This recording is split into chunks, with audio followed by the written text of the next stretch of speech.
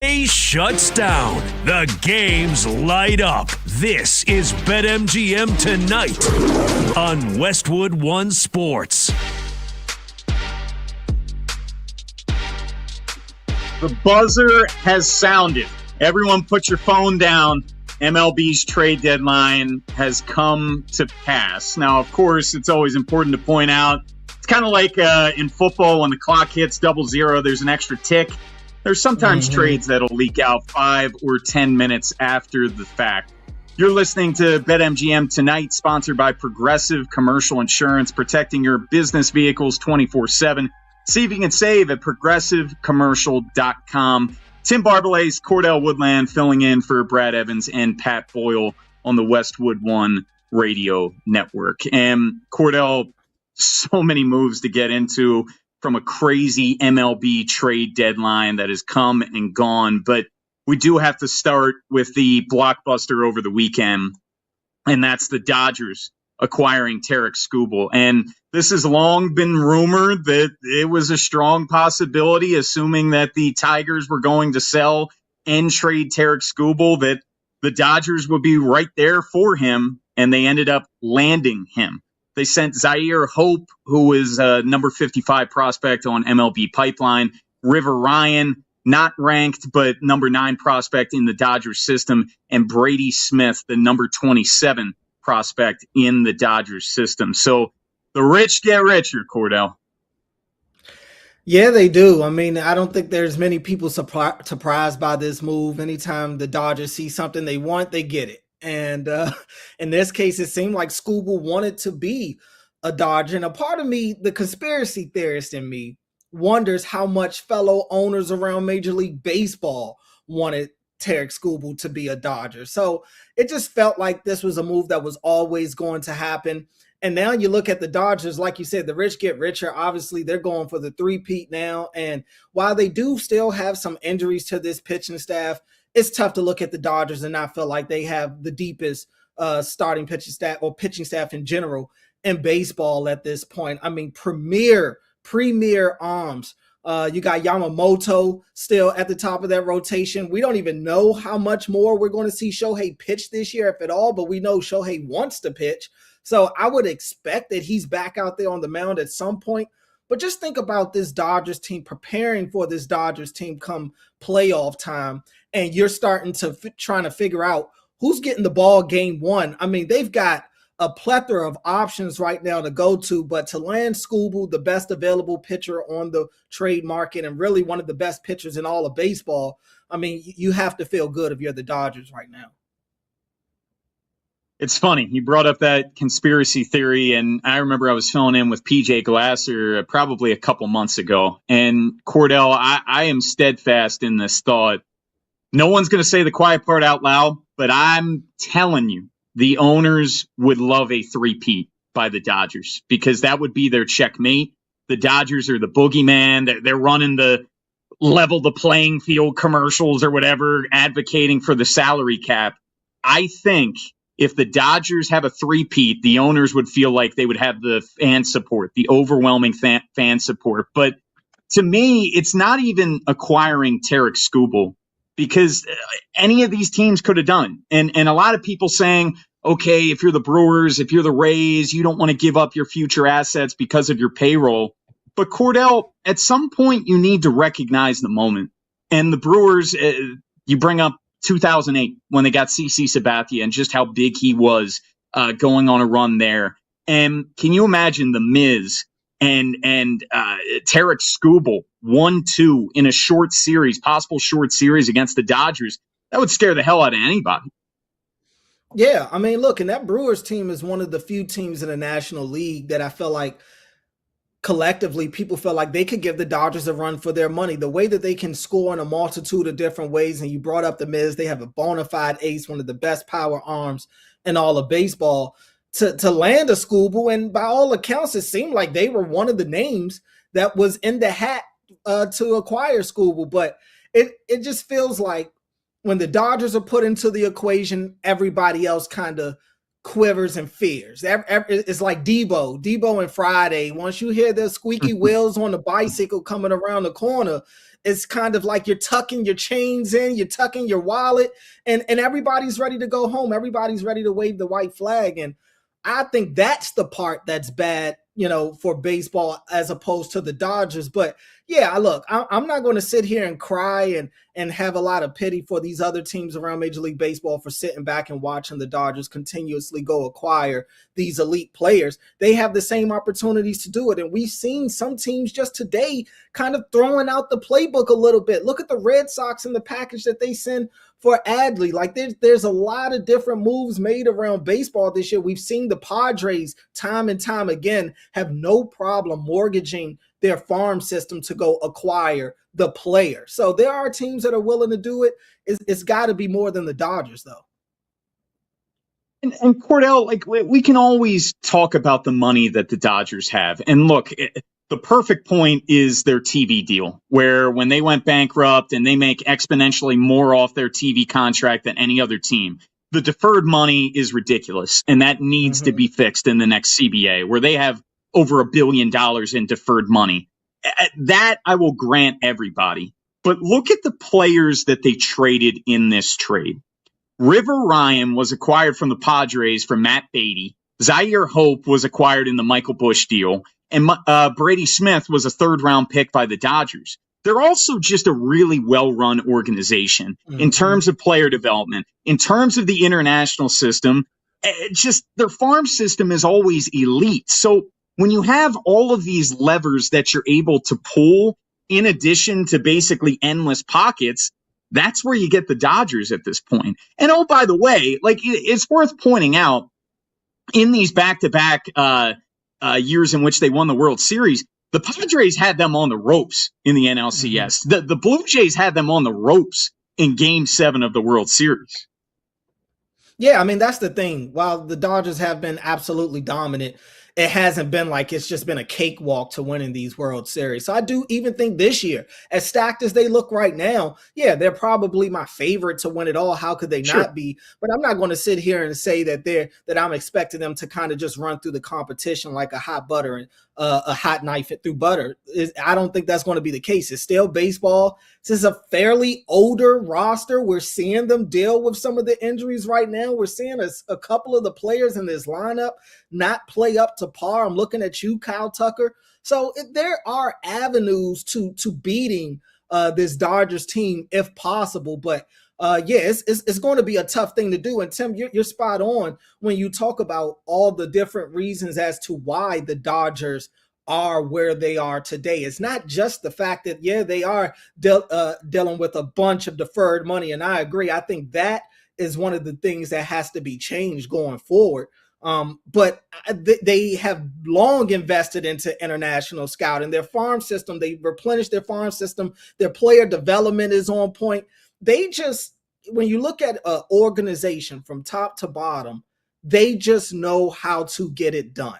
And so my thing is, all right, even if you go to a salary cap and you think you're pigeonholing teams like the Dodgers, you're really not, because they have so many different avenues to their overall success that this is just one aspect of it. I still think the Dodgers are going to be the Dodgers, salary cap or not.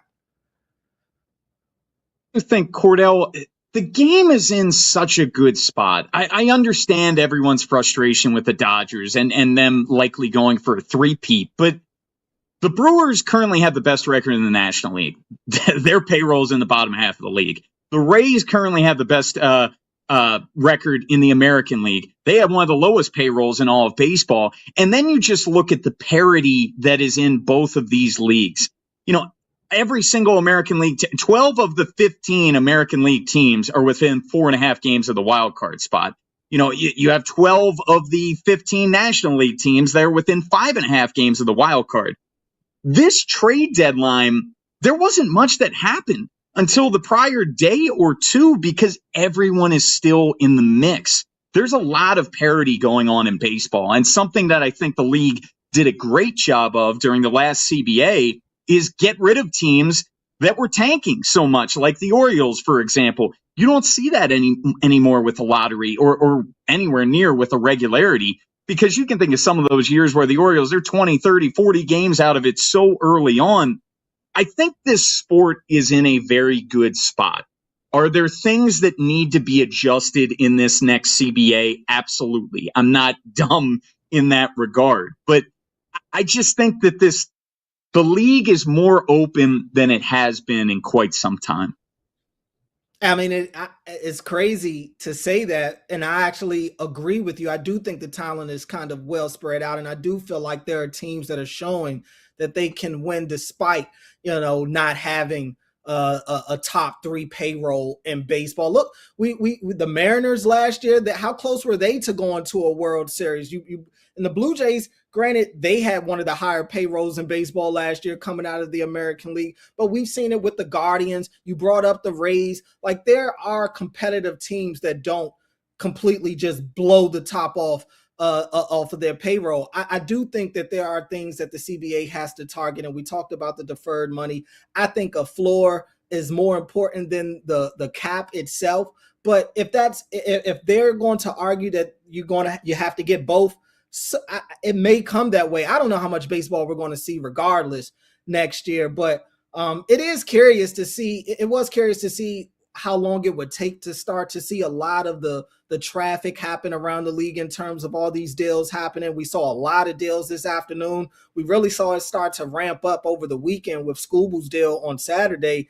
But like you said, that's been an issue the last couple of years, is the fact that everybody feels like they're in it. And now you've got teams that are kind of showing that they don't really believe that they can make a run, even though they're just on the outside looking in. We've seen a couple of these teams that are within 3 games of the last wild card spot sell off a big chunk of their rosters today. So it's just, that's become the storyline, I think, of the deadline, is trying to figure out who are going to be the true buyers and who are the true sellers. That's the biggest thing, man. Going back to Scooble and what the Dodgers ended up giving up, I think everyone came out of that thinking, wow, that seemed pretty light. And I think of the Adley Rutschman move, for example, where the Yankees were really rumored in going after him. Boom, the Red Sox come swooping in, and a lot of people thought maybe that was a lot to give up for Adley Rutschman, but Adley isn't a rental where Tarek Skubal is.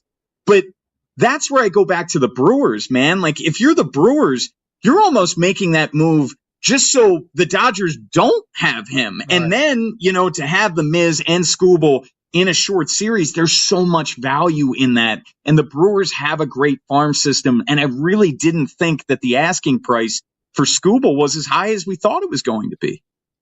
Well, it's interesting because I heard Tim Kirkton, who obviously covers Major League Baseball for ESPN, saying that some of the other teams that thought that they were contenders to land Skubal said that they didn't receive a ton of dialogue in the negotiation. So that did nothing but kind of like feed my conspiracy of like, it just felt like everybody wanted him to be a Dodger, even though there were teams that were throwing their name in the hat and trying to make offers.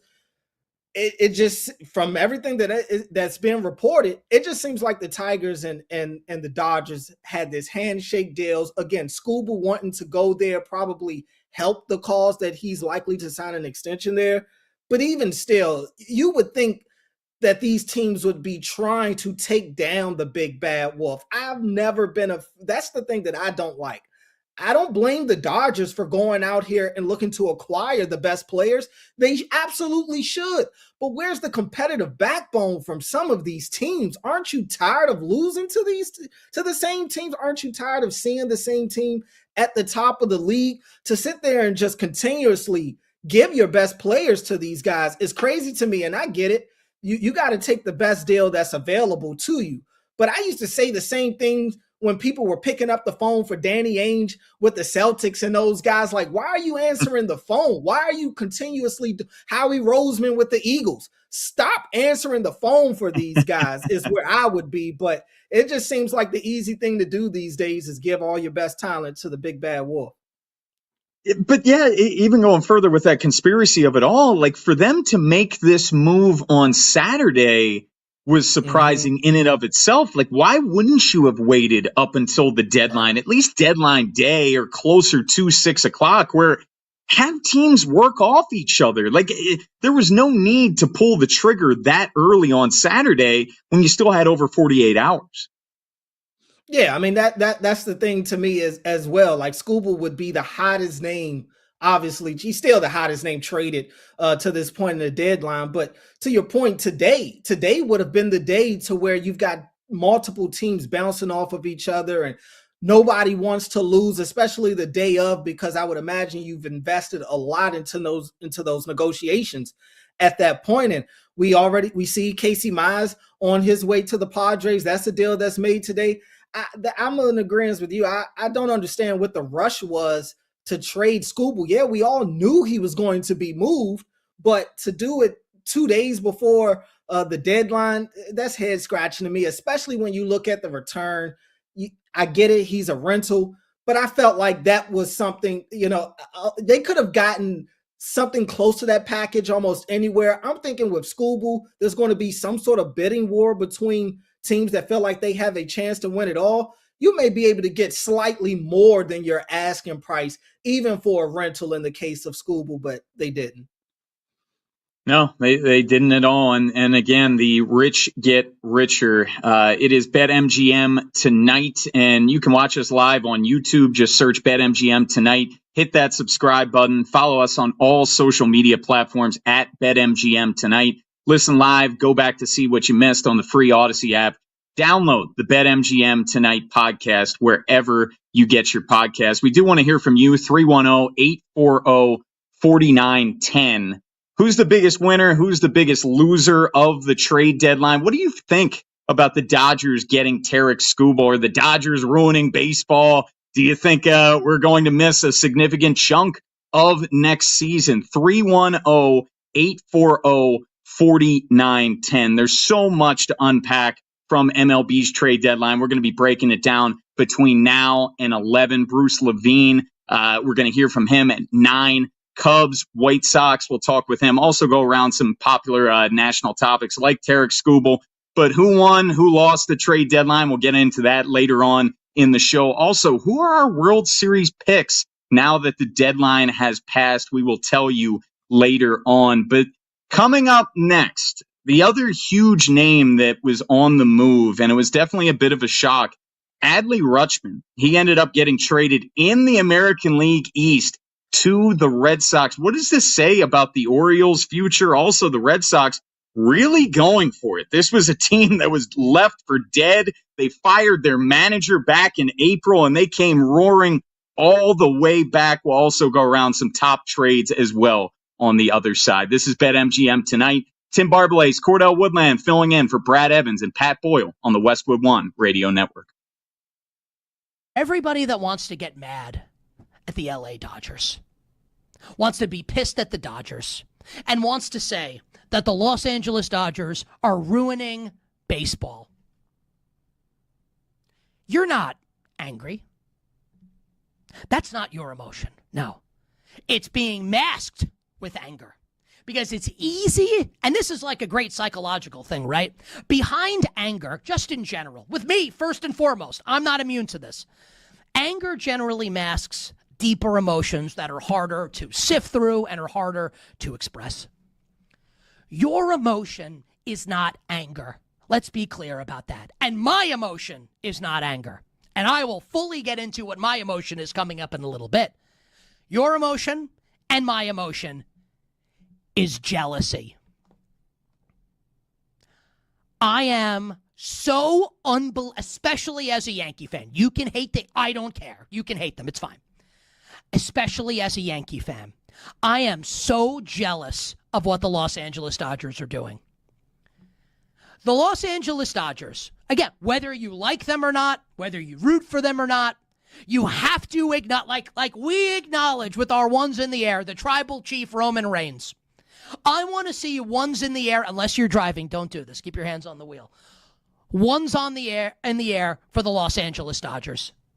The premier organization, not just in Major League Baseball, but in all of professional sports. an organization that values winning ruthlessly, if capitalism, the idea of capitalism, could be distilled down into a sports organization, into a pro sports team, it would be the LA Dodgers. Winning at all costs. Make money at all costs. And those two things are not always related. You've got like the New York Yankees, for instance. I hate to keep bringing up the Yankees, but I'm a Yankees fan. The Yankees want to make money. That's what's important to the Yankees. Not necessarily winning. They'd like to win, but making money is what's important. The Los Angeles Dodgers, though, have cracked the code. Because the Los Angeles Dodgers understand that winning begets money. You get more money from winning. So the Dodgers do whatever is necessary to win. Defer a contract 10 years down the line for Shohei Ohtani? Okay. Yeah. We'll deal with it a decade from now. If we're going to make history and have a dynasty, of course you trade that. Absolutely you do that. It's not even a question. Their farm system's unbelievable. And I'm not trying to BS you and tell you I'm Keith Law. Or I'm one of I'm grinding Baseball America or the Baseball Prospectus. I can't tell you about the Dodgers, double-A star outfielder. I have no idea. But from everything you read, everything you listen to, it's loaded. And the major league rosters, look, so just like they have money, the major leaguers they have are awesome, and they have an amazing farm system. This is everything you want. They shouldn't be criticized. They should be deified. They should be revered. You should be demanding your favorite team does what the Los Angeles Dodgers do.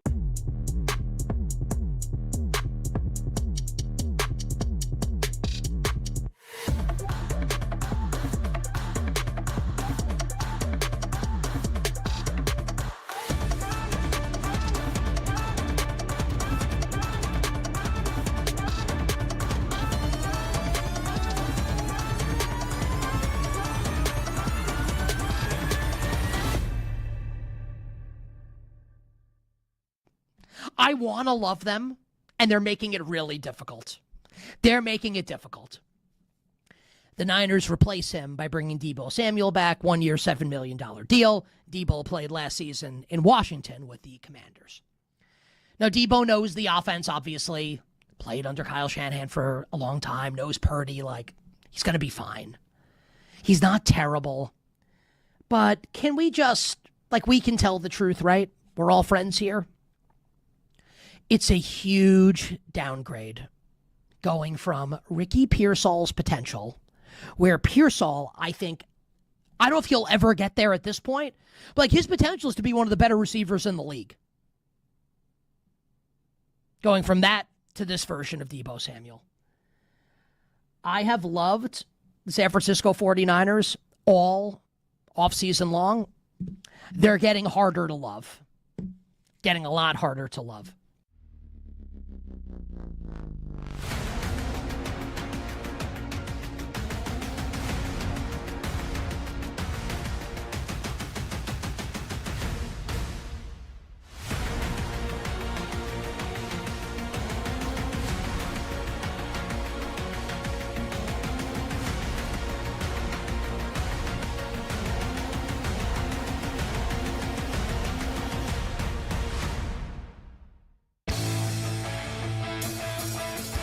Late games, loud opinions, and money time moments. BetMGM Tonight rolls on.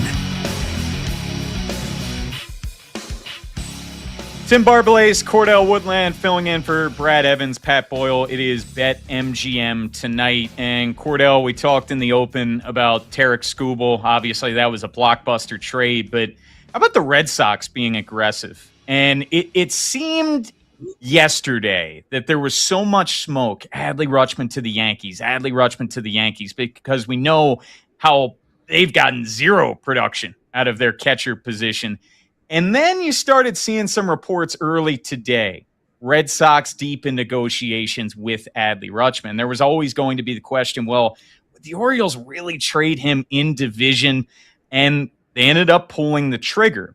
Now, the Orioles got a haul for Adley Rutschman. Anthony, Ianson, he was the centerpiece of the deal. Baseball America ranks him as the number 33 ranked prospect in all of baseball and the Red Sox top pitching prospect. They also got 4 other players to boot, including the Red Sox number 5 ranked player, number 4 ranked player, number 17, and Carlos Narvaez, the catcher, who is, of course, going to fill in. The Orioles also sent Jake Rogers, who they recently acquired in a trade with Adley Rutschman to Boston as well. So looking at this from Boston's perspective, Cordell and I, we work locally at 105.7 The Fan in Baltimore. So we were covering when it happened. Alex Cora was fired during a series in Camden Yards, and they blew out the Orioles the prior game. Cora ended up getting fired in the morning.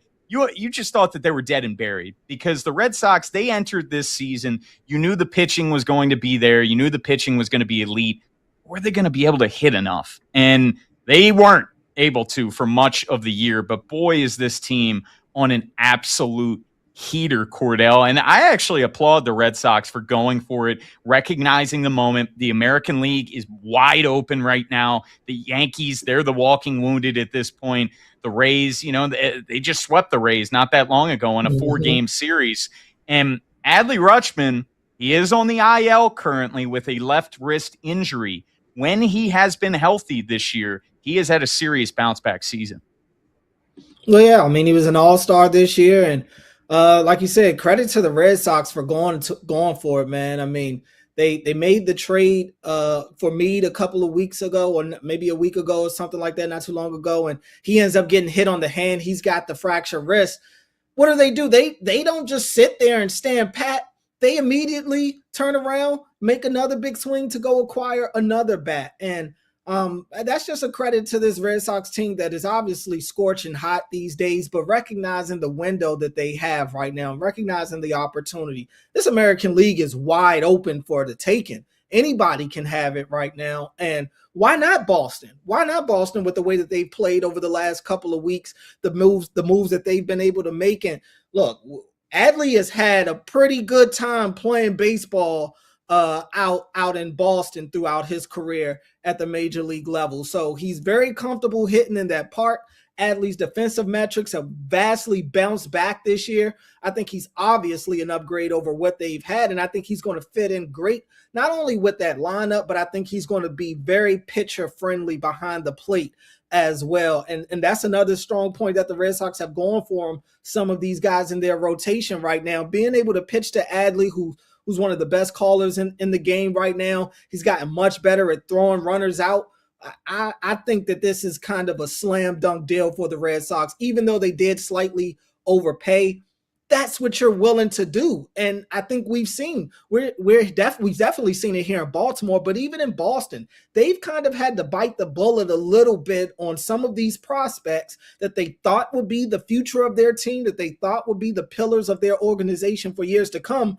It's not. So what do? They trade them off and get assets that they feel like can help this team right now. All of these prospects are kind of a hope and a wish. You don't know how any of them are going to turn out right now. So I think Boston has been able to see that. So to kind of flip some of these pieces to get Adley and I saw they made the trade for Eli White as well. Like they are clearly pushing their chips into the middle of the table. Yeah, brought in Eric Miller, reliever as well. Look, prospects are cool. Parades are better. And Boston is recognizing the moment. And you go to the other side of this and a team that did not recognize the moment. And that's the Orioles, where, Cordell, it's almost unfathomable where this team is at. Because 4 years ago to this day was a famous quote from Mike Elias saying it's liftoff from here. And Adley Rutschman made his debut in May 2022, and the Orioles were well below 500 at that point. They went through a very long rebuild, losing over 100 games several seasons in a row. And at that point 4 years ago, there was so much hope in Baltimore. And now whenever I'm doing hits on any other station, everyone wants to know, what the heck went wrong? And, it's just They were the envy of baseball in terms of having the top farm system in baseball multiple years in a row. They had 3 straight seasons in which they had the number 1 rated prospect in all of baseball with Adley Rutschman, Gunnar Henderson, Jackson Holliday. But it has cratered so quickly in 2 years. And you can look back to when they won 101 games at that trade deadline, when the Yankees and the Red Sox were 4th and 5th in the American League. That had never happened before. And Mike Elias, he bought Jack Flaherty and Shintaro Fujinami, not recognizing the moment. 2024 didn't do a heck of a lot there either. It was quantity, but not quality. You never know how long the window is open in sports. And right now, that era where Adley Rutschman was the face of this rebuild has closed in Baltimore. Yeah, it's crazy, man. It's crazy what happens over time, and you get to see these things. And I remember back in 23 when the Orioles did win over 100 games, and they win the American League East. And I'm in the clubhouse, and they've got the champagne everywhere, and I'm interviewing Mike Elias, and it's just a joyous time. And everybody at that time was saying the Orioles are ahead of schedule. They're ahead of schedule, and man, how wrong everybody was, including myself at the time. I thought that, this was a team that had multiple number 1 overall prospects in baseball, the number 1 farm system in baseball for a couple of years. And they've got multiple 1-1s on their roster. They've got a rookie of the year, and I can't even explain how we've gotten to the point that we're at right now. And look, I'll give them credit for the return that they were able to get back for Adley. It does feel like that's a huge return, and you can make the argument that Boston overpaid. But that said, it's what it signifies. Adley at one point signified the face of, he was the face of the turnaround. It was, like you said, lift off from here, and the Orioles were going to be this team that was just young and exciting and had one of the best offenses in all of baseball for a few years to come. And it's been anything but that. Player development has been a complete disaster. You've got a lot of these guys that kind of, were showing signs of just being the next big thing in AAA and in their early years, even here at the major leagues. And it hasn't gone that way. Gunnar Henderson is a shell of what he was 2 years ago. Colton Cowser, it hasn't been as good as he was back in his rookie year. Jordan Westberg can't stay healthy. Adley's had the injury bug as well, along with just his struggles at the plate when he has been out there, outside of this year where he was able to bounce back. But Grayson, they finally ship him off. But, injuries there between him and Bradish. And we all love Bradish, but he's struggled to stay on the field at times himself. And it just feels like something has been lost when you look at defensively with this Orioles team. Nobody has a true position. Everybody's supposed to be the Swiss Army knife, but nobody's a master of none. And so I just look at this team. Number one, the immediate sign of failure is this team was built to be an offensive juggernaut. They were built to be one of the best offenses in the American League. They're anything but that. Anything but that. And that's been the case for this team for the last couple of years. So, yeah, it's been an absolute failure. And today was just the day that the Orioles kind of had to accept that by making that move to not only trade Adley, but to trade him to the division. And I get it. Baseball and the NBA, they kind of do that stuff like it's nothing. I'll never be okay with it. And as an Orioles fan, I even with the return, I don't know how you can not have some level of purely upsum at this fan base. I mean, at this organization, when you see them move a guy that was supposed to be the pillar of the organization right next door in the division. And that wasn't the only player that the Orioles ended up trading in division. Tyler Wells, they ended up trading him to the Rays, and Wells has closed out games for the Orioles. He's been one of their better relievers. And Taylor Ward, he ended up getting sent to the Mariners. Dean Kramer, he got sent to the Twins last Friday. But look, I think the Orioles are very much a cautionary tale for a lot of fan bases.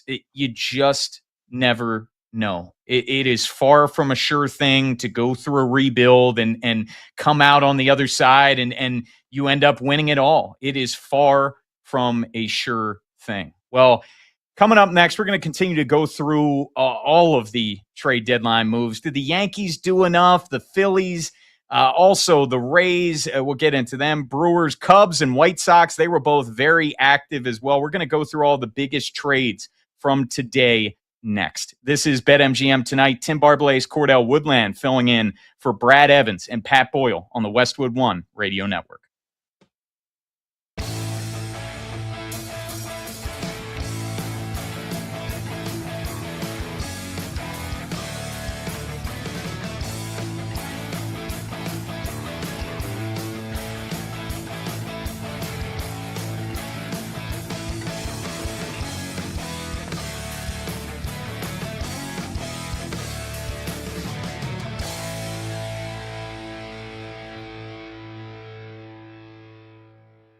This Jaguars offense has the ability to be the number one offense in the NFL this year.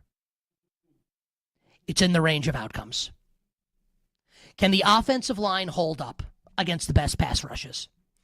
If it can, they're going to score 1 billion points. You don't have to read the training camp reports because I do. I'm obsessed with it. I listen to podcasts. I read everything. I watch everything, right? So it's possible. So how about this as a thought exercise? Think about Jacksonville Jaguars receivers for a second. Just think about their receivers and who comes to mind.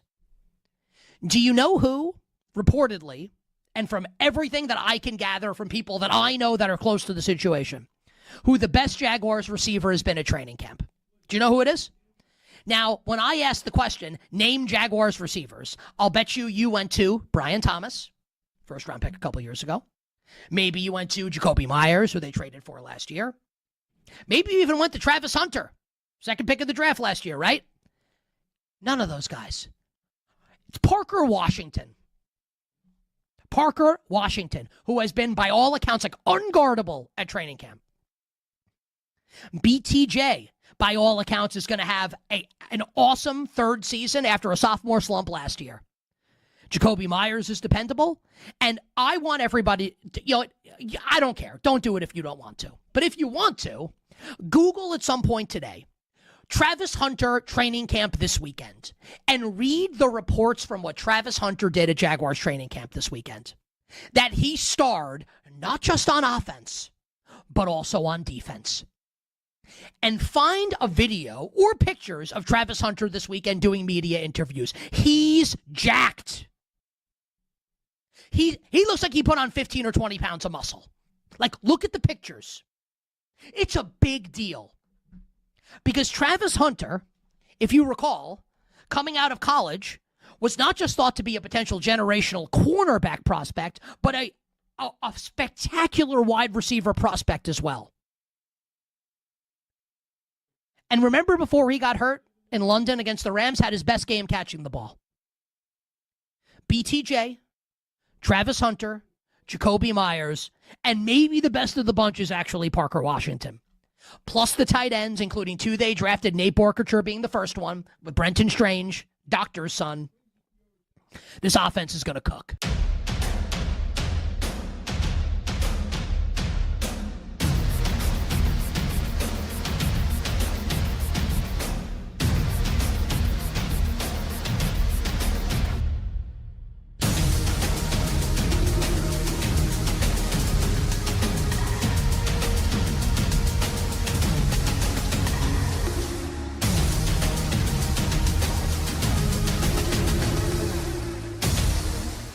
I don't need C.J. Stroud to be 1993 Warren Moon, like Moon was for the Oilers. I don't need that. I don't even need C.J. Stroud to be what he was his rookie year, a couple of years ago, when he set the league on fire and the Texans went to the divisional rounds of the postseason. I don't even need that to happen. What I need, and you need, and Texans fans need, and Texans bettors need, and the Houston Texans themselves need, what they need, and we need, is average play from C.J. Stroud. Can he be average? and have moments of brilliance, which we know he's got in him because we've seen it before.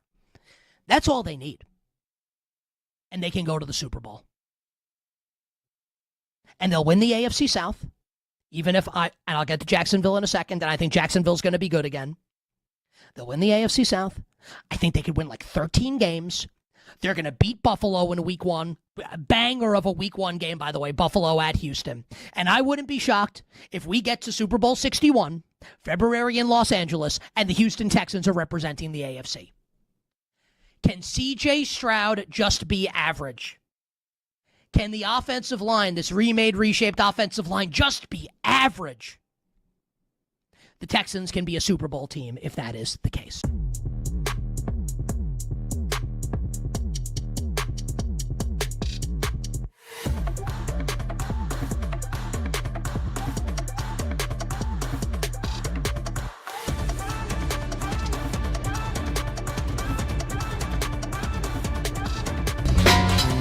When the game goes live, the conversation turns up. BetMGM Tonight continues now.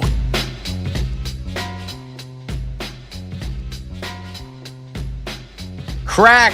That's the sound of the bat hitting the baseball and a reward being dropped into your account. Take a swing each day in our free-to-play game. If you get a hit, you'll score a reward. Depending on whether your hit was a single, double, triple, or home run, this game is exclusively available at BetMGM. Here's how it works. Play as the batter and select an area of the strike zone. If you get a hit, you win a prize. You could win a $50 bonus bet, an odds boost token, a parlay boost token, or a same-game parlay token. MLB trade deadline, it has come and passed. This is BetMGM Tonight. Tim Barbalet's Cordell Woodland filling in for Brad Evans, Pat Boyle on the Westwood One radio network. Well, Cordell, we opened the show with the new evil empire in the Dodgers, but how about we talk about the old evil empire with the Yankees? And they made the big swing to bring in Luis Garcia Jr., who, man, has he had a breakout season for the Nationals. Leads the National League in slugging percentage at .560, .283 batting average, career high, 23 home runs, .873 OPS. This is a lineup that absolutely has been lacking some thump with Aaron Judge banged up, with Giancarlo Stanton banged up, and now Cody Bellinger is banged up. So they brought in Luis Garcia Jr. and Elliot Ramos as well. Yeah, I mean, they're telling you exactly what they feel like they're lacking, and that's some offense right now, specifically power in that bat. And anytime you're able to add a guy like Luis Garcia Jr., who's top 5 in all of baseball in RBIs, you just mentioned the home run numbers, the slug numbers. He just left the number 1 offense in baseball. So, yeah, I mean, getting Garcia and adding him with that Yankees team is an absolute win for them.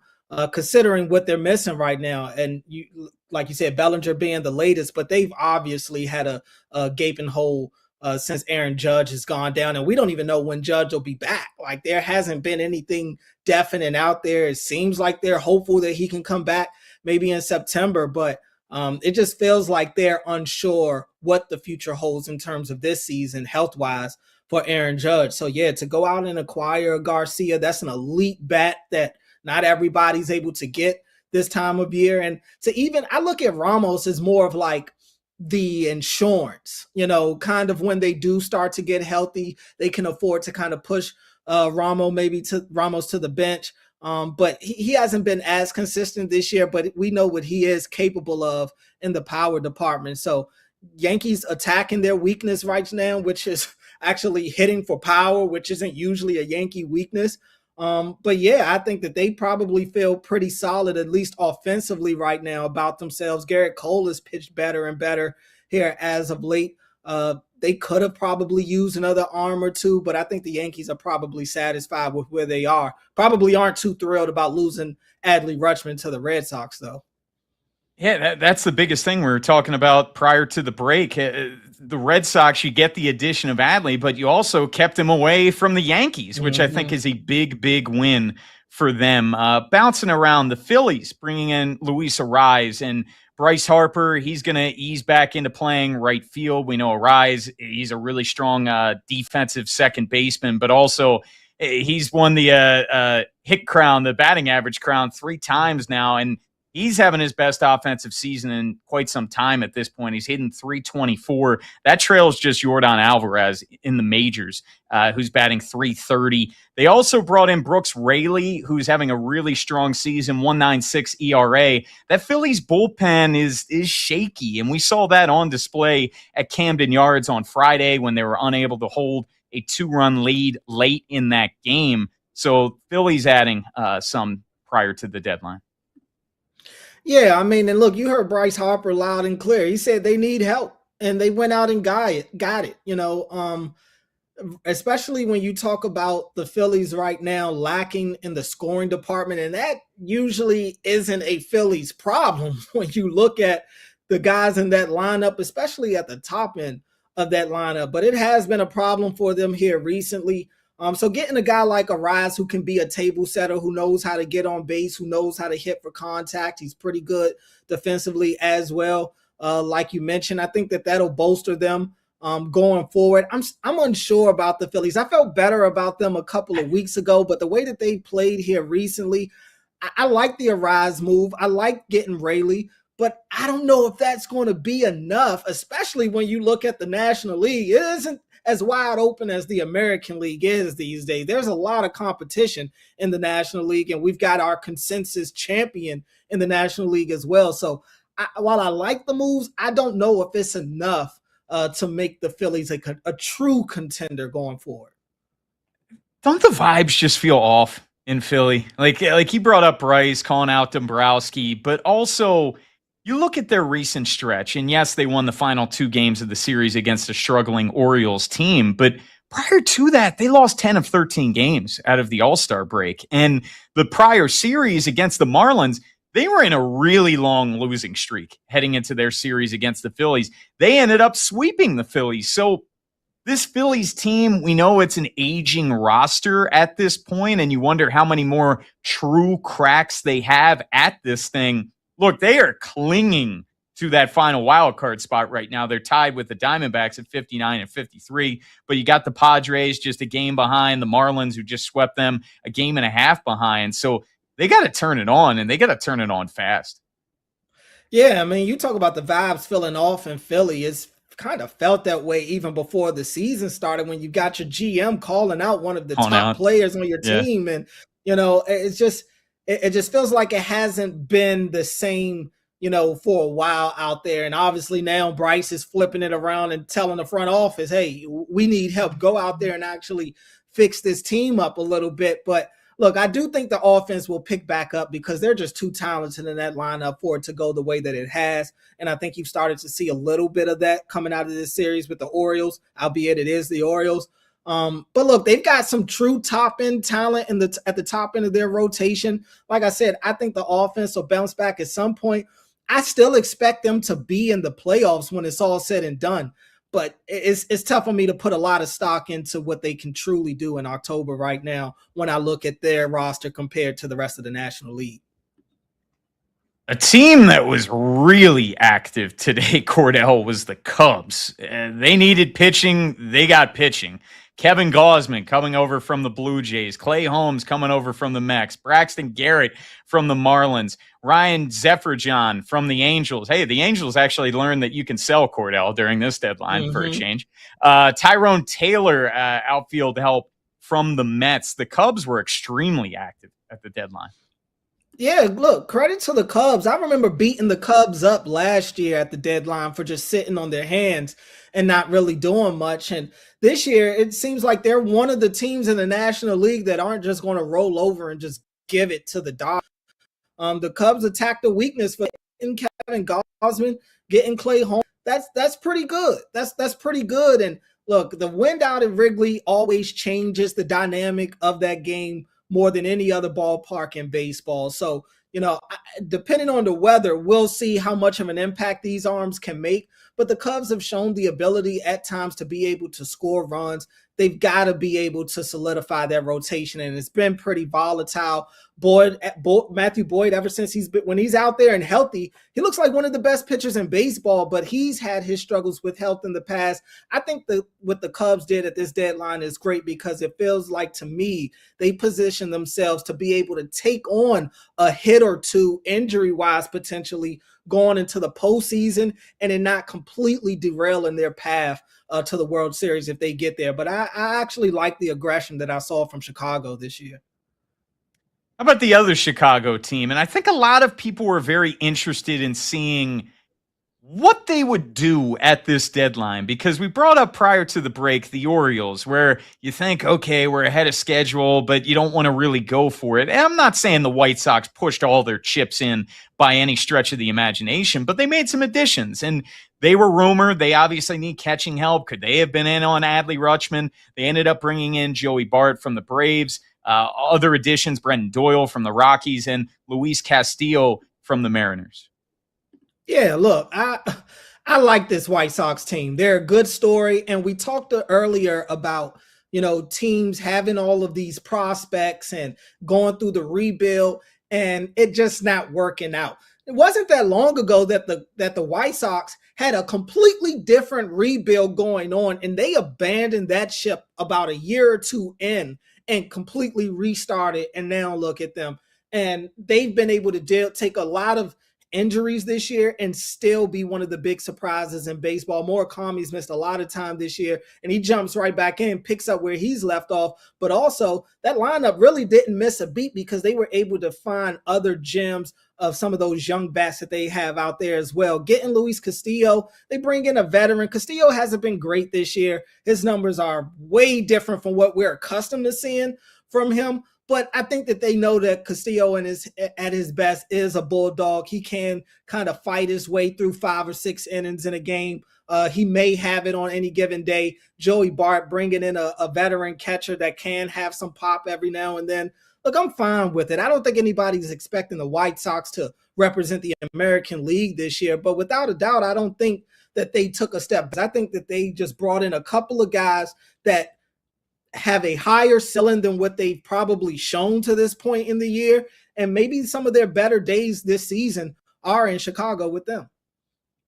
And let's end with the Guardians. And the Guardians, Cordell, they're one of those teams like the Rays, like the Brewers. They're cockroaches, man. They're just always in it. You can't kill them. You think, okay, going into the year, this is the year that they end up falling off. Well, they're firmly in the mix, and heck, they're still in the mix to win the AL Central. They were active, man. You brought in Joe Adell. You brought in Nathaniel Lowe. Foster Griffin's a big-time ad for them for pitching. I really like what the Guardians did. Oh, without a doubt. They're one of the teams that I would put up there when you talk about the winners of the deadline. I really like what the Guardians did. And it's subtle. It's subtle. I mean, the Foster Griffin one, that's a really, really good get. And if you can kind of partner him with what Gavin Williams has given them this year, Parker Messick has been really good in that rotation this year. Now you're starting to cook. And again, for these types of teams, these playoff caliber teams, you're starting to figure out, okay, what could the rotation look like as you enter the postseason in October? That's a pretty good three-headed monster right there going into October with that rotation. But getting Joe Adell some pop on the right side, the Guardians aren't a team that hit for a lot of power, so bringing in Joe Adell, a guy that can clear the bases, and Nathaniel Lowe as well, I think that fits exactly what they're trying to do out there. So much to get into between now and 11 o'clock Eastern. Coming up at 7:20, we're going to give you our World Series picks now that the deadline has passed. But coming up next, who won the trade deadline? Who lost the trade deadline? And hey, we want to hear from you, 310-840-4910. Who won the deadline? Who lost the trade deadline? We will tell you on the other side. It is BetMGM tonight. Tim Barbalace, Cordell Woodland filling in for Brad Evans and Pat Boyle on the Westwood One Radio Network.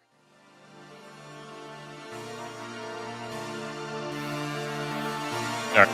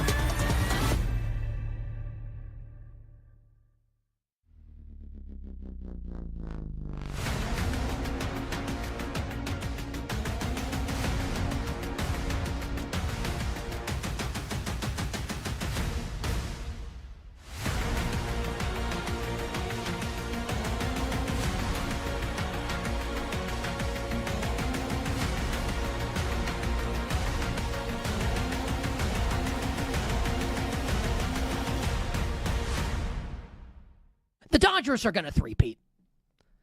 Like, the season's over. And I'm not talking 2027 with a potential lockout. I'm talking this season. That it's likely over as a result of this move. And I'm sure the LA Dodgers found themselves, and we all play fantasy sports, right? Where you have this trade gets proposed to you. And you're looking at it, and it's like, okay, like, I'm going to click accept. Is this actually happening? Am I actually about to get this player for this package that I'm giving up? Where, when it comes down to the LA Dodgers, it's Zaire Hope and River Ryan. What a name. River Ryan and, like, Brad Smith, not the former Missouri and New York Jet player, for Tarek Skubal. Like, those three guys in exchange for a World Series championship is basically what it comes down to. It's the easiest trade that's ever been consummated. The easiest deal of all time. The easiest yes ever for the LA Dodgers for this deal. And the Dodgers, we don't need to mince words here. The Dodgers are going to become, they will join the 1936-39 New York Yankees, the 49-53 New York Yankees, the 72-74 Oakland Athletics, and the 98-2000 New York Yankees as the only teams in the history of Major League Baseball to win 3 or more consecutive World Series. And when it's all said and done, and think about this, and I loved Freddie Freeman basically alluding to it this weekend when discussing the Skubal trade with the media. Freddie Freeman is well aware of the history, the illustrious, storied, glorious history of the Los Angeles Dodgers, the former Brooklyn Dodgers. And Freddie Freeman knows that with a successful October this year, this iteration of the Los Angeles Dodgers becomes the best ever iteration of the Dodgers franchise in its long, storied, glorious, illustrious history. Isn't that incredible to think about? That we are on the cusp here, a couple months away from gigantic history being made in Major League Baseball. They're the favorite. They should be the favorite. And I don't know who's beating them, and I don't know how they're losing.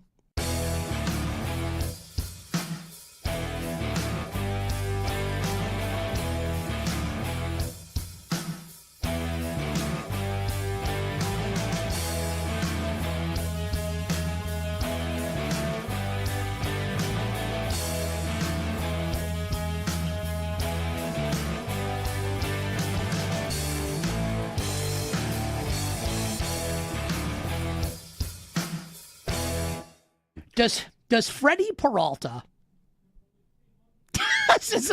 You already know it. Freddie Peralta strikes me as the type of guy that just can't hack it in New York, and he'll go to Tampa and he's going to be electric for the Rays down the stretch of the season. Agree or disagree with that? The Mets trading Peralta to the Rays.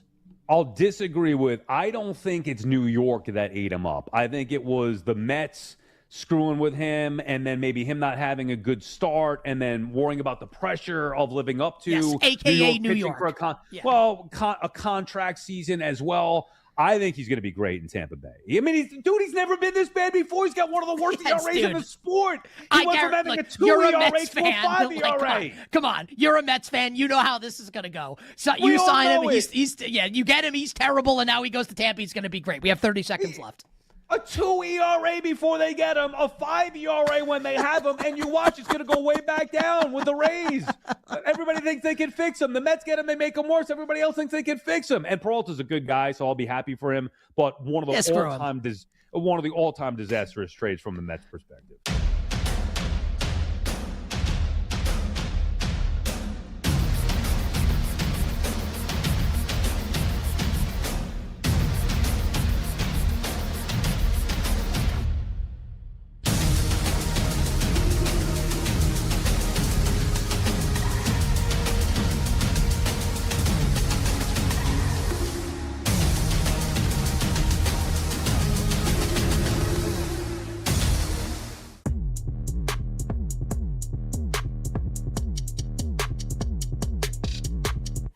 The day shuts down. The games light up. This is BetMGM Tonight on Westwood One Sports.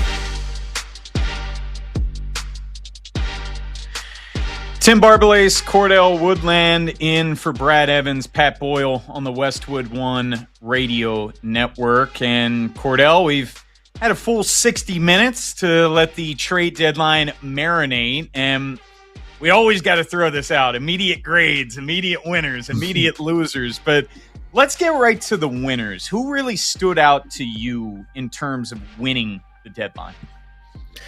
Well, it's tough to talk about winners of the deadline and not mention the Dodgers, right? I mean, they ended up getting the best available player on the markets, and they got him for even price at worst. So, that's pretty good in my book, especially when you look at what the cast of pitchers that Tarik Skubal is joining. If they're able to get Ohtani back on the mound this year, I mean, that's an absolute slam dunk. You got Yamamoto, who looked fantastic in the World Series last year. Yamamoto looks good again this year. And that's not even counting some of the guys that they kind of have working their way back as well. And I just think that, like you said at the beginning, it was absolutely right. The rich got richer. And that's what it is. When you are able to be the Dodgers and you already have these premier arms, and then you add a Tarik Skubal, I mean, good luck anybody out there getting past that rotation.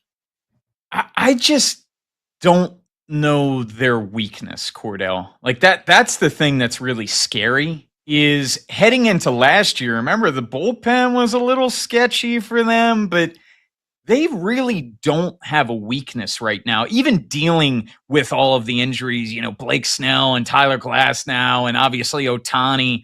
Like, assuming all of those guys are back come October, and they added Chris Bubich today too, as well, to kind of give them additional pitching. Like, I just don't know what their weakness is. I mean, if there's anything, and I mean, we're nitpicking now. We're nitpicking, but obviously they've got some issues behind the plate these days. Will Smith is on the IL, so we'll see how long it takes him to get back, but it seems like it hasn't been that great behind the plate ever since Will Smith's been gone. And really, I guess defense isn't their strong suit necessarily. I would also say, like, when you look at all these guys that are on the IL and you look at the Kyle Tuckers of the world and Teoscar Hernandez, like, they're getting pretty old too. So you talk about winning 3 or even just getting to 3 consecutive World Series. That's a lot of baseball. That's a lot of October baseball put on the body. So I guess it's probably a fair question when you look at the injuries that they've dealt with to this point in the season. Can they last? Can they hold up enough now? Albeit they've got a ton of depth, especially when you look at their pitching staff. I mean, they have quite a few people that would have to go down for this to derail their season. But I guess especially when you look at the line position players, can they be dependable enough going into the playoffs and making that run to the World Series? History has shown that they are, but again, Father Time is undefeated. Going to the flip side of this, I think it's very fair to call the Tigers losers of this deadline. And maybe you're taking a step back just looking at this season. They went for it, Cordell. This wasn't a situation where they were just resting on their laurels.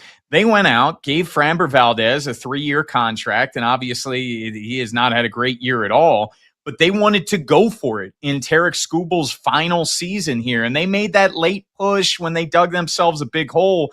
But this even goes back to last year, just blowing the huge lead in the Central. Guardians ended up winning that. To get to this point where you have to sell Tarik Skubal, you didn't get the haul that you thought that you were going to get, and then you traded away, of course, Casey Mize to the Padres at the buzzer. It's a lot of disappointment in Detroit for me. Yeah, how could it not be? I mean, they had the best player on the market, and they did a terrible job selling him. They did a terrible job maximizing his value. And I get it. He's a rental, and there's so much unsurety about next year. But this is where you are supposed to play the market and not let the market play you. And I could just hear the pillow talking now from the Dodgers, giving the Tigers all the reasons as to why they shouldn't pay top dollar for Skubal.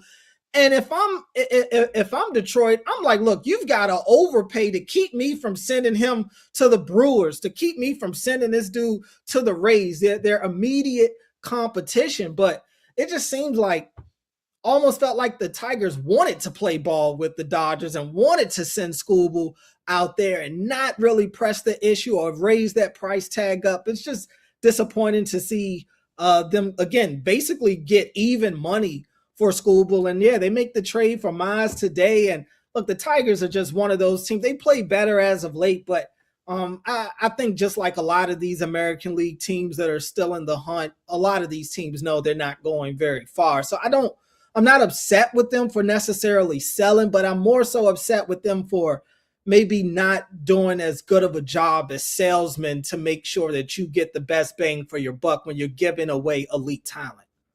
100%. And Tarek Skubal, his final start, the Tigers blew a 7-0 lead to the Orioles. Cordell, is it fair to say the Brewers are losers at the deadline, missing out on Tarek Skubal, of course, but they brought in Dustin May, and May's had an up and down season. We know that he's dealt with injuries in the past. You brought in Jojo Romero. I guess I was just expecting more from the Brewers at this deadline.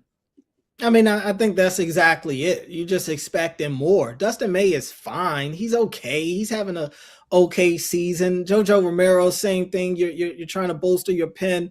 It just seems like they were content making marginal moves. And when you look at where, how close they were to the Dodgers before the Scooble deal compared to now, it's not necessarily the same. The Miz is only going to get you so far. And look, I love watching the Brewers play. I do. I have a ton of respect for teams that are able to score runs in a multitude of different ways. This isn't a team that leans heavily on the long ball. They can play some small ball. They'll steal bases. They'll hit one in the gaps. Like, they just find ways to get runners in. But man, you would think that at some point you want to, talent-wise, at least get closer to this Dodgers team. And we talked about the Cubs earlier. Like, there are a couple of teams now that I feel better than I do about the Brewers after this deadline. So I guess I'm just more so disappointed in teams like the Brewers, and really I could throw the Braves in there as well. Just kind of disappointed in teams like that are there, but didn't take a bigger swing to try to at least keep up with what the Dodgers are doing. Yeah, I'm with you. And I was about to throw the Braves in the losers category as well, Cordell. And it sort of gets back to the conversation that we had in the first hour. And look, I understand the Padres haven't won a World Series. They haven't been to the World Series. But I respect A.J. Preller in the fact that he goes for it, man. Like, Les Snead, it was F them picks. It's F them prospects for A.J. Preller. And I just think fan bases can respect it when their team goes for it and comes up short. I understand that there's extra ramifications for these smaller market teams where you view those prospects as cheap labor. And that's kind of how you're able to sustain your run of success. And the Rays do that brilliantly. But there just comes a point, man, where you got to know when to go for it. Yeah, I mean, that's the thing. And everybody, I think a lot of teams have that natural that natural fright of, oh, this prospect is going to pop at wherever I send them to, and I'm going to look like a fool because eventually this veteran player that I'm getting is going to fall off a cliff, or the contract isn't going to look as great, or that prospect ends up being better than you thought. It's always the what if game. But I think what you've seen around baseball, we talked, look at the Orioles. Like, at one point we thought that they'd have all this great young talent, and here they are having to blow it up a little bit. We've seen it with the Red Sox as well. We've seen it with the Padres, where they are, like you said, they are not afraid to move out some of their young prospects to go acquire real talent. The White Sox, I talked about them, like abandoning whatever entity of a real rebuild that they had, and they had a core, and they just completely hit the restart button. So, I mean, it takes a lot to do that. And I get it. You know, that's a huge gamble to take, but these prospects, man, they're only good. They're only good if they actually pan out or if you're able to get something for them. And I'll always lean more on trading prospects and getting more known commodities, especially when you have a window, especially when you feel like you have a team that can compete. I would not be afraid to move some of these prospects to go get guys that can help your team now. And I think you're seeing a lot of these teams around the league start to buy into that. Ultimately, prospects are assets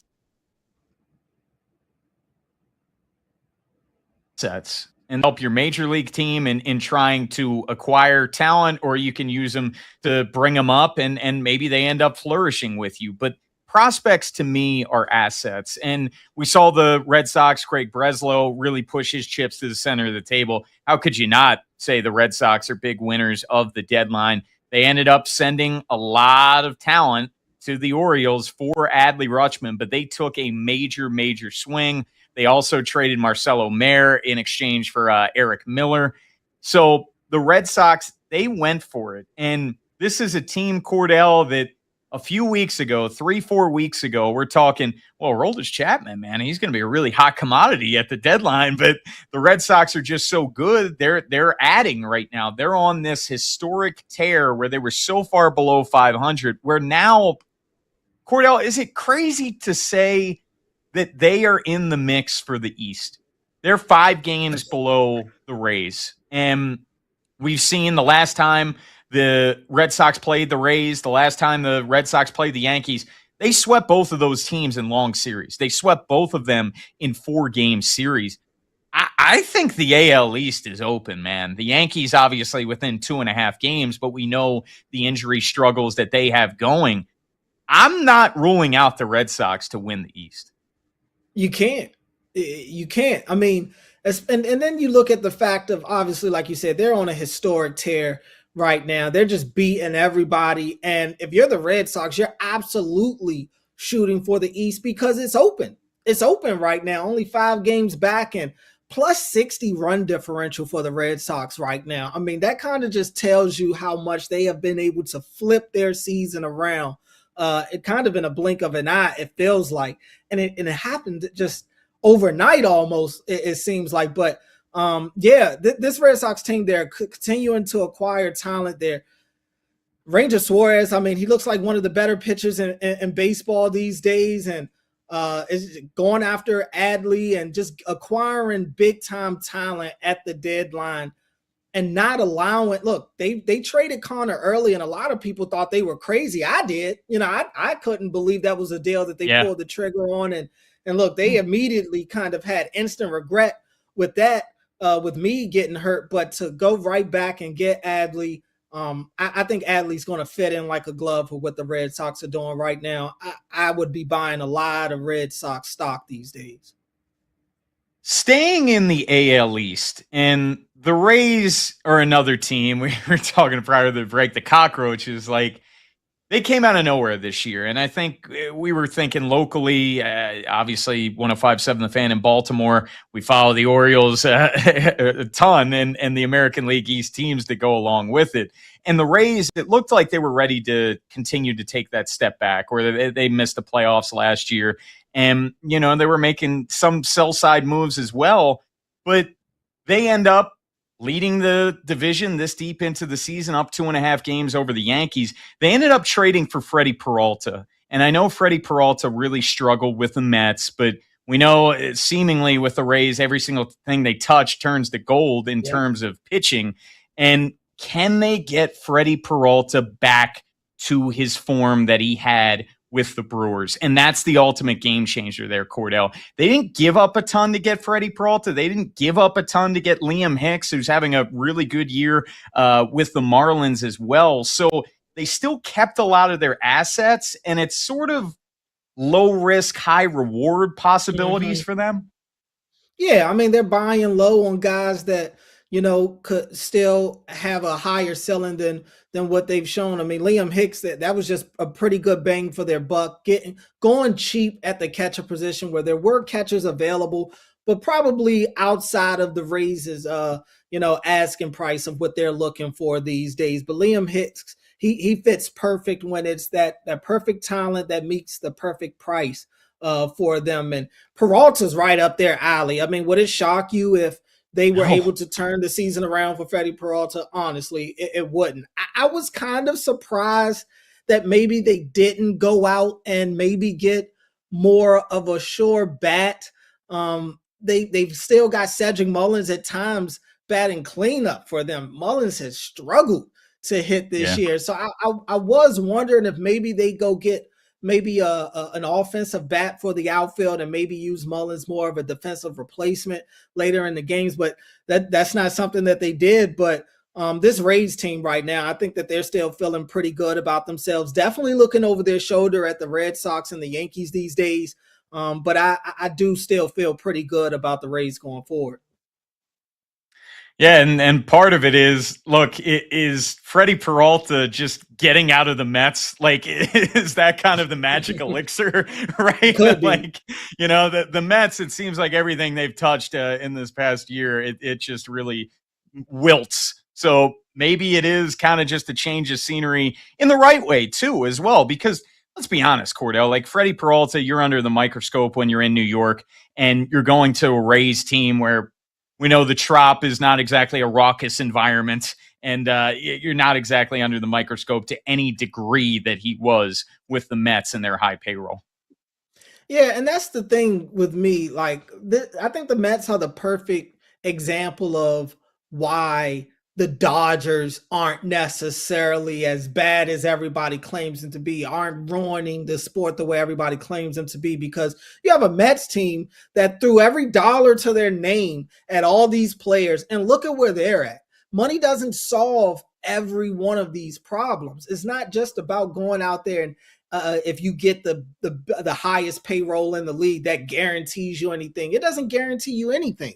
So I do think that should kind of show just how good the Dodgers are at what they do on a day-to-day operation compared to a team like the Mets, who thinks that, oh, we'll just go out here and get all these big names and we'll throw all this money at these guys and we'll have one of the best teams in baseball. Their top players haven't even shown up for them for most of this year. So, yeah, I do think there's a lot of bad juju going out there. If you ask some Mets fans, they'll tell you they've been cursed for years. So maybe getting Peralta out of New York in itself will help him. But yeah, I just look at a team like the Mets as the prime example of why just saying that, oh, these teams that spend all this money on these players are killing baseball. No, because this Mets team is showing you that having the highest payroll sometimes can do nothing for you.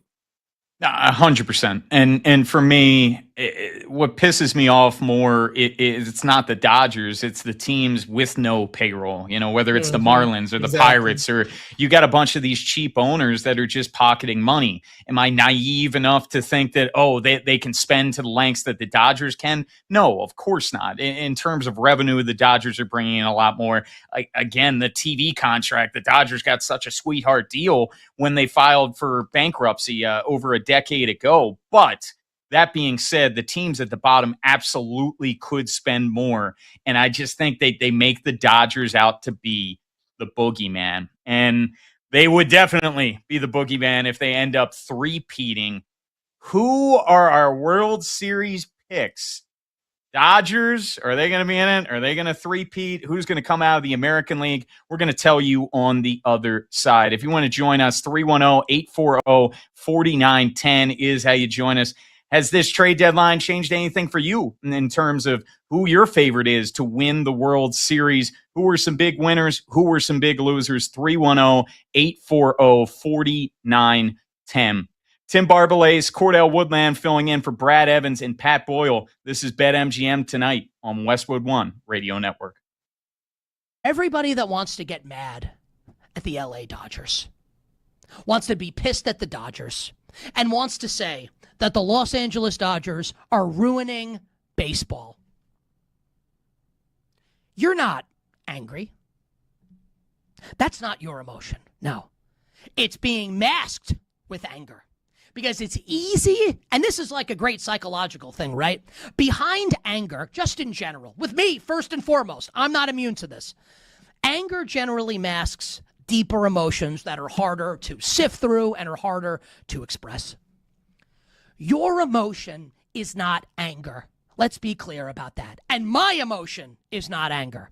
And I will fully get into what my emotion is coming up in a little bit. Your emotion and my emotion is jealousy. I am so especially as a Yankee fan. You can hate them. I don't care. You can hate them. It's fine. Especially as a Yankee fan. I am so jealous of what the Los Angeles Dodgers are doing. The Los Angeles Dodgers, again, whether you like them or not, whether you root for them or not, you have to acknowledge, like we acknowledge with our ones in the air, the tribal chief Roman Reigns. I want to see ones in the air, unless you're driving, don't do this. Keep your hands on the wheel. Ones in the air for the Los Angeles Dodgers. The premier organization, not just in Major League Baseball, but in all of professional sports. An organization that values winning ruthlessly. If capitalism, the idea of capitalism, could be distilled down into a sports organization, into a pro sports team, it would be the LA Dodgers. Winning at all costs. Make money at all costs. And those two things are not always related. You've got like the New York Yankees, for instance. I hate to keep bringing up the Yankees, but I'm a Yankees fan. The Yankees want to make money. That's what's important to the Yankees. Not necessarily winning. They'd like to win, but making money is what's important. The Los Angeles Dodgers, though, have cracked the code. Because the Los Angeles Dodgers understand that winning begets money.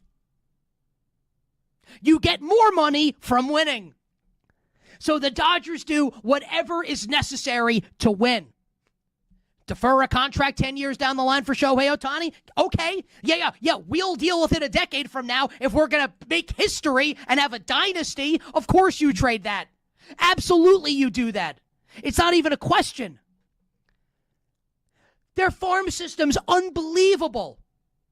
And I'm not trying to BS you and tell you I'm Keith Law. Or I'm I'm grinding Baseball America or the Baseball Prospectus. I can't tell you about the Dodgers, double-A star outfielder. I have no idea. But from everything you read, everything you listen to, it's loaded. And the major league rosters, look, so just like they have money, the major leaguers they have are awesome, and they have an amazing farm system. This is everything you want. They shouldn't be criticized. They should be deified. They should be revered. You should be demanding your favorite team does what the Los Angeles Dodgers do.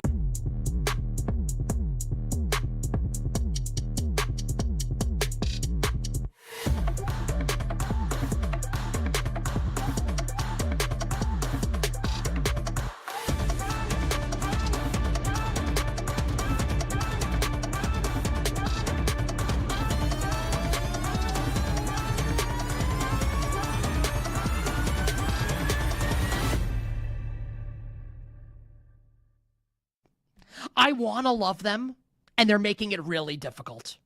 They're making it difficult. The Niners replace him by bringing Deebo Samuel back, 1 year, $7 million deal. Deebo played last season in Washington with the Commanders. Now, Deebo knows the offense, obviously. Played under Kyle Shanahan for a long time, knows Purdy, he's going to be fine. He's not terrible. But can we just, we can tell the truth, right? We're all friends here. It's a huge downgrade going from Ricky Pearsall's potential, where Pearsall, I don't know if he'll ever get there at this point, but his potential is to be one of the better receivers in the league. Going from that to this version of Deebo Samuel. I have loved the San Francisco 49ers all offseason long. They're getting harder to love. Getting a lot harder to love.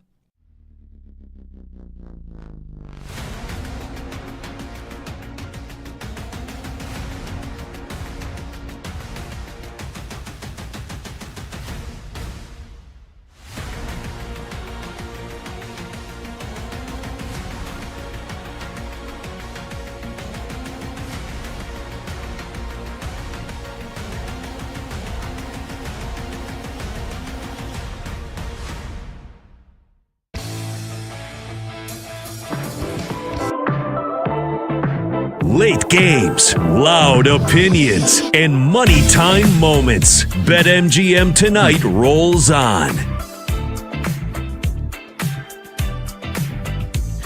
Tim Barbalace, Cordell Woodland filling in for Brad Evans and Pat Boyle on the Westwood One radio network. And Cordell, now that the trade deadline is passed, yes, teams can still make additions, but the waiver trade deadline, that's been long gone at this point. So pretty much this is what you're working with. And updated odds courtesy of BetMGM, the Dodgers. I can't even fathom this, Cordell. They're plus 155 to win the World Series, not win the National League, win the World Series. So from a betting standpoint, it sort of just feels like malpractice to even put any money on them, just because are you really going to put your money there where the World Series goes through the end of October? You're not even 2-1. That just seems silly. That seems Looney Tunes to me. Second best odds, the Yankees at 6-1. And like we've been talking, I don't really love what's going on in New York right now. And they kind of get the, hey, they're the Yankees treatment. It's like the Cowboys in betting odds every single year. Brewers come in at third, 9-1. Braves are 10-1. Red Sox 14-1, so they have the second best odds in the American League, followed by the Rays at 15-1, Cubs 16-1, Phillies at 19-1, and the Astros at 22-1. So now, knowing what we know with the trade deadline and the upgrades that some of these teams have gotten, who's your World Series pick? Well, spoiler alert, coming out of the National League, I've got the Dodgers because how could I not? I mean, I'm not going to sit here and say that it's impossible that they lose along the way. It's baseball. Crazy things happen all the time. But, man, this team is just so well put together right now. And for me, I put a lot of stock into pitching come October, and they've got it. They've got all the pitchers it feels like that they need right now. They've got plenty of guys in the pen. They've got some rotational guys that they can move to the pen come playoff time. So I don't think that they're going to have any type of problem pitching in October into November.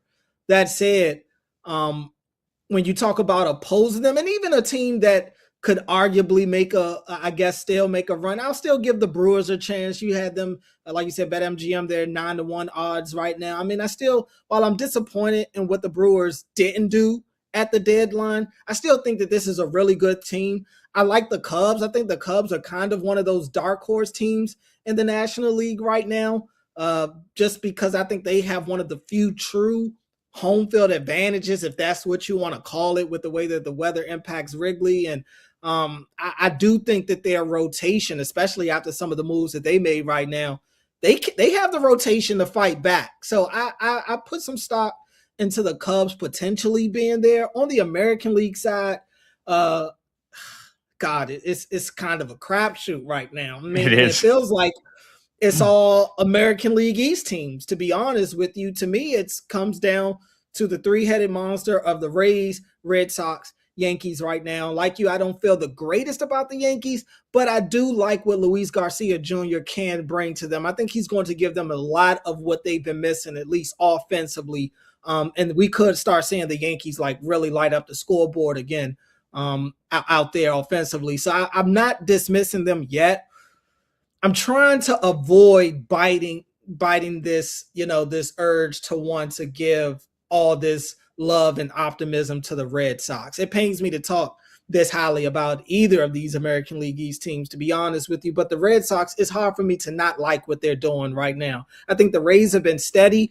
I do still think that the Rays are going to be there, but when you talk about upside, I think the Red Sox have done the most out of those three teams right now. Maybe not the Yankees once they get healthy, but definitely when you compare them to the Rays, I think the Red Sox's ceiling now is higher than what Tampa's is, at least in my eyes. No, I completely agree with that. And I'm with you as well. It's hard to pick against the Dodgers. And the Dodgers, their odds to come out of the National League are juiced. It's minus 110. So again, it doesn't make sense to bet that. It really doesn't at all. With the Brewers, man, the one knock that I have for them, and I know they made it to the NLCS last year where they got swept by the Dodgers.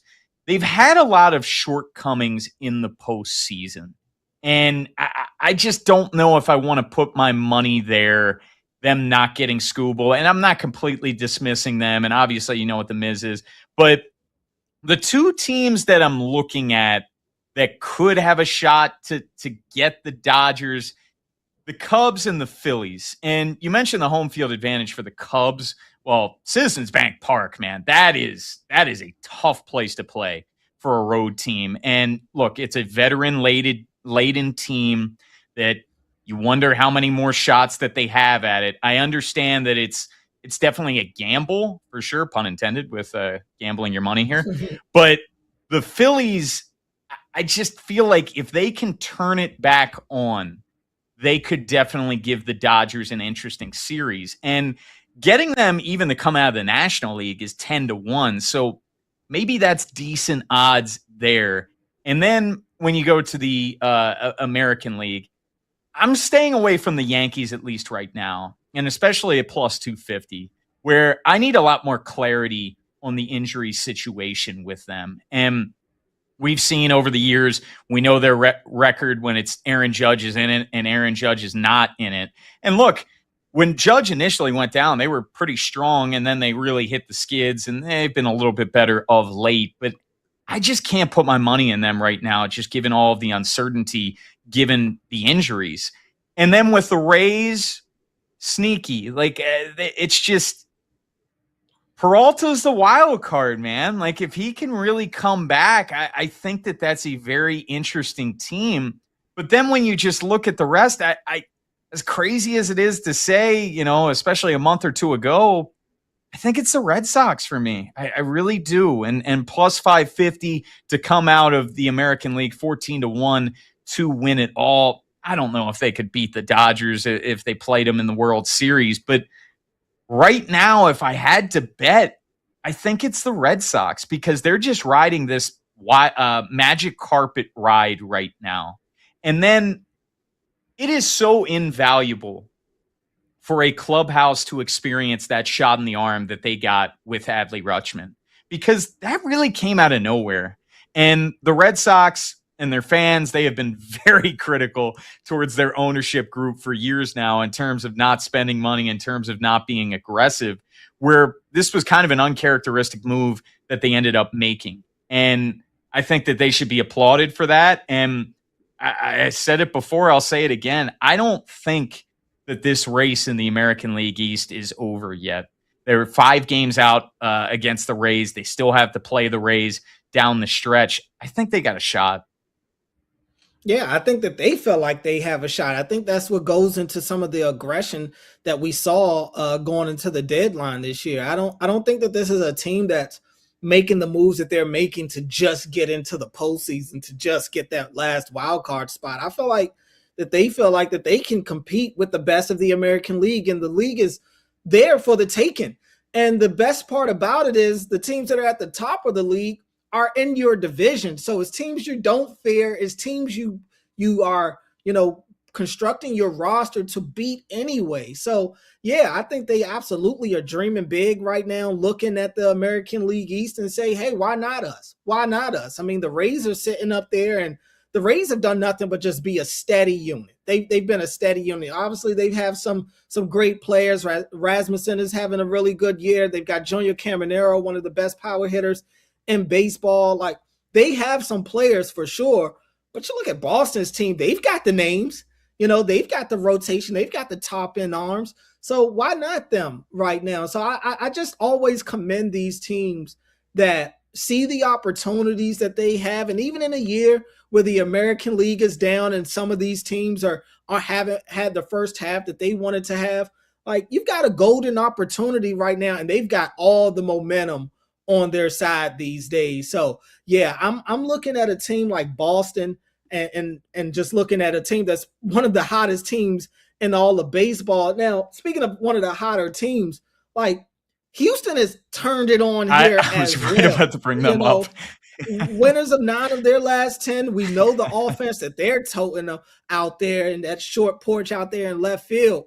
And they've got one of the best hitters in all of baseball themselves. So while I don't feel comfortable saying that I think that they're a true contender to make it to the World Series right now, I think I would feel comfortable putting them kind of in that dark horse category. Like if I want to put a little bit of coin on Houston, that may not be the worst thing at plus 2,200 right now, just to take a shot on a team that might stay hot.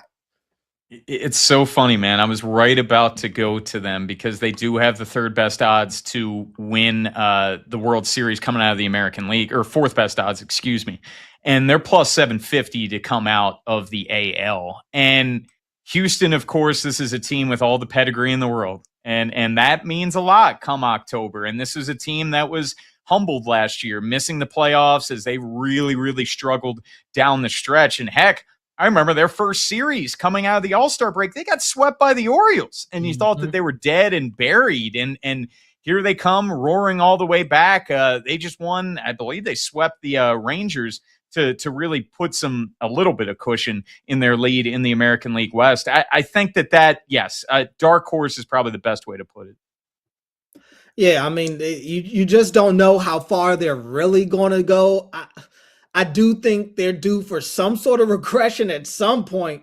But look, I mean, like I said, they can hit the ball, man. They can definitely hit the ball. And obviously, when you've got guys like Altuve, who's been pushed down a little bit in that order, and they're still able to do what they've been able to do this year. Yordan Alvarez, again, I mean, we're talking about probably the American League MVP this year, potentially. I mean, he's been that good. So I am curious about them. There are things about them that intrigues me, but not enough to the point to where I'm ready to say, like, you know, they're one of the teams that I'm looking at to represent the American League. I can't put them over the 3 teams in the American League East that we already mentioned.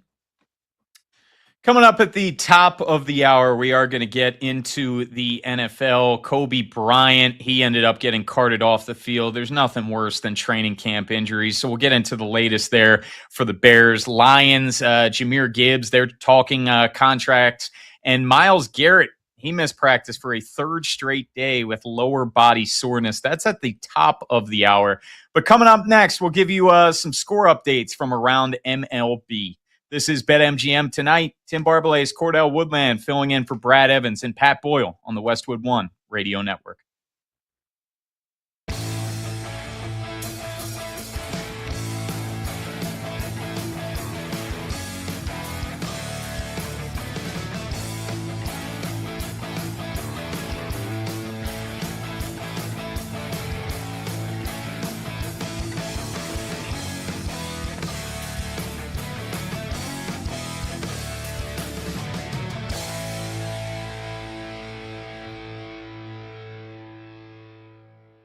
This Jaguars offense has the ability to be the number 1 offense in the NFL this year.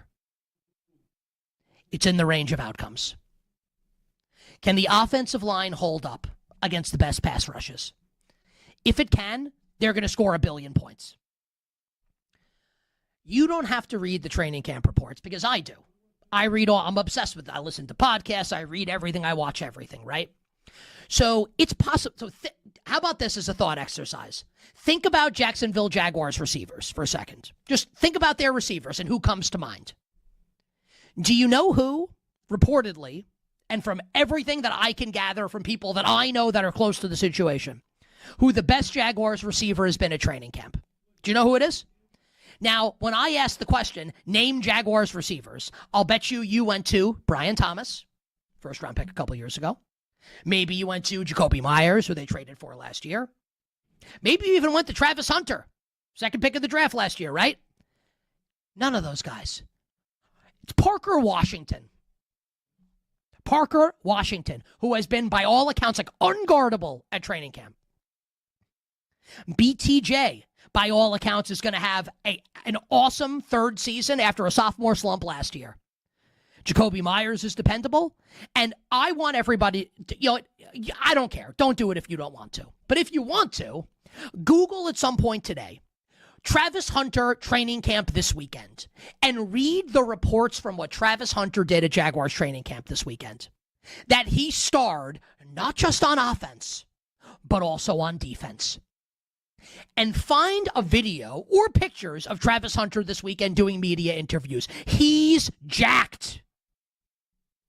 He looks like he put on 15 or 20 pounds of muscle. Like, look at the pictures. It's a big deal. Because Travis Hunter, if you recall, coming out of college, was not just thought to be a potential generational cornerback prospect, but a spectacular wide receiver prospect as well. And remember, before he got hurt in London against the Rams, had his best game catching the ball. BTJ, Travis Hunter, Jacoby Myers, and maybe the best of the bunch is actually Parker Washington. Plus the tight ends, including two they drafted, Nate Borkature being the first one, with Brenton Strange, Doctor's son. This offense is going to cook.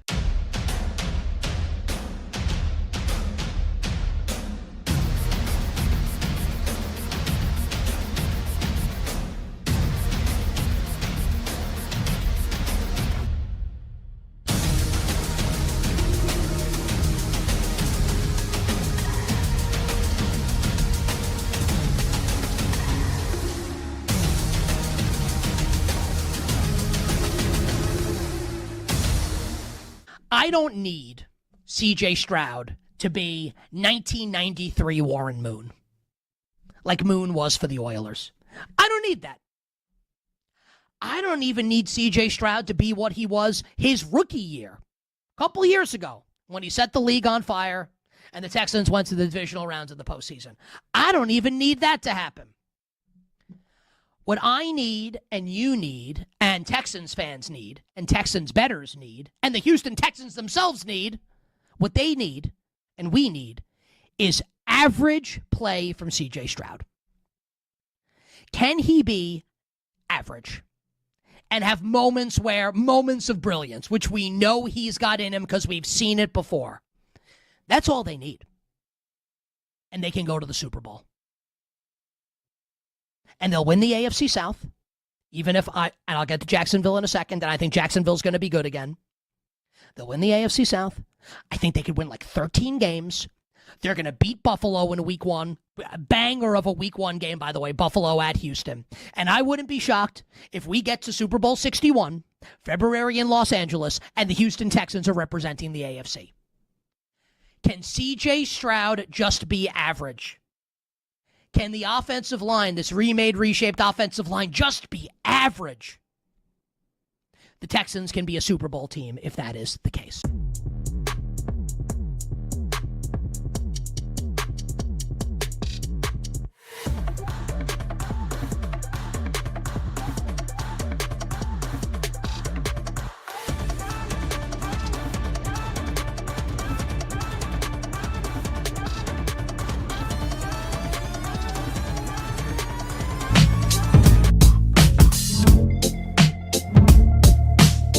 When the game goes live, the conversation turns up. BetMGM Tonight continues now. Tim Barbalet's Cordell Woodland filling in for Brad Evans and Pat Boyle on the Westwood One radio network. Taking a look at MLB games in action right now. The Nats are up 3-0 over the Phillies, heading to the bottom of the fourth there. Cordell, we really haven't brought up the Nationals, and obviously they made the trade with the Yankees trading Garcia, but that was another very interesting team that kind of came out of nowhere this season. Their offense, it's the best offense in baseball. They really surprised, but their bullpen, to say that it's horrible is probably not, giving enough respect to the word horrible. That ended up being their undoing. Yeah, I mean, they just can't hold a lead. And you get into the back end of these close games. If you're a live bettor, always fade the Nationals in close one-run games when you get to the last 3 innings of the game. If it's close, I'm telling you, they're going to lose. And I've seen it happen time and time again. And it's just a weird year for the Nats, man. And I've got my toe in both waters. I grew up in DC. I covered teams in Baltimore. I grew up an O's fan, but the Nats come to DC. They become part of that hometown team. So I've got my toe in both sides of the pond. That said, this Nats team is a weird team to figure out, and they're a frustrating team to be a fan of because they're one of those teams that has owners that aren't looking to pay their talents. We've seen the Nats trade off more talent than more teams have ever drafted. And so when you see Foster Griffin moved, you don't feel great about it because it's like this is a team that needs arms. And we've seen them move on from arms in the past, but also thankfully, if you're a Nats fan, you are happy to still see C.J. Abrams in a Nationals jersey because for a while there, it felt like they were looking to move him. C.J. got incredibly hot over the last month or so, and his name has gotten taken off the board. But I think back to about a year ago on the back end of the season where they sent him down because he was in a casino all night, and they're just feeling like, oh, this could be the end of the C.J. Abrams era in DC, and it's been anything but that. So obviously James Wood is a stud. Like, they still have some guys, Dylan Cruz, some of these young guys that are there. And they were still able to move off from a guy like Luis Garcia Jr. and still have plenty of offense left in that lineup. So I'm just curious what direction the Nats are going to go. At some point, they have to start spending money to retain some of their own players as well, though. Well, that's the thing that's tough. And this Nats team has definitely been fading. I think they lost, 4 or 5 straight games at this point. But Luis Garcia Jr. is not a rental. He was under club control through 2027.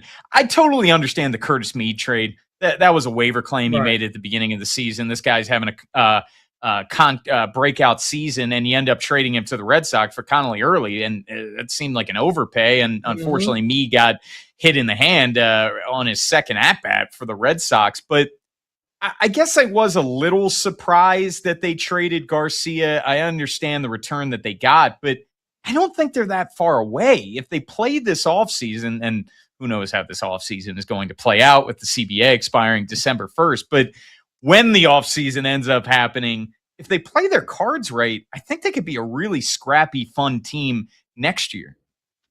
Yeah, I mean, it's just when you play in the National League East and you've got the Braves and you've got the Phillies in that division, you can't afford to be halfway in, halfway out, because those are two teams that make it clear what they're doing. And the Braves got off to such a hot start to start the year. They basically took that division by storm before the season even started. So I think for the Nats, they've got to figure out, do they really want to contend or not? And what they do have going for them is that a lot of these young guys that they've acquired via trade, obviously they had that big trade with the Padres that was able to land them guys like James Wood. But when they've been able to hit on a lot of their younger talent that's even come up through the minors. So a lot of teams, that's a part of their problem. That's not a problem with the Nats. The Nats problem is figuring out what of these young players do they want to keep, retain, and pay, and when are they going to really start spending money for some external pieces as well. I think the Nats have just been stuck in that sell mode for a while and wanting to just develop young guys that it's just kind of hard to flip the switch and all of a sudden become contenders. And again, they're one of the weirder teams out there where they have the elite offense and arguably one of the worst pitching staffs in all of baseball. They've got to figure something out with their arms department because you're not going to win any games if you have to score 12 runs to win. Other games in action, the Cardinals trail the Yankees 3-0, top second there. Pirates, Brewers scoreless heading to the bottom of the first. One interesting trade that we really haven't touched on at all yet, Cordell, is Luke Weaver heading to the Pirates. And Luke Weaver, really hot name in the trade market. He's had a really good season for the Mets. 1.84 ERA, 45 strikeouts. He's allowed just 3 home runs in 44 innings for the Mets. And Weaver is not a rental. He is under contract through 2027. at $12.5 million. Right now, the Pirates, they're on the outside looking in. They're 3.5 games out of the final wild card spot in the National League. What did you think of that trade? No, I'm not against it at all. I think when you look at the Pirates, their strength is their ability to pitch. I mean, you've got guys like Paul Skeens, who's having a Paul Skeens type year to a degree. He's had his hiccups at times, and God knows he has moments where he can't get any run support. But for the most part, he still looked like Paul Skeens. Braxton Ashcraft has been phenomenal for them. Jared Jones has been good when he's out there. So being able to kind of solidify their high leverage arms in the back end of that rotation. They've had Gregory Soto kind of serving as that closer for the rest of this year. And we're very, we know all about Gregory Soto. That's not necessarily the role that you want him in if you're at your best. So being able to go out there and get a legit guy that can close games for you in Weaver, I think that's pretty good for them. And that Pirates offense has ticked up here over the last couple of weeks. So they're an intriguing team to me. I'm not ready to say that they will get in, but they're definitely a team that I'm willing to watch to the end. Game's not in action yet to get underway. Rangers host the Giants. That game's at 8. Very interesting series. Cubs and Dodgers, 8:05 first pitch at Wrigley. Astros host the Blue Jays at 8:10. Rays and Rockies at 8:40. Diamondbacks, Padres at 9:40. All of those times Eastern time. And Cordell, going back to the conversation we had prior to the break, we were giving out some possible World Series predictions, and shout out producer Brandon Combs. He put in some of the odds for the exact World Series matchups. 12-1, you can get Red Sox Dodgers World Series matchup. 17-1, Astros Dodgers, plus 575, Dodgers Yankees. 20-1, White Sox and Dodgers. And if you want to sprinkle some McChicken money, like a couple bucks, 100-1, Chicago World Series, Cubs, White Sox. Do you like any of those odds? Look, I'm that plus 1,200 on Red Sox Dodgers. Yeah. I'd be lying if I said it didn't intrigue me. I mean, we've talked very highly of the Red Sox tonight. I think obviously they've been the hottest team in baseball for some time now, and they've got even better today. The Dodgers, same thing with them. They got even better over the weekend, and I fully expect the Dodgers to be representing the National League. So plus 1,200 Red Sox Dodgers, I don't hate that. The plus 2,000 on White Sox Dodgers. I mean, look, I love what the White Sox are doing. I think it'd take a lot for the White Sox to come through the American League, but maybe the plus 1,700 Astros Dodgers, maybe that one right after that Red Sox Dodgers matchup is the most intriguing for me. If the White Sox make the World Series, that's one of the greatest stories in all of sports. That's literally one of the greatest stories in all of sports. This team set the record for most losses just a couple years ago. If they make the playoffs, it's amazing. If they're able to advance, it's insane. It really is insane, because you said it earlier in the show, man. They went through the rebuild, and it was similar to the Orioles, where it looked like, 2021? They won 90-some games, made the playoffs. Look at this young core. They're so good. And then they went through another reboot, and now they're back at this point just 2 years later. Yeah, and they're a very fun team to watch. I can get with watching the White Sox in the playoffs. That offense is entertaining. They seem to have these crazy endings to some of their games, man. They are just a very scrappy team that probably understands that they're not supposed to be here, but who cares? They're here. So, yeah, I'm all for entertainment that time of year, and I think the White Sox are one of those teams that brings it. I just don't know if they've got enough to really make it to the World Series to get to see the Dodgers. We'll get back to the MLB and the trade deadline later on the 8 o'clock hour. But coming up next, we're going to get into the top headlines in the NFL. Some injuries happen. We'll tell you what they are next.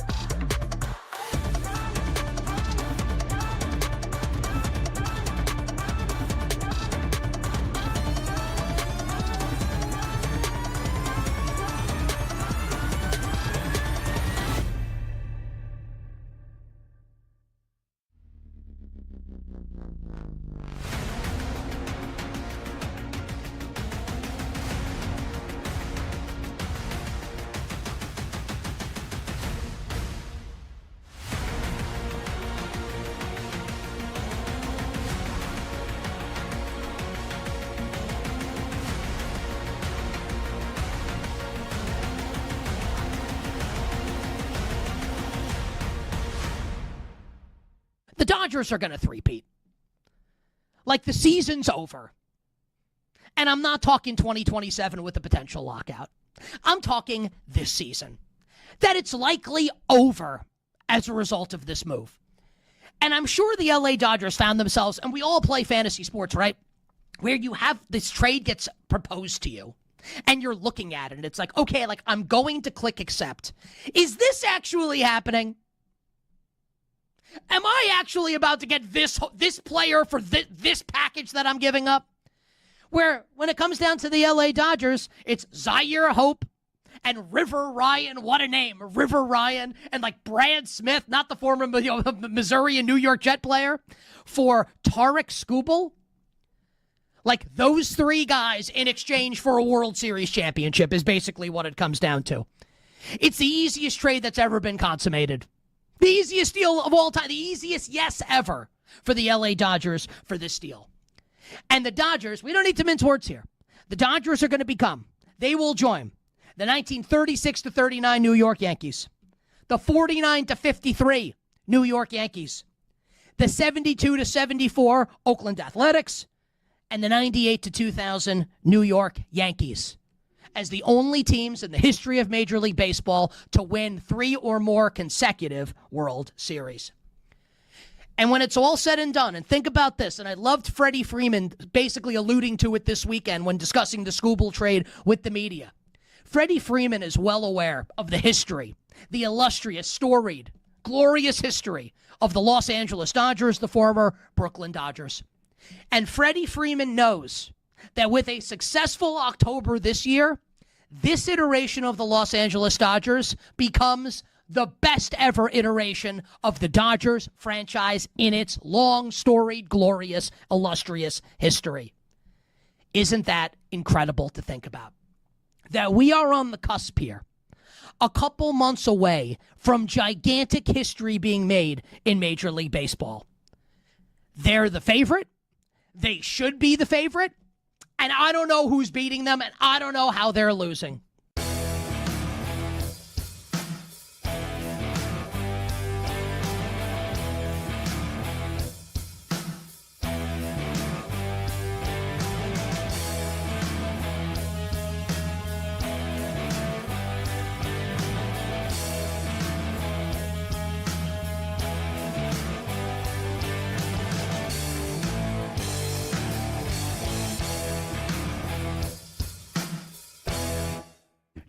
Does Freddie Peralta? You already know it. Freddie Peralta strikes me as the type of guy that just can't hack it in New York, and he'll go to Tampa and he's going to be electric for the Rays down the stretch of the season. Agree or disagree with that? The Mets trading Peralta to the Rays. I'll disagree with. I don't think it's New York that ate him up. I think it was the Mets screwing with him, and then maybe him not having a good start, and then worrying about the pressure of living up to AKA New York. For a contract season as well. I think he's going to be great in Tampa Bay. I mean, he's never been this bad before. He's got one of the worst ERAs in the sport. He went from having a 2 ERA to a 5 ERA. Come on, you're a Mets fan. You know how this is going to go. So you sign him. You get him. He's terrible, and now he goes to Tampa. He's going to be great. We have 30 seconds left. A 2 ERA before they get him, a 5 ERA when they have him, and you watch, it's going to go way back down with the Rays. Everybody thinks they can fix him. The Mets get him, they make him worse. Everybody else thinks they can fix him. And Peralta's a good guy, so I'll be happy for him. But one of the all-time disastrous trades from the Mets perspective.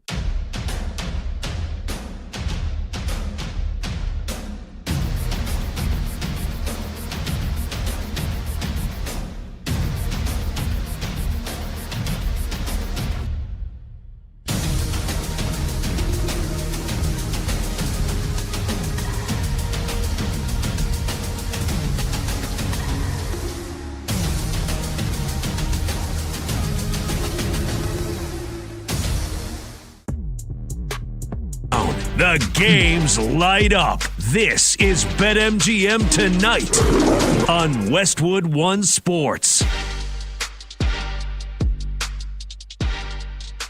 Tim Barbalace, Cordell Woodland filling in for Brad Evans, Pat Boyle. It's BetMGM tonight. Huge day for MLB trade deadline. It has come and gone. We've talked a lot of baseball the first 2 hours of the show. We're going to get back into MLB later on in the hour around 8:40 Eastern. But let's talk some NFL, man. Training camp is in full swing.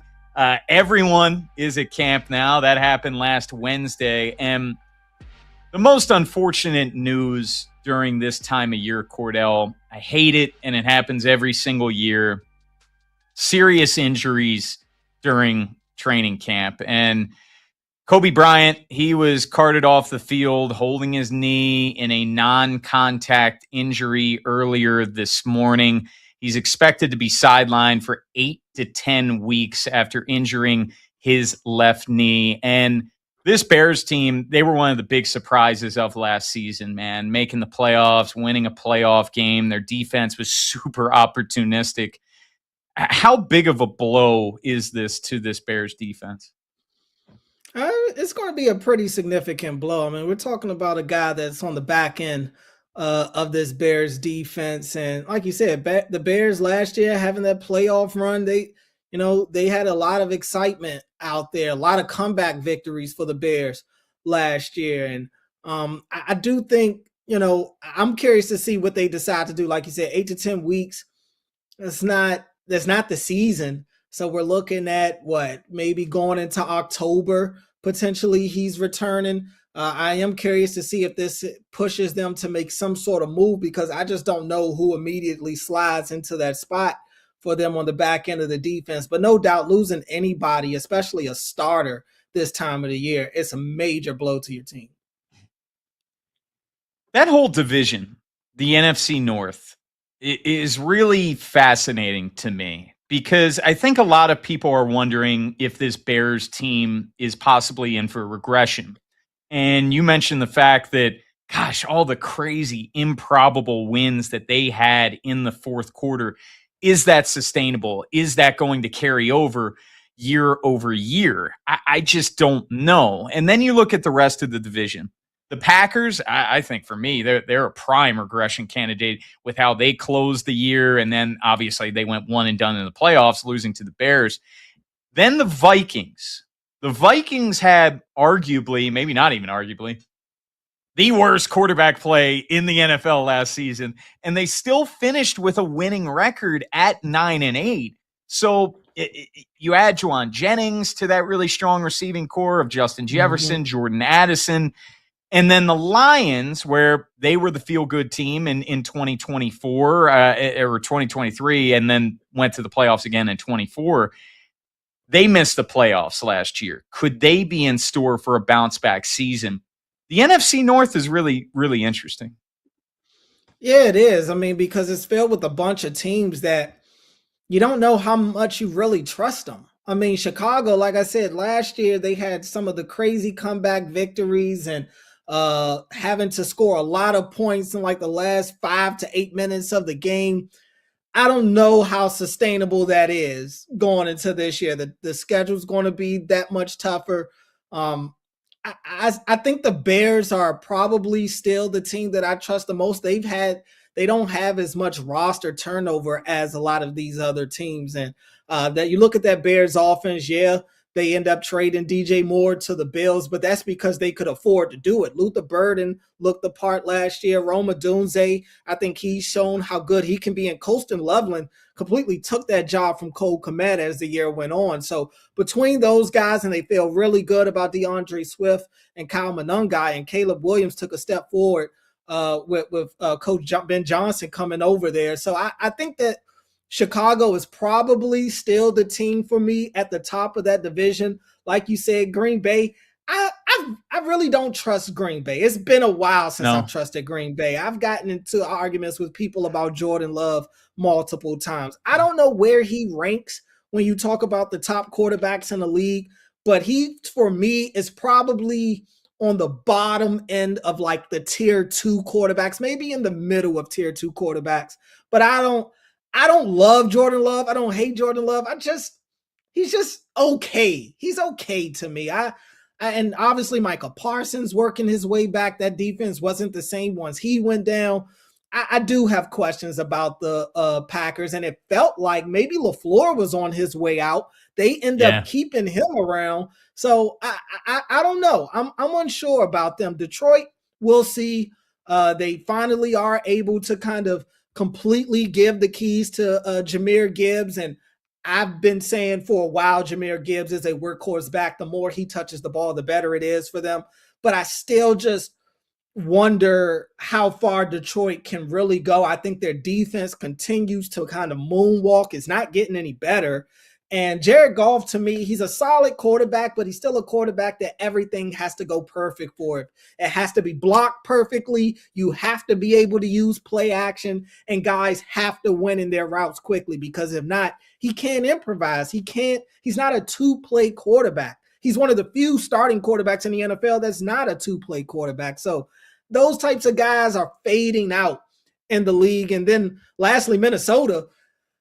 I'm not out on Minnesota. I think last year, I've really put a lot of last year on J.J. McCarthy and the bad quarterback play. I think Kyler Murray is obviously a step up from that. But even Kyler's got to prove that, he can play winning football and he can be healthy and dependable throughout the year. Kevin O'Connell is a quarterback-friendly coach, but even he couldn't get the most out of J.J. McCarthy last year. And now it's got people wondering how good Justin Jefferson is. I have no doubts about Justin Jefferson at all. One thing about Minnesota, they've got plenty of people to get the ball to for them, and their defense took a huge step forward last year.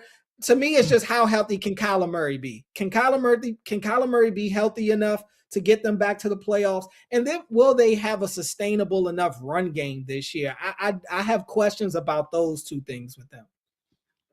Cordell, they get average quarterback play, maybe even slightly below average quarterback play. I think they're a playoff team. They would have been a playoff team last year if they got that. But the quarterback play was just so putrid, and they still finished with a winning record. I think Kevin O'Connell certainly deserves a lot of credit as a head coach. But the Bears, getting back to them, the Commanders and the Patriots, they're all under the microscope for me, because there's no bigger advantage in the NFL than having a quarterback on a rookie contract playing at a high level. And when you look at Caleb Williams, you look at Jaden Daniels, you look at Drake May, this is their final year where they're probably going to be playing under their rookie deal, because this is each of their third seasons. And after 3 years, that is when you are eligible to negotiate a contract extension. So I always view teams that are in that position,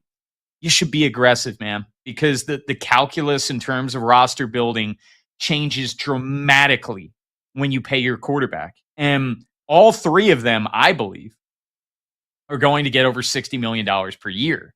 And a lot of people get up in arms when it comes to quarterback contracts. And I always use this line. It's not who's best, it's who's next. And all three of those quarterbacks have had varying degrees of success, but all of them have made the playoffs. And they're all going to get theirs. But I'm just looking at their teams now, and I know that the NFL trade deadline, it's not like MLB, it's not like NBA, but it has gotten more active in recent years. I just wonder if any of those three makes a big swing, whether it's before the deadline, maybe during training camp, before the season starts. I'm really looking at those teams very closely this season. Yeah, I mean, you should be. I mean, Chicago's coming off a year where they bounce back. And one thing, I look at all these teams, and you're right. When you get these rookie quarterbacks that hit, that look like they can be premier quarterbacks in this league, you have to take advantage of them when they're cheap. And I look at the Bears, and what the Bears did last year, you know what they did? They went out there and invested heavily into their offensive line, because rookie year, Caleb Williams is out there running for his life, just throwing the ball wherever, holding on to the ball forever. I mean, he had his own struggles he had some traits coming out of USC to where he could hold the ball a little too long and look to do too much in the pocket, but he didn't have the offensive line to do some of that his rookie year. They got him a solidified O-line going into year two, and you saw it not just with what he was able to do as a passer, but look at what the Bears were able to do in the running game as well. So they allowed that to be more of a balanced offense to help out their young quarterback, Drake May. What do? They go and get him a premier wide receiver, not just last year going to get him a Stephon Diggs who came out there and was great for them, but even this year they go and get A.J. Brown. And look, I'm not the biggest A.J. Brown guy, but I'm not going to sit here and act like A.J. Brown isn't like a number one receiver in the NFL. He is. So they go out and get Drake May that as Stephon Diggs leaves the building. He still has a pretty good defense on the other side, still has a pretty solid offensive line. Like, I like what the Patriots have done around Drake May. Now, I don't think that the Patriots are going to get back to the Super Bowl this year. Drake May didn't look great in the postseason last year, so he's got some questions to answer himself going forward. But in terms of what's put around him, it looks pretty good out there. And Travion Henderson had a pretty good rookie year as a running back. If only his head coach actually treated him like a starting running back and gave him those opportunities, who knows where they'd be. And then with the Commanders, I mean, this is a pivotal year for Dan Quinn, for that front office. They probably have done the worst job out of the three in terms of building around the quarterback. Terry McLaurin is great. I love Terry McLaurin, bona fide wide receiver one. But you just lost Deebo Samuel to the Niners. They need another receiver bad. You can't go out there depending on these young guys like Antonio Williams. They could hit, but you need a more sure things. You have Stephon Diggs still out there. And I know he has some off the field concerns, but Stephon Diggs walks in and immediately elevates that receiving core out there. Keenan Allen still on the streets. He could still serve as a possession receiver, especially on a year where they move on from Zach Ertz, who was kind of their possession catcher in that offense. They go get Chig Okonkwo from the Titans. I'm skeptical on that. A lot of people are higher on Chig than I am. We'll see. But in terms of building around Jaden Daniels, the Commanders have done the worst out of those three teams. I still have questions about the run game. Bill's great, but he's a 7th-round running back. Jaden has had to lead that team in rushing. And look how it's impacted him. He dealt with a lot of injuries last year. So I'd like to see the Commanders make more of an effort. At least this year, they don't have Terry McLaurin holding out during training camp, because that was an absolute disaster and failure by that front office last year. They should have gotten that deal done when they had the chance. I think that Terry being there for the full camp this year will help. But the Commanders, they invested in that defense. We'll see if it pays off. I'm skeptical, and they have a very, very tough schedule this year. So I do think it'll be an uphill battle for them. You mentioned Terry McLaurin holding out last year. Well, Jahmyr Gibbs, he continues to hold in this year. He sat out of 5th straight practice. Obviously, he is eligible for a contract, having played 3 seasons. And Cordell, I am always weary of paying running backs big-time money just because, look, there is a special group of running backs that I think are worthy of getting that big contract. But in a salary cap league, you kind of got to consider where can you go cheap. And running backs maybe is that position when you look at value compared to the rest of the position groups in football. But Gibbs is a special talent, and I think Gibbs absolutely deserves to get paid. And last year, rushed for over 1,200 yards. He had 13 touchdowns. But the big thing with Gibbs is he can catch the football. He had 77 catches for 616 yards, 5 touchdowns. And you just 4 running backs. Saquon Barkley, he makes the most APY at $20.6 million. Christian McCaffrey's at $19 million. Devon Achane, $16 million. And then Derrick Henry comes in at 15. I'm sure Jahmyr Gibbs is going to push to at least get close to Saquon, if not surpass Saquon Barkley. Do you expect something to get done for Gibbs?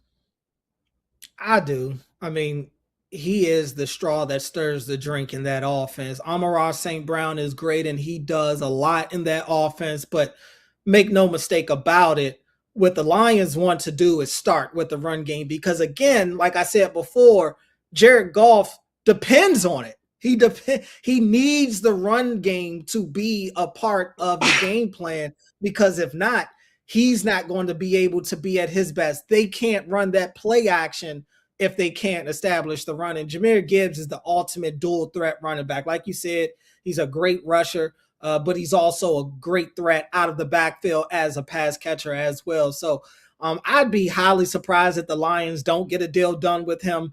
I'm sure their offense looks drastically different with him not on the field. And you don't have David Montgomery that's just sitting there ready to take on those carries like you have had in the past. So I do think there's going to be an emphasis to get this deal done with Gibbs because he's just that important to what they do, not just offensively, but as a team. He's a top 3 player on that roster. Oh, without question. Without question. Later on in the hour, around 8:40, we're going to get back into MLB, give you some score updates for games in progress, and also take a look at the National League MVP race. But coming up next, we're going to keep the NFL talk rolling and take a look at the Rams. Myles Garrett, he was held out of practice for a 3rd straight day with lower body soreness. Is there any concern there? Also, Aaron Donald. Is he actually going to come out of retirement to try to win another championship with the Rams? We'll give you our thoughts next. This is BetMGM Tonight. Tim Barbalace, Cordell Woodland filling in for Brad Evans and Pat Boyle on the Westwood One Radio Network. Everybody that wants to get mad at the LA Dodgers wants to be pissed at the Dodgers and wants to say that the Los Angeles Dodgers are ruining baseball. You're not angry. That's not your emotion. No. It's being masked with anger because it's easy. And this is like a great psychological thing, right? Behind anger, just in general, with me, first and foremost, I'm not immune to this. Anger generally masks deeper emotions that are harder to sift through and are harder to express. Your emotion is not anger. Let's be clear about that. And my emotion is not anger. And I will fully get into what my emotion is coming up in a little bit. Your emotion and my emotion is jealousy. I am so especially as a Yankee fan. You can hate I don't care. You can hate them. It's fine. Especially as a Yankee fan. I am so jealous of what the Los Angeles Dodgers are doing. The Los Angeles Dodgers, again, whether you like them or not, whether you root for them or not, you have to acknowledge, like we acknowledge with our ones in the air, the tribal chief Roman Reigns. I want to see ones in the air, unless you're driving, don't do this. Keep your hands on the wheel. Ones in the air for the Los Angeles Dodgers. The premier organization, not just in Major League Baseball, but in all of professional sports. An organization that values winning ruthlessly. If capitalism, the idea of capitalism, could be distilled down into a sports organization, into a pro sports team, it would be the LA Dodgers. Winning at all costs. Make money at all costs. And those two things are not always related. You've got like the New York Yankees, for instance. I hate to keep bringing up the Yankees, but I'm a Yankees fan. The Yankees want to make money. That's what's important to the Yankees. Not necessarily winning. They'd like to win, but making money is what's important. The Los Angeles Dodgers, though, have cracked the code. Because the Los Angeles Dodgers understand that winning begets money. You get more money from winning. So the Dodgers do whatever is necessary to win. Defer a contract 10 years down the line for Shohei Ohtani? Okay. Yeah. We'll deal with it a decade from now. If we're going to make history and have a dynasty, of course you trade that. Absolutely you do that. It's not even a question. Their farm system's unbelievable. And I'm not trying to BS you and tell you I'm Keith Law. Or I'm one of I'm grinding Baseball America or the Baseball Prospectus. I can't tell you about the Dodgers, double-A star outfielder. I have no idea. But from everything you read, everything you listen to, it's loaded. And the major league rosters, look, so just like they have money, the major leaguers they have are awesome, and they have an amazing farm system. This is everything you want. They shouldn't be criticized. They should be deified. They should be revered. you should be demanding your favorite team does what the Los Angeles Dodgers do.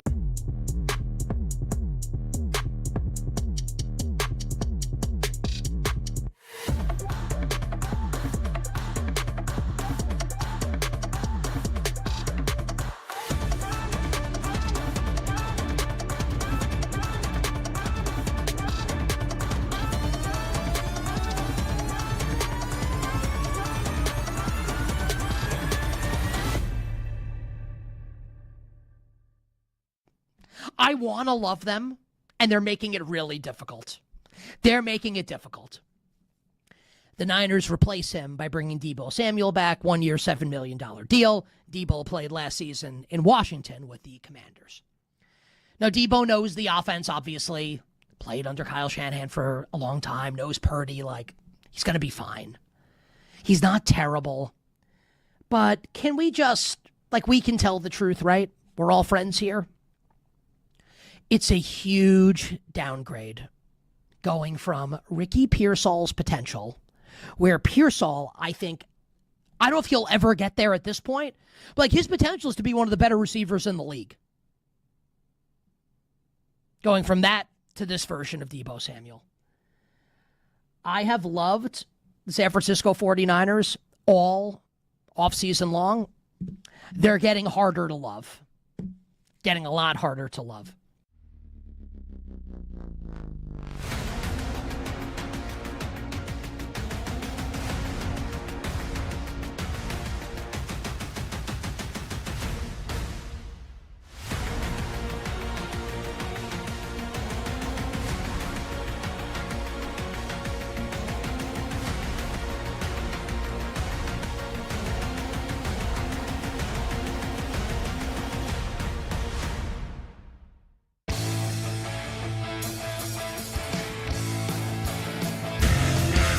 Late games, loud opinions, and money time moments. BetMGM Tonight rolls on. Tim Barbalace, Cordell Woodland filling in for Brad Evans and Pat Boyle. This is BetMGM Tonight. And the Rams, their season came to an end in Seattle last year in the NFC Championship game. They lost 31-27. Sam Darnold carved them up. He threw for 346 yards. So what did the Rams do? Well, they traded for Trent McDuffie. They added Jalen Watson to help out their secondary, but they also brought in a stud to rush the passer. And it was full F them picks mode for Les Snead. Myles Garrett, they ended up acquiring him from the Browns. But Myles Garrett, he was held out of practice for a third straight day today with lower body soreness. Sean McVay said they're just being smart, not overly concerned. And Cordell, at this point, the calendar is your friend. You have a little more than a month until you open up the season if you're the Rams. And with a guy as important as Myles Garrett, all he did was just set the sack record last year. You want him to be as close, if not 100% healthy heading into the year. And it's not like this is a young buck. Like, this is a guy that's 30. Like, he doesn't need every single training camp rep that he can get. I'm not concerned much at all with this injury. Yeah, I'm right there with you. I mean, it's August 3rd, and every coach in the league will tell you they don't have to play games for a little over a month. So, like you said, time is on their side. This is the time of year where every coach is going to err on the side of caution when one of their top players is dealing with anything right now. And in the case of the Rams, I mean, a lot of what happens this season probably hinges on Myles Garrett. And look, the Rams were favorites to win it all before they landed Myles Garrett. So, I mean, they're still a really good team without him, but without him, they're also without Jared Verse as well. So it changes the dynamic a little bit, but no doubt, like you said, I'm not overly concerned about this. We see these things happen all throughout camp. Rams are going to be careful with Myles Garrett, as they should. They open the season on that Thursday game in Australia, because why not at this point? They're opening the season on a Wednesday, Seattle's game for winning the Super Bowl. And then the Rams, they're playing that Thursday game in Australia against the 49ers. But looking at this Rams team as a whole, Cordell, you said it, they are favored to win it all by far and away, the Super Bowl favorites. Is this team good enough to get over the hump at this point? Matthew Stafford, he's coming off a fantastic season in himself, but getting up there in age. And at this point, they're going for it. Like, they made the trade for Myles Garrett. They're trying to woo Aaron Donald out of retirement, and we'll get to him in a second. But right now, without Aaron Donald, is this team good enough to win it all? Without a doubt.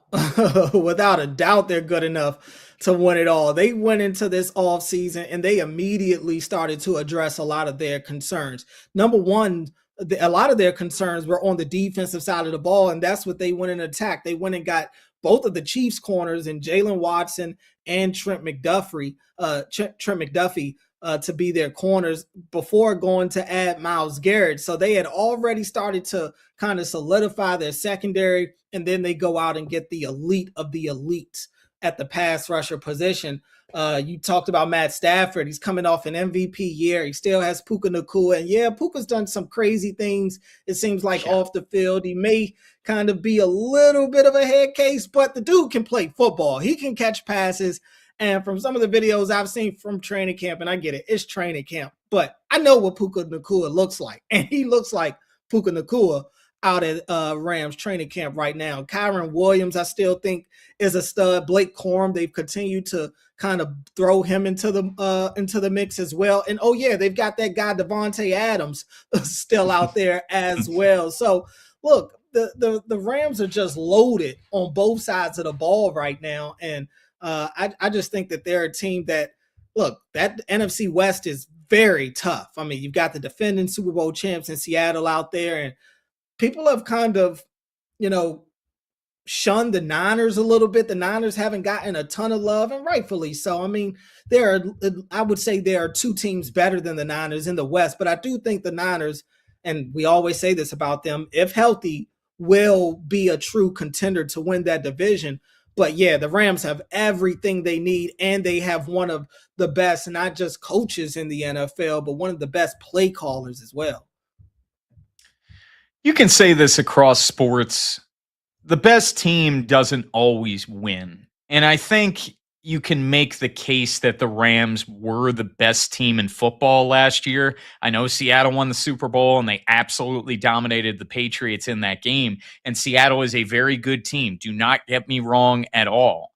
But you look at that second matchup in Seattle in the regular season, where there was so much wackiness that happened in that game, in which the Rams ended up losing 38-37. They had a huge lead late. Remember that 2-point conversion that, everyone thought the play was dead. They ended up picking up the ball.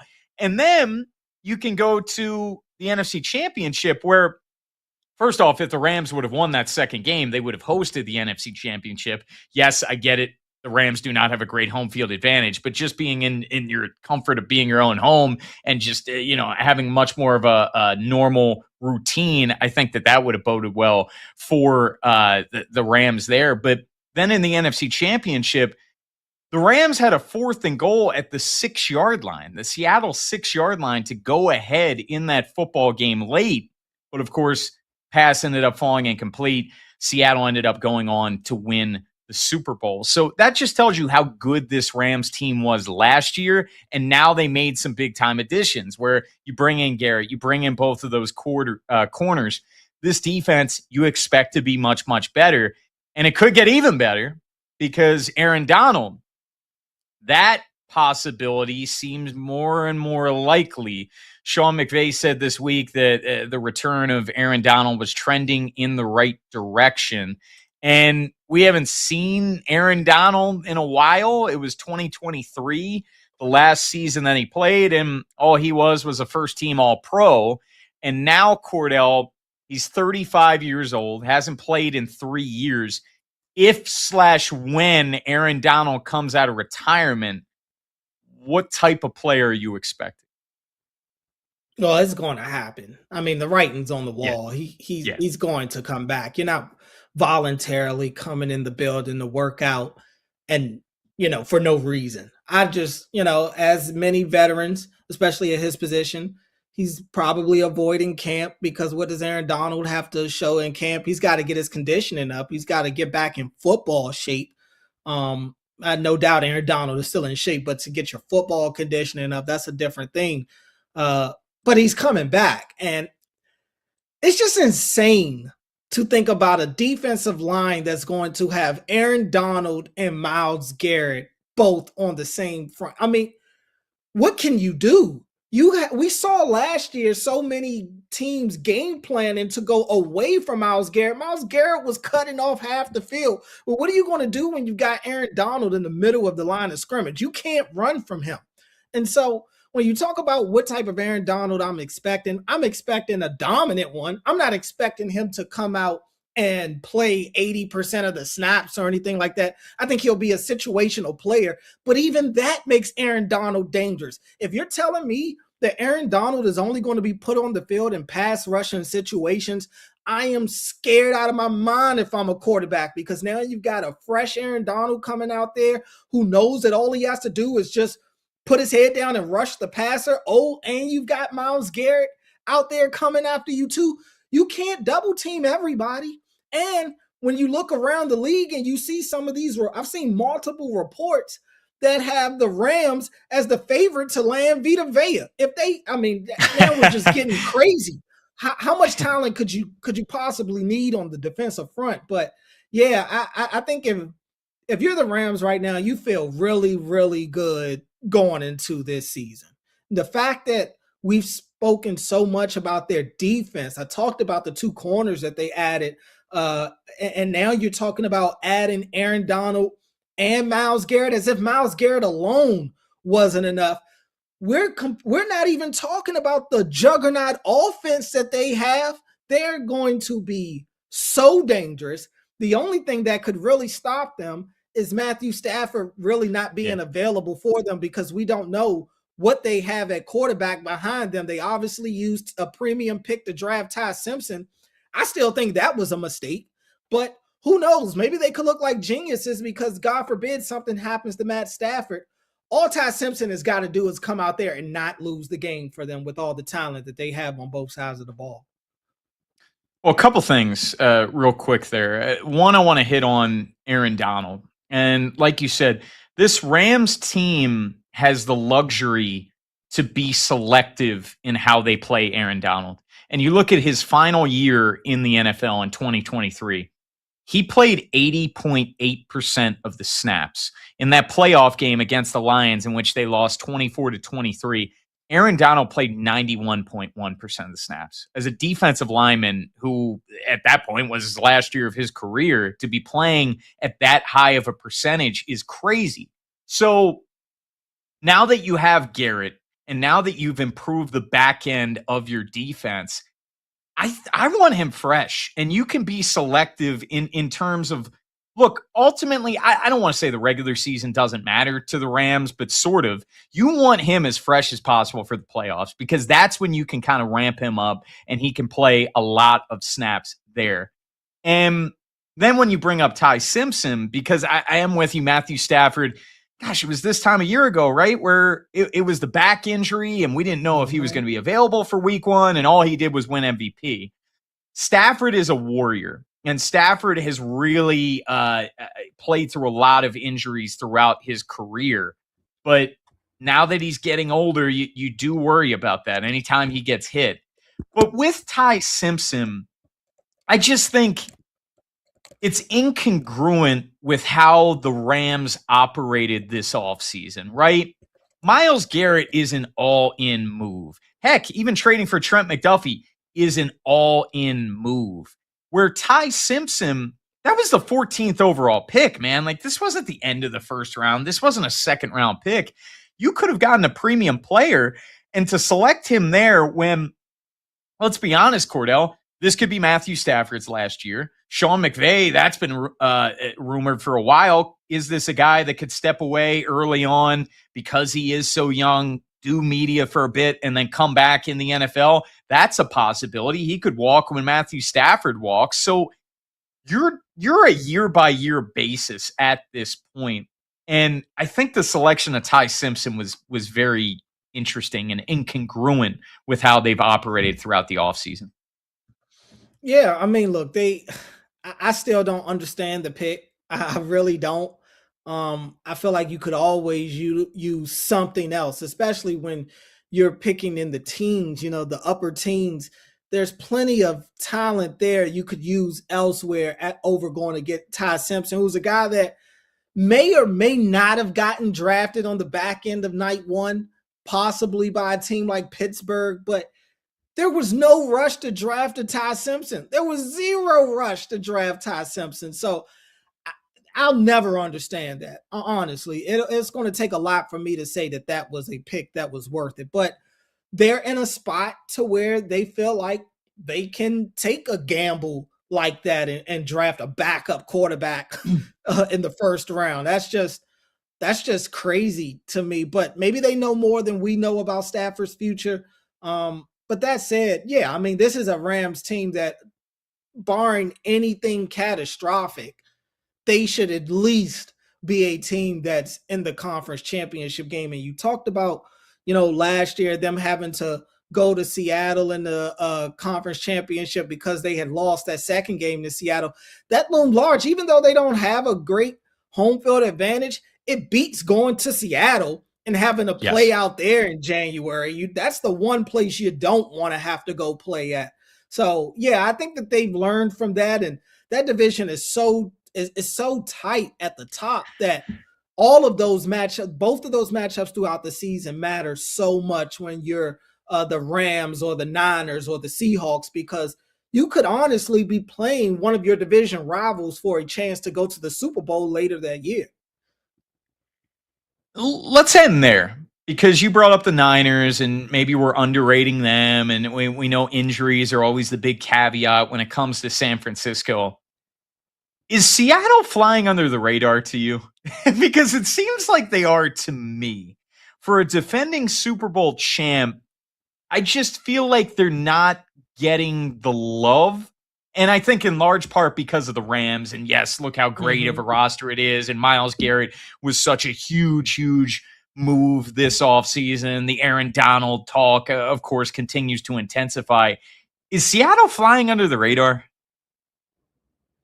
I think they are. I mean, how could you say that they're not? Like you said, everybody's giving all these flowers to the Rams. Look at what we're doing. We're sitting here talking a lot about the Rams. I think there are some people out there that you talk to that might even have the Eagles still as one of those teams to still beat in the NFC, and they should. I mean, the Eagles are a very, very deep roster, really good team with top-end talent themselves. But it does feel like Seattle's overlooked a little bit. I think some of that is still the Sam Darnold effect.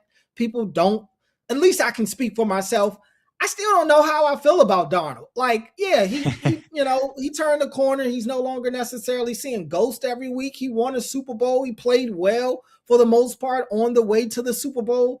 So I'm not dismissing them. I definitely think they have a chance to win that division. How could you say that they don't? They still have one of the best defenses in the league, but I think people are also wondering what could that run game look like without Kenneth Walker there. Sure, Zach Charbonnet played a big role for them. He was a touchdown vulture. But now we're talking about Walker not being a part of that group at all. They used a premium pick to draft a running back, the running back out of Notre Dame as well. They've got JSN who's coming off a monster year. So there are plenty of reasons to still like the Seahawks. I just think people look at that time, and then you add a Myles Garrett. The Myles Garrett deal was like overkill for the Rams. It's very tough to kind of compete with what the Rams have on paper, even for the defending champs. But I have no doubt that Seattle is going to give everybody they play a good run for their money. I wouldn't be shocked if they split with the Rams this year. I don't think they're afraid of the Rams. I still think that they are equipped and built to beat the Rams. They could definitely still beat this team in the playoffs. So while the Rams are stacked, I am by no means just handing the Super Bowl or even the NFC title to them. I still think Seattle's going to have something to say about all of that when it's all said and done. On the other side, we're going to get back into MLB. We'll give you a scoreboard update and also take a look at the NL MVP odds. Could Pete Crow Armstrong chase down Shohei Ohtani? We'll tell you on the other side. This is BetMGM tonight. Tim Barbalet's Cordell Woodland filling in for Brad Evans and Pat Boyle on the Westwood One Radio Network.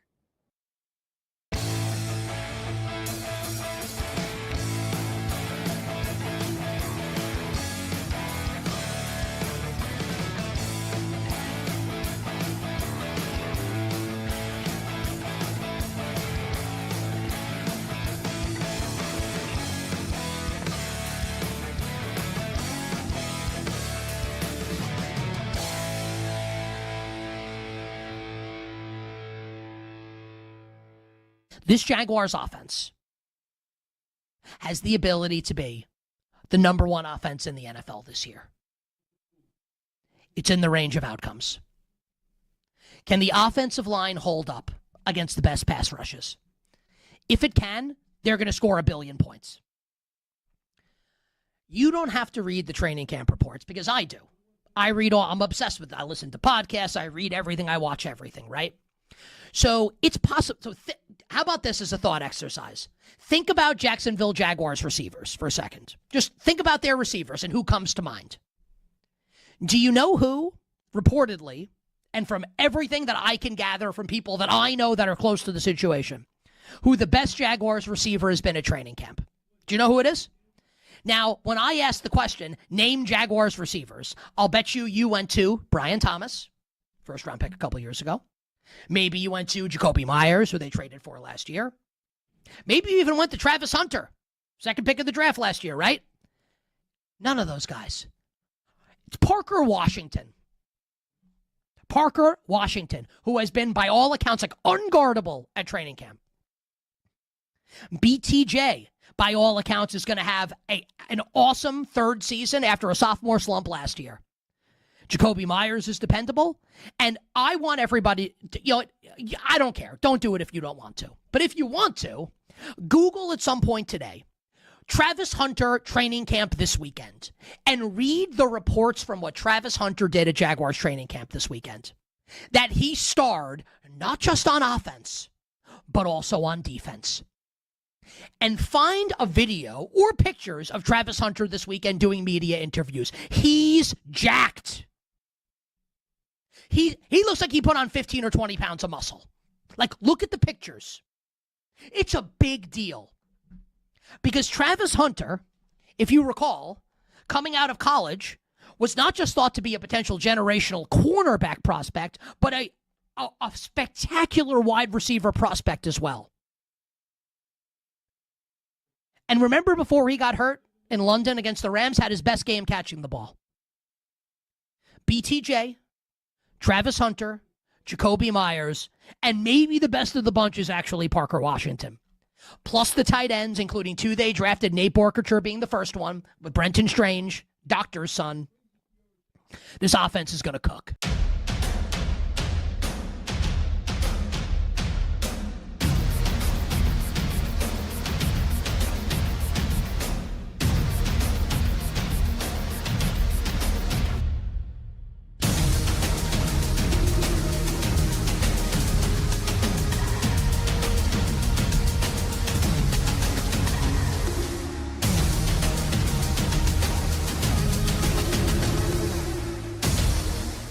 I don't need C.J. Stroud to be 1993 Warren Moon, like Moon was for the Oilers.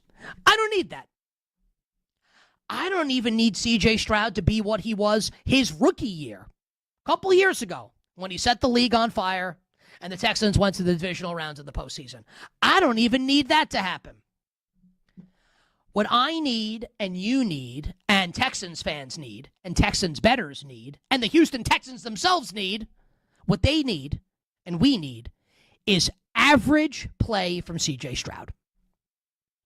Can he be average and have moments of brilliance, which we know he's got in him because we've seen it before? That's all they need. And they can go to the Super Bowl. and they'll win the AFC South, and I'll get to Jacksonville in a second, and I think Jacksonville's going to be good again. They'll win the AFC South. I think they could win like 13 games. They're going to beat Buffalo in week 1. A banger of a week 1 game, by the way, Buffalo at Houston. And I wouldn't be shocked if we get to Super Bowl 61, February in Los Angeles, and the Houston Texans are representing the AFC. Can CJ Stroud just be average? Can the offensive line, this remade, reshaped offensive line, just be average? The Texans can be a Super Bowl team if that is the case.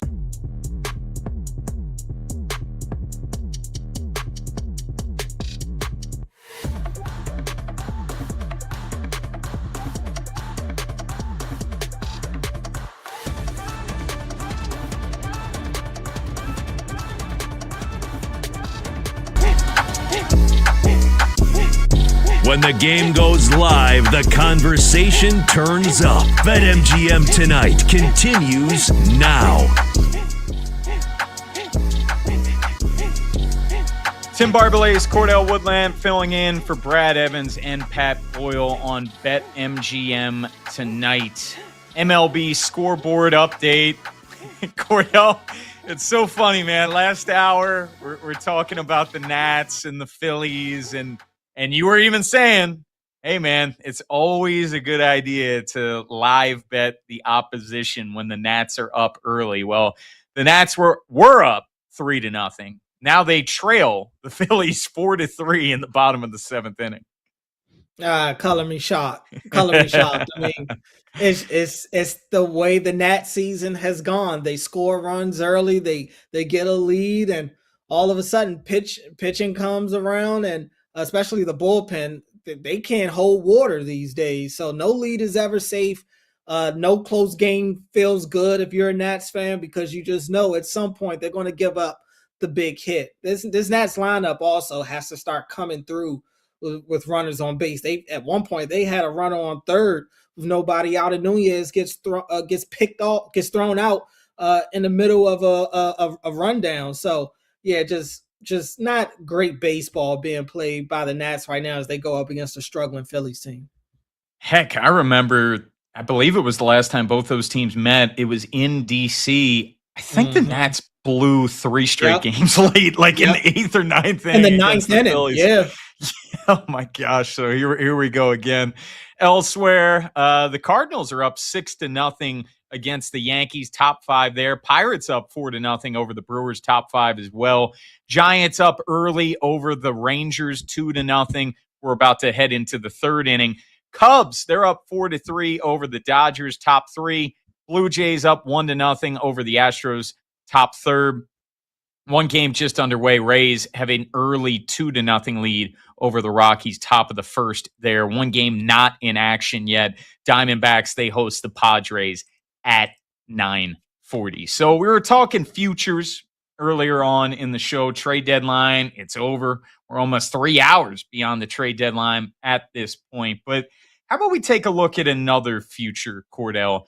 And that's the National League MVP. And right now, Shohei Ohtani, he's got juiced odds on BetMGM, minus 145 to win NL MVP. Pete Crow Armstrong, plus 100. So even money there. Next closest is James Wood. He's forever away at 22 to 1. So this is a 2-man race for the National League MVP. And we know Shohei Ohtani, he's banged up. He's dealing with the left knee inflammation, right bicep soreness. We know that the left knee inflammation, it really bothers him when he pitches. So that's why he's been shut down as a pitcher for now. And he remains active with them as their DH, of course. But could PCA chase down Shohei for MVP? It's possible. I mean, the numbers are very comparable when you look at it right now. I mean, PCA only 10 points behind Shohei in batting average. They both have 24 home runs. Shohei with 3 more RBIs right now, and Shohei with like 0.21 higher OPS. I mean, it's almost identical stats. And what Shohei always has going for him, obviously, is the fact that He's able to be that dual threat and be able to pitch and hit. Obviously, like you said, he's dealing with the knee issue, so he hasn't been pitching as much this year as he was going for the NL Cy Young award as well. I mean, what can he do? But yeah, could Pete catch him? He absolutely could. I've talked highly of the Cubs, especially after this trade deadline. Pete was a great story last year, so I think he's carried some of that momentum. He's gotten hot here over the last couple of months. He could catch him, but I'm not going to, shut the door yet on Ohtani taking this award. Ohtani just finishing the year really strong. I expect the Dodgers to get even better, obviously, with some of the moves that they've made recently as well. But I do think that this is going to be a race that maybe we don't have a clear winner going into the last 2 to 3 weeks of the season. I'm certainly not slamming the door shut on PCA. And man, you want to talk about a fun baseball savant page to look at. It's all blood red in a good way for Pete Crow Armstrong. Like he's in the top 5th percentile in pretty much everything. He's just having an unbelievable year to go along with his traditional numbers. But Cordell, even if Shohei doesn't throw another pitch the rest of the season, he still has 14 starts under his belt with a 1.79 ERA. He's thrown 85 and 2/3 innings. He's got 95 strikeouts in 85 and 2/3 innings, where Shohei's the cheat code, right? Like you still have to factor in the fact that, 14 starts is pretty average. If you make every start every 5th day, it's 32 starts, 33 starts or so. So that's still almost half of a season worth of pitching. And he averaged over 6 innings per start. I just think as long as Shohei doesn't totally tail off and they don't slow play him too much, like do they give him some more off days down the stretch? But assuming he plays his normal load, I think it's going to be tough to catch just because he's the modern day Babe Ruth, man. Like if Shohei Ohtani is playing and he's pitching and he's the Shohei of old, like it's so hard to steal the MVP away from him because if you're talking most valuable player, it's hard to find a player that's more valuable than Shohei Ohtani. Well, Brandon Combs, our producer, put it in the chat, and he makes the good point that, if you take Shohei out of the Dodgers lineup, the Dodgers are still the favorite in the National League. You can't necessarily say the same about the Cubs if you take Pete Crow Armstrong out of the lineup. But I think we're now at the spot that a lot of sports struggle with when it comes to the MVP. Is it about the most valuable or is it about the best player? And I don't get the sense that these voters have Ohtani fatigue. It doesn't seem like they have any Ohtani fatigue. In fact, they want him to get as much glory and as many awards as he can right now. I think people are still very much so invested in the anomaly that is Shohei Ohtani. So I think that's something that Pete has going against him, I should say. But yeah, I do wonder, like, are you going to have some of the voters really say, all right, when it comes to most valuable, PCA probably is more valuable to the Cubs than Ohtani is to the Dodgers, especially if Ohtani's not pitching. Now, if he's doing both, then it's definitely hard to say that Ohtani's not the more valuable player. But if he's only hitting, and still he's hitting at an elite clip, like, I don't know. It's just maybe his value comes into play where even if you take one away from him, he's still elite in another. Like that in itself can make him the most valuable player. But yeah, I do understand the argument there. I just don't know if it would almost feel like to me, and this is no disrespect to PCA or the Cubs, but if they do give it to PCA, it's going to be like one of those like, here, this is a good story.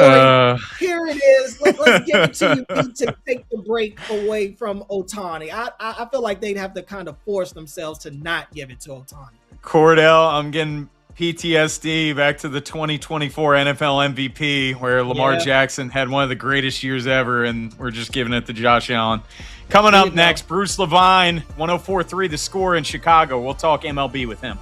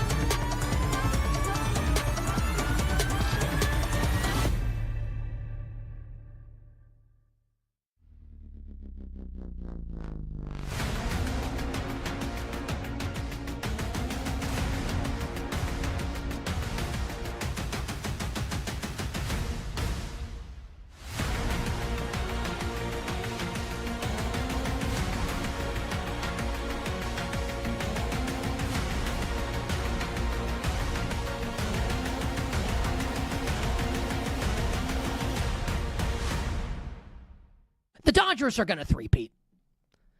Like, the season's over.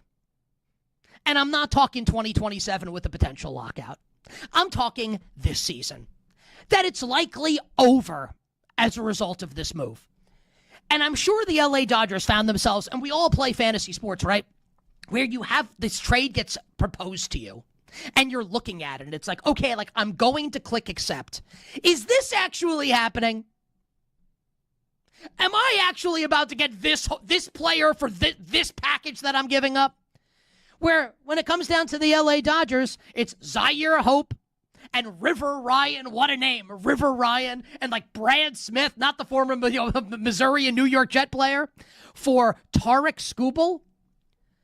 Like, those three guys in exchange for a World Series championship is basically what it comes down to.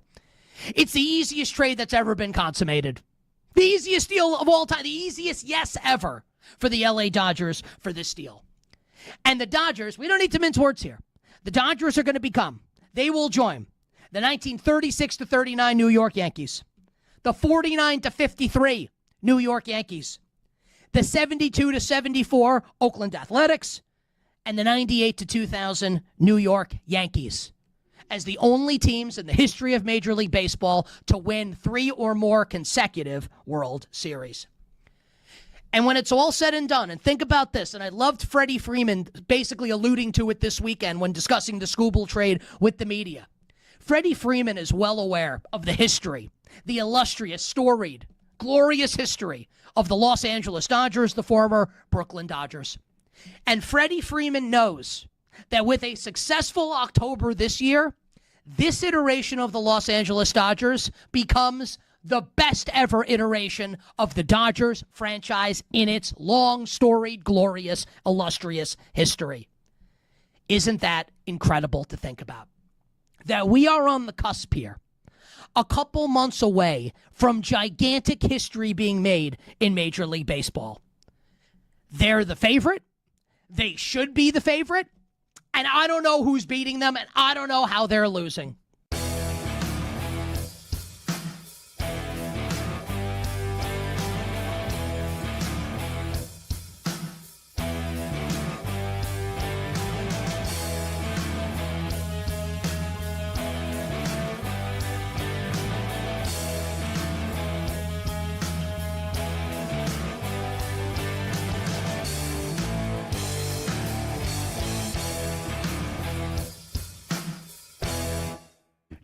Does Freddie Peralta? You already know it. Freddie Peralta strikes me as the type of guy that just can't hack it in New York, and he'll go to Tampa and he's going to be electric for the Rays down the stretch of the season. Agree or disagree with that? The Mets trading Peralta to the Rays. I'll disagree with. I don't think it's New York that ate him up. I think it was the Mets screwing with him, and then maybe him not having a good start, and then worrying about the pressure of living up to AKA New York. For a contract season as well. I think he's going to be great in Tampa Bay. I mean, he's never been this bad before. He's got one of the worst ERAs in the sport. He went from having a 2 ERA to a 5 ERA. Come on, you're a Mets fan. You know how this is going to go. So you sign him. You get him. He's terrible, and now he goes to Tampa. He's going to be great. We have 30 seconds left. A 2 ERA before they get him, a 5 ERA when they have him, and you watch, it's going to go way back down with the Rays. Everybody thinks they can fix him. The Mets get him, they make him worse. Everybody else thinks they can fix him. And Peralta's a good guy, so I'll be happy for him. But one of the all-time disastrous trades from the Mets perspective.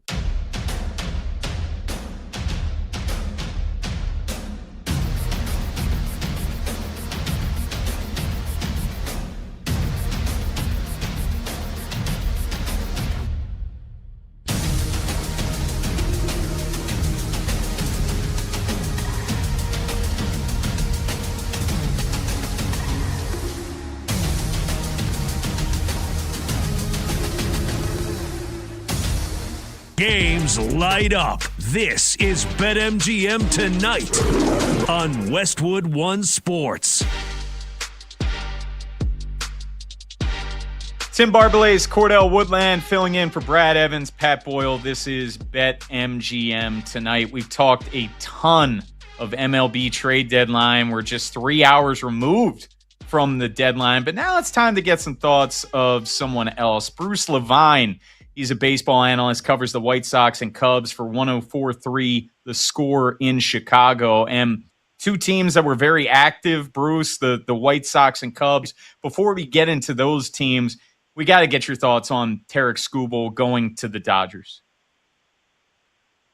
Well, the rich get richer, and I'm not one to gripe about whether it's for good for baseball or not. I think, the idea that the Dodgers do everything right as far as their organization goes. They treat the fans extraordinarily well. They have a great farm system. They have great places in the Dominican Republic, and they do a tremendous job of scouting the Tokyo and Japan area, all of the areas like Korea. So I don't see how anybody can get upset with the Dodgers. They have great resources because they take in $300 million with their money from television.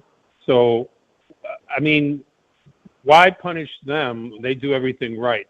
The idea that there's always been Bigfoot teams in baseball. The Yankees were that from all the way from the 20s through the 60s, and somehow the game survived. So, not a hater. I think Skubal just is going to go there.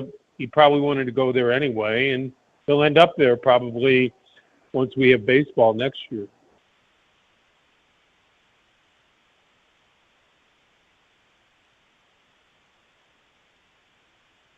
Muted. Oh, Cordell. I think you're muted, Cordell.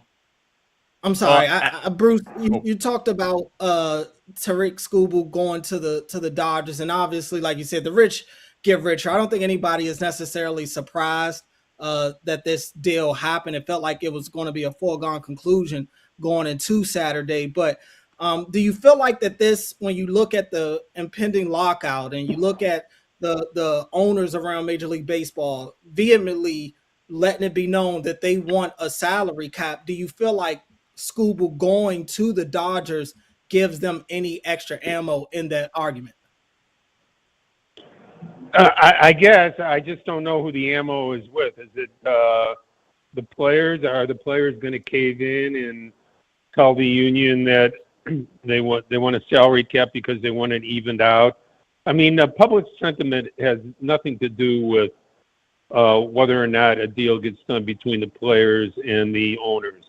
I always say this: if you're a fan of the game, you're not for the players and you're not for the owners, because those people are just fighting for every dollar that you, the fan, brings into the game. Everything they do is supported by your money. So for them to pander to you one way or the other, I think is a joke. All they care about is their own personal ideas, how they want to run their business, players, how they want to make their money the way they have. And they have a right to. It's a big, big business. They both have rights to make their money, but don't go pandering to people saying your side is right. We know from the history of the game that's a bunch of BS. Nobody roots for owners. Nobody roots for players when they're not on the field. So from all of that stuff, I think if they would just leave that part out, I think you'd get a deal done a lot quicker. Bruce, let's get to the Chicago teams, and let's start with the Cubs, man. They were really, really active. Did these moves that they made ahead of the trade deadline, does that make them a true contender in the National League? Could they knock off the Dodgers in the postseason? Well, they were already a contender. They weren't the favorite, but they were a contender. They've had the best or second best record in baseball for the last 7 weeks. So they played extraordinarily well. Their everyday lineup is as good as anybody's in baseball. You go 1 through 9, any of those players can beat you on a given day, and more often on one day. So they don't have a lot of superstars. They have a superstar pending in Pete Crow Armstrong. The rest of the guys have been stars, are good, really good players. They play great defense every day. They're committed to being the best team they can be. And so adding Clay Holmes and Tyrone Taylor from the Mets, Gosman from the Blue Jays, Stafford John from the Angels, and Garrett from the Marlins only enhances what they've been doing so far. It deepens, most importantly, deepens their pitching staff. Gosman and potentially Holmes coming back after rehabbing. He's still in rehab mode, but should be back at full strength within a week or two. When you add Holmes and Gosman to an already good pitching staff, you do two things. You give yourself a chance to win more games every day, and you also take those pitchers who were in the rotation and you put them deeper into your bullpen to add depth there, and that's how it's going to impact the Cubs. So, are they closer to being a better team than Milwaukee?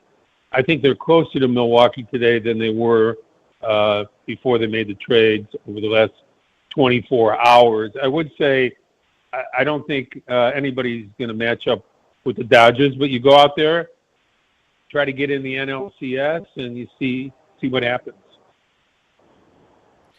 Well, Bruce, last year, this time coming out of the deadline, I had the Cubs as one of my biggest losers just because they simply didn't do anything. And this year, they make a lot of moves. You mentioned some of the additions to the rotation. They add a bat to what's already a really good lineup, like you said.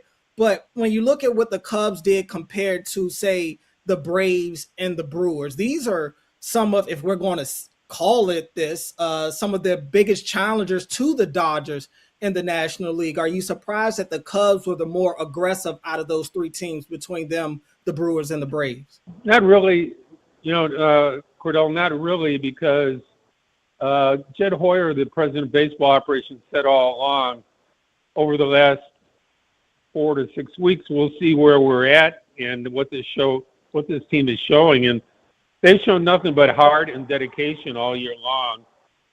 So the front office had decisions to make. The decisions were to add on, but it also cost them their number 2 and number 3 prospect in the organization, in Moises Ballesteros and shortstop Rojas.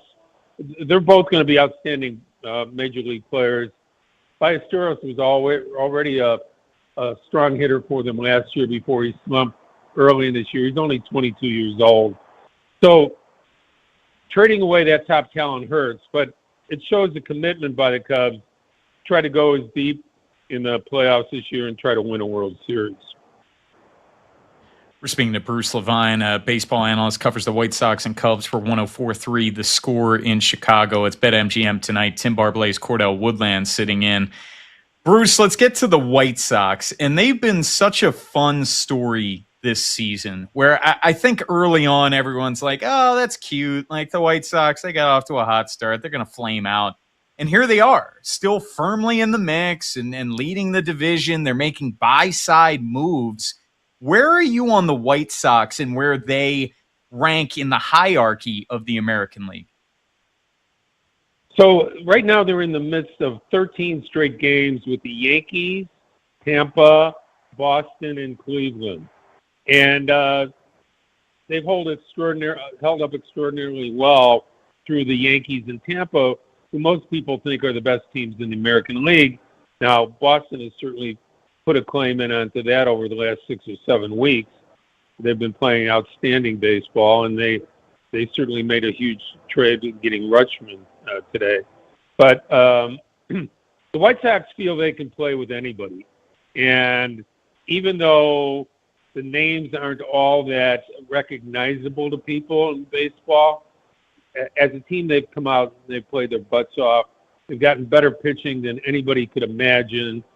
They added that to getting Luis Castillo from the Seattle Mariners and picking up a bullpen arm as well. So I think the White Sox feel they can make a good playoff run. Does the general manager and the front office think that they're going to the World Series? Probably not. But the way they reacted to the trade deadline is they didn't trade any of their really good young players who they have in their system to get these players. They traded further down the chain, and they felt they owed it to the White Sox fan base to make a run for it and themselves, because you can't always predict how things are going to go. I mean, nobody saw Seattle playing the way they have this year, Texas playing the way they have, Detroit playing the way they have, Toronto, the American League champion, playing the way they have. So you owe it to your team and your fan base to go for it when you can. And the White Sox are making that effort without giving up the young players that they feel are the core of their future. So I wouldn't want to play the White Sox in any important games because they don't know that they're supposed to lose. They have no idea. They just go out there as a unit every day, play really good baseball, and a lot of their guys are continuing to get better. You realize the White Sox have 14 players making their major league debut this year as a part of that team. That's far and away more than anybody else in baseball. And they continue to show some of the excellence of the young players coming through their organization. Bruce, I mean, this White Sox team, you're right. I don't think this is a team that a lot of people want to play come October. They've just been one of the funner teams to watch this year as a whole, especially offensively. But we talked about this team earlier in the show, just how quickly the life in Major League Baseball can change. And this was a team that had a young core previously. They win 90 plus games, and then they end up having one of the worst records, the worst record in the history of the game. And then here they are bouncing back with a totally new group, new rebuild, and they're winning again. Why do you believe in this group this time around, if you do? Well, I believe in the group because, first of all, I'm there all the time. I'm there for all their home games, just like I am for the Cub games. And I get to know the players, and I get to know how they pick, and I get to see the manager and coaches interact. I see how the players react to instruction. I see how they go about their job every day. And this is a tremendously talented young group that was put together by Chris Getz, the general manager, and his new young front office.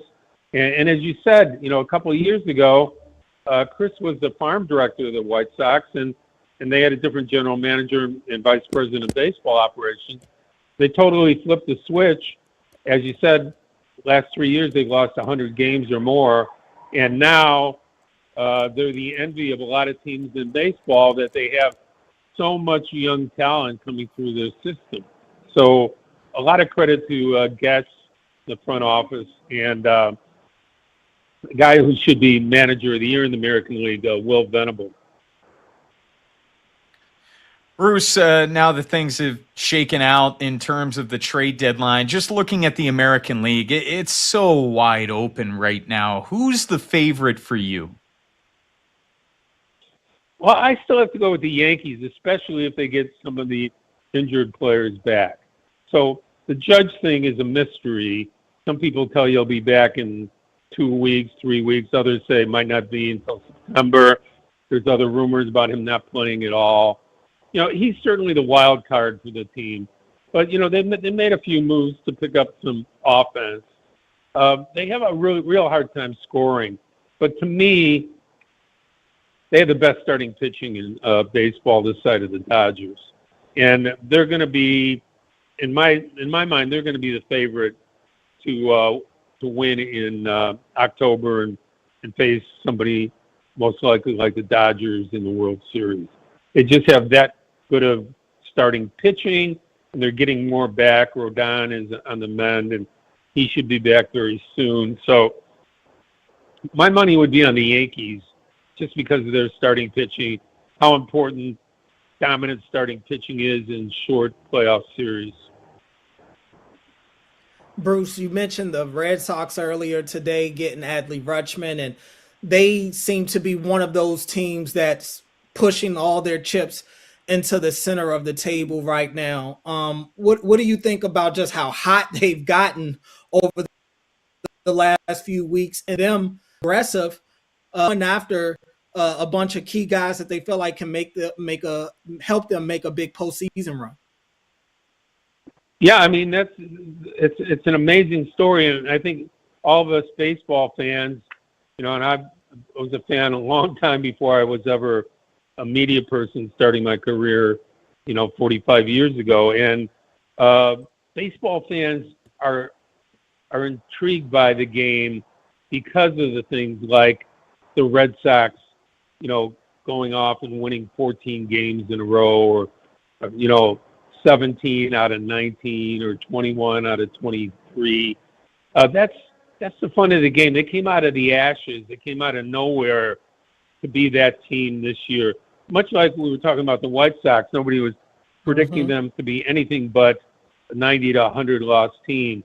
But the Red Sox in season became a dynamic team, and now they've added to it. So I think moves like Rushman are going to take them pretty far along. I don't think they can beat the Yankees, but then again, anything can happen in these short series, and I think the Yankees are going to be better. But you can't take it away from the Red Sox. They've performed great under a new manager, and they've done a really good job.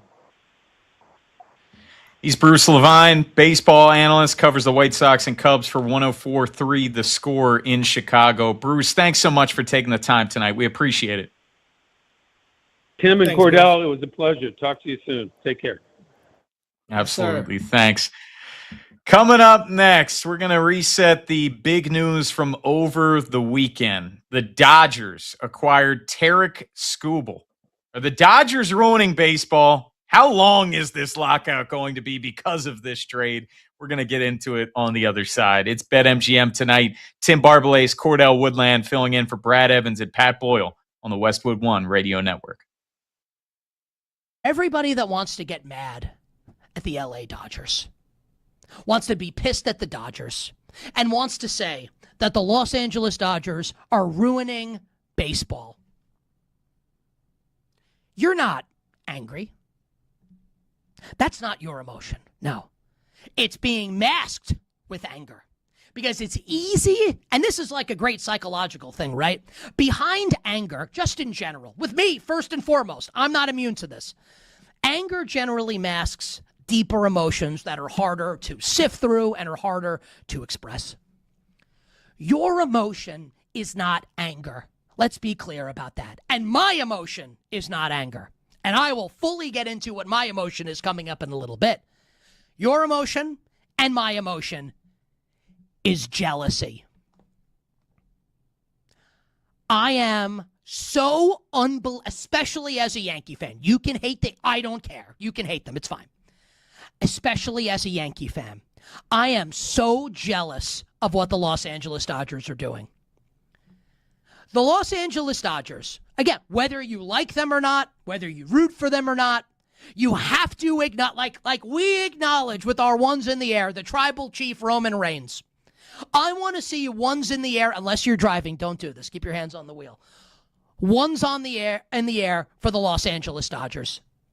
The premier organization, not just in Major League Baseball, but in all of professional sports. An organization that values winning ruthlessly.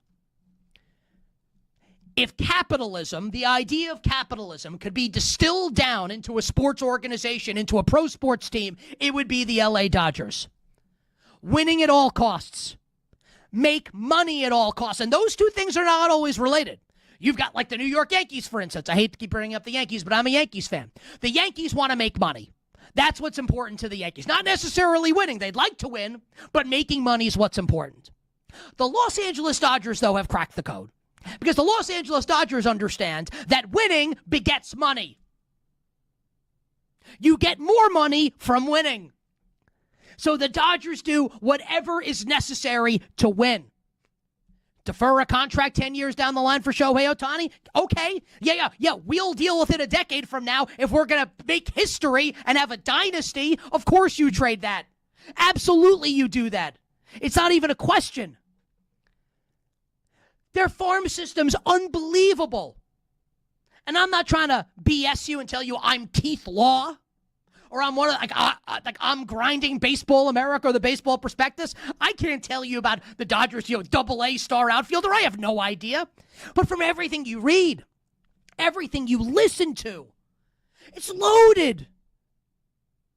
And the major league rosters, look, so just like they have money, the major leaguers they have are awesome, and they have an amazing farm system. This is everything you want. They shouldn't be criticized. They should be deified. They should be revered. You should be demanding your favorite team does what the Los Angeles Dodgers do.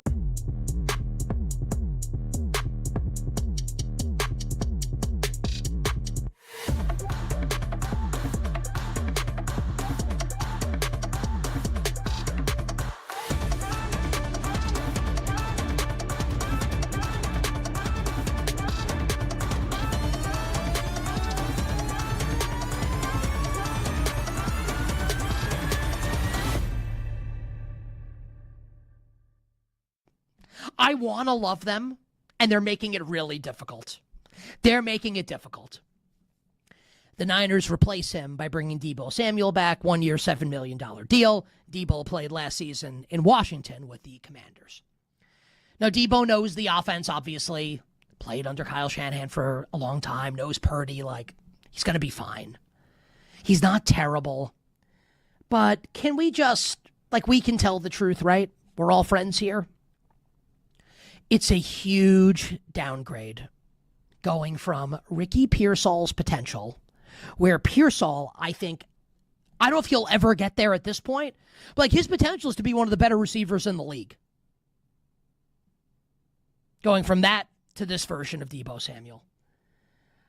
I have loved the San Francisco 49ers all offseason long. They're getting harder to love. Getting a lot harder to love.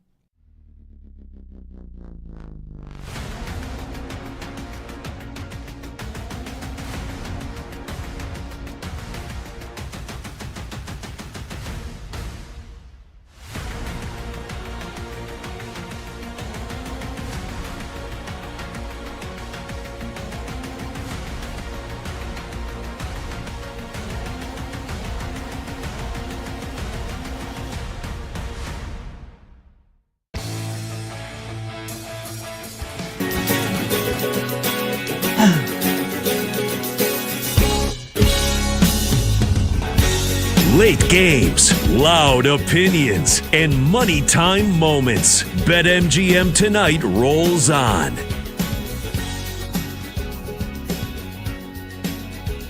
Tim Barbalet's Cordell Woodland filling in for Brad Evans and Pat Boyle. This is BetMGM Tonight. MLB's trade deadline. It's been closed for close to 3.5 hours, but there was one monstrous move that occurred well before the deadline over the weekend, and that was the Dodgers landing the top player on the market, and that is Tarik Skubal.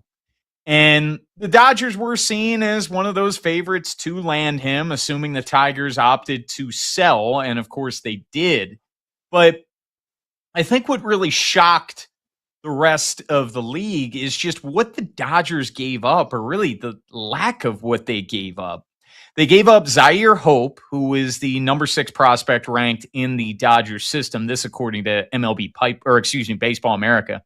Number 55 overall. River Ryan, number 9 prospect in the Dodgers system, and Brady Smith, number 27. So according to Baseball America, the Dodgers did not give up a top 5 prospect in their system for Tarik Skubal. So that in and of itself, Cordell, is shocking to me, and I think shocking to a lot of people. But the addition of Tarik Skubal, what does this mean? Not just in the interim for the rest of the season, but also the looming CBA deadline on December 1st.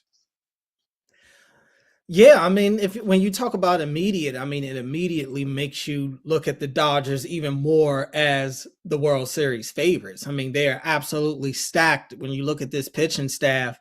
They've got depth on top of depth, and that's with them dealing with some injuries right now to some of their key starters. But you start looking ahead to October and you're starting to figure out what this rotation could look like in the playoffs. And you've got guys like Yamamoto and now Skubal. And if Ohtani gets back out there to pitching, that's even better. We'll see what happens with some of these guys that are on the IL right now, Blake Snell and some of these guys. But you feel pretty good about the Dodgers right now. It's almost impossible not to. The rich just continue to get richer. But going forward, I mean, Skubal's, this is the last year of his deal. I believe he's shown that he's open to reaching an extension with the Dodgers. I think that was one of the big things with him going to LA, is that he wanted to be a Dodger. Who doesn't these days? So I would imagine that they get something done probably before the lockout goes into play.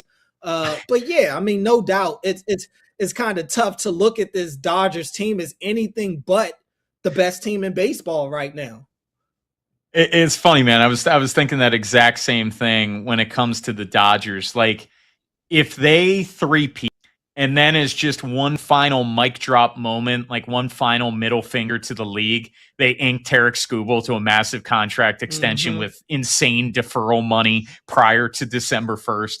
That would objectively be hilarious, just as one final middle finger to the league. Yeah. But I've long said this, man, and I firmly believe it. I firmly believe it.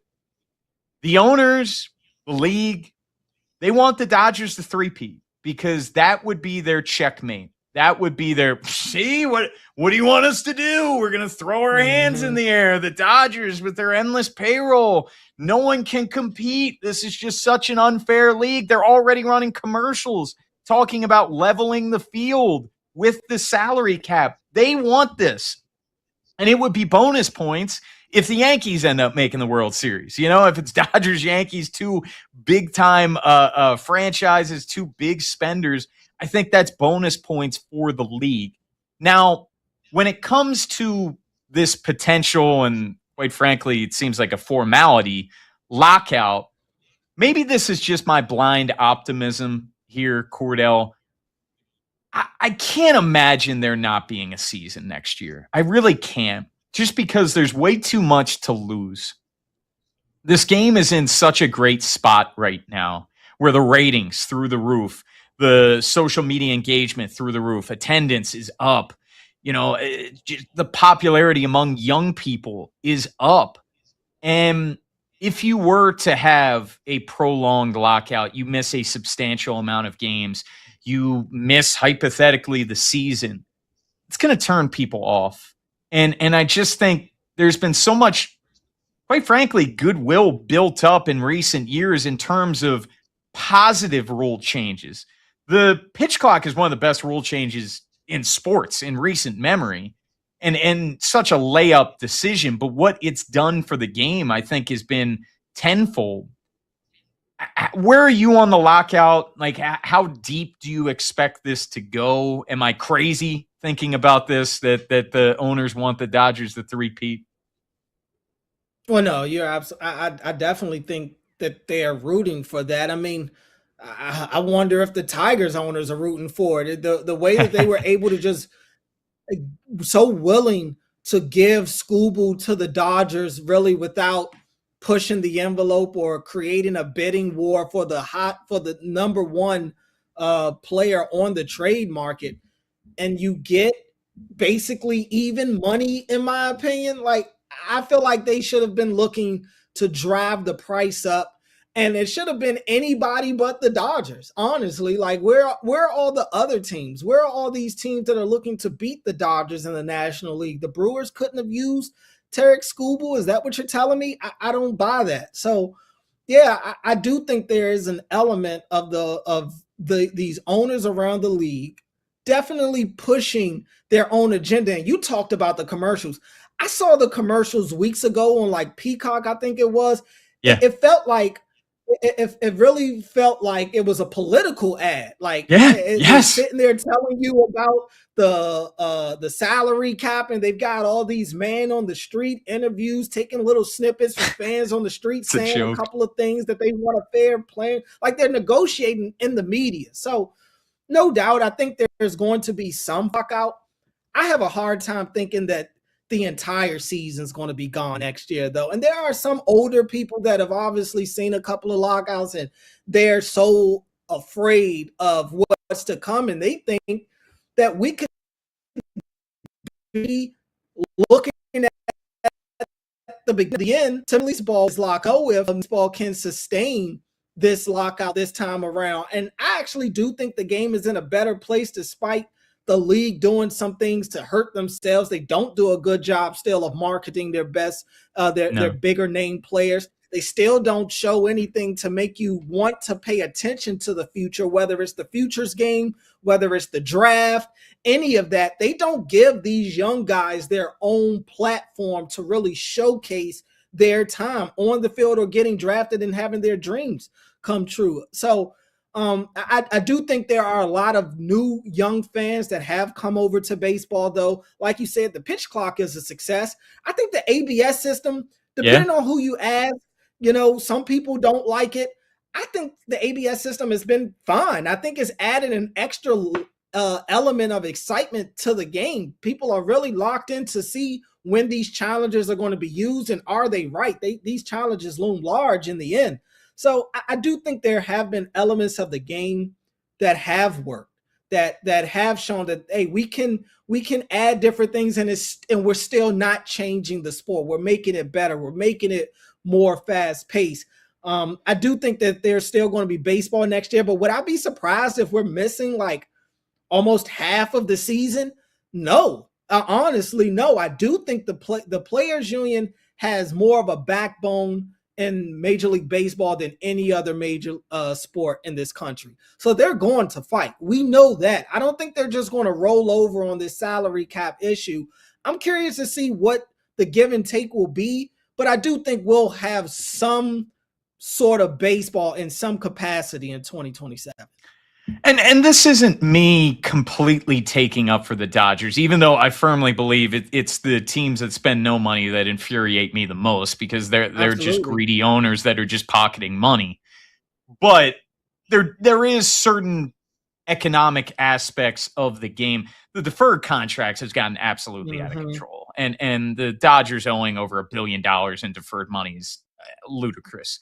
I don't know what the fix is going to be in terms of the revenue share that the Dodgers get from their TV contract, because that runs through 2039. And obviously that's a contract. I have no idea how to fix that, but clearly that really benefits the Dodgers. I doubt whether that changes, but we shall see. But the thing that makes me laugh, going back to the commercial and almost like a political ad, if you think for 1 second that the owners are doing this for, oh man, we really just want to do it for the fans, and this is all about them, and they just keep crying that, my Pirates don't have a chance. Come on, man. Like, dude, they just want to save money.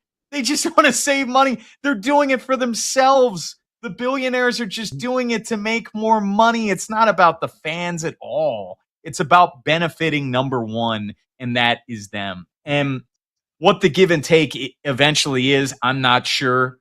I still doubt if there's going to be a salary cap. And I'm sure the league and the owners are really going to hold out for that. They probably view this as their last ditch chance to get it, because the last time they pushed for it was 1994. We know how that season ended with the strike and the World Series canceled. But is it just really intense luxury tax? Like, does it end up being a soft cap where it's so cost prohibitive to go over, where maybe teams can do it every now and then, but maybe not every year? Maybe that's the happy medium, but there's just so many issues that need to be corrected, in terms of the proposals. Yeah, I think it's ludicrous that the owners suggested shortening the draft even more than it already is, from 20 rounds to 12, and not having high schoolers enter. That's all about saving money, man. You want the college system to be your minor leagues. It's all about saving money. And yeah, look, like Bruce said, man, I mean, we're talking about both sides fighting over money that the fans are spending. There's no there really isn't a side that's for the fans in this. Honestly, it's not. It's the only thing that the fans can, I mean, the game played itself to actually get baseball this year.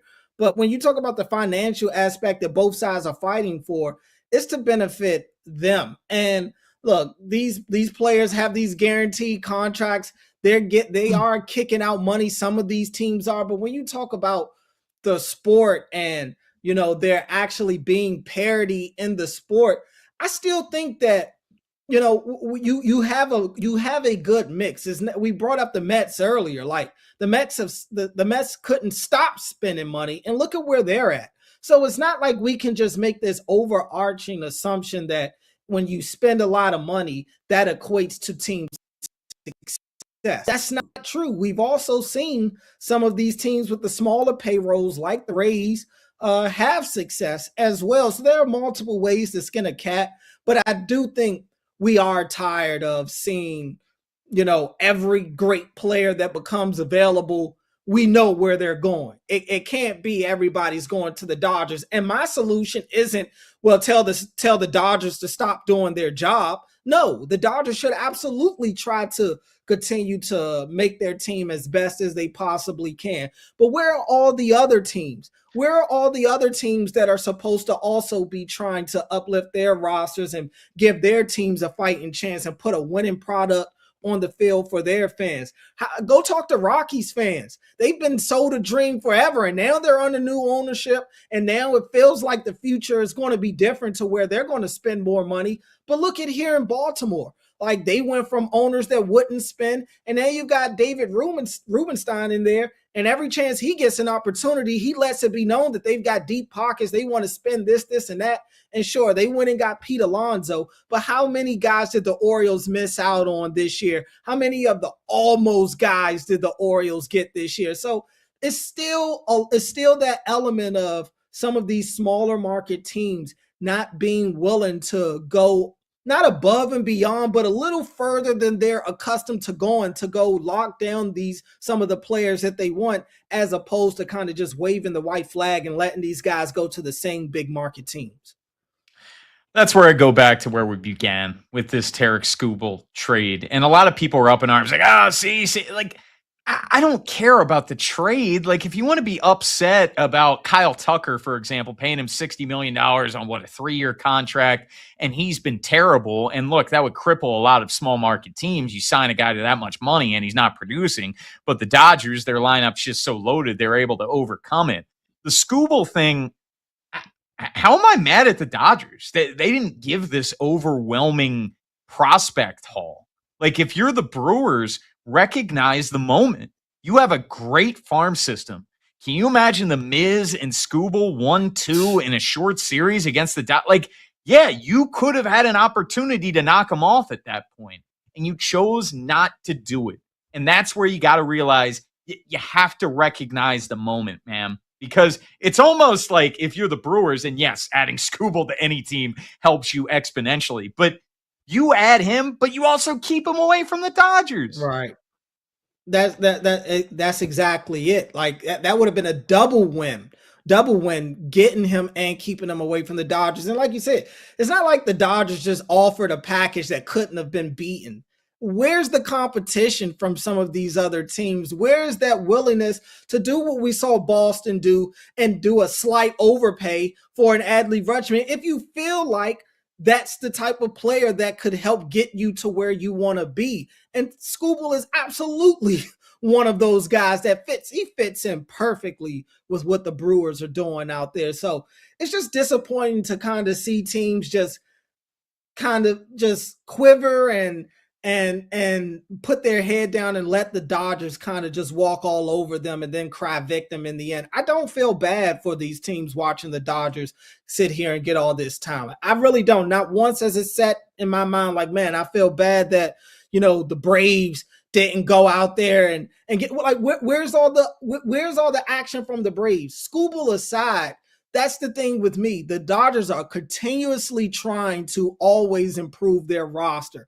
They're never to the point to where they're satisfied. But then you get teams like the Braves who get off on this hot start. They jump out in front of everybody in their division. They've cooled off a little bit here recently. Where's the sense of urgency to keep up? It's not even there. It's not even there. So now to the point to where I'm putting more stock in a team like the Cubs than I am the Braves, and that wasn't the case, say, a month and a half ago. So, yeah, I mean, it goes beyond just trading for some of these big-name guys. It's just, where's the fight? Where's the fight when it comes to bettering your team and really making your roster look like one of the better ones in the league? It just seems like not many teams have that appetite outside of some of the big market organizations.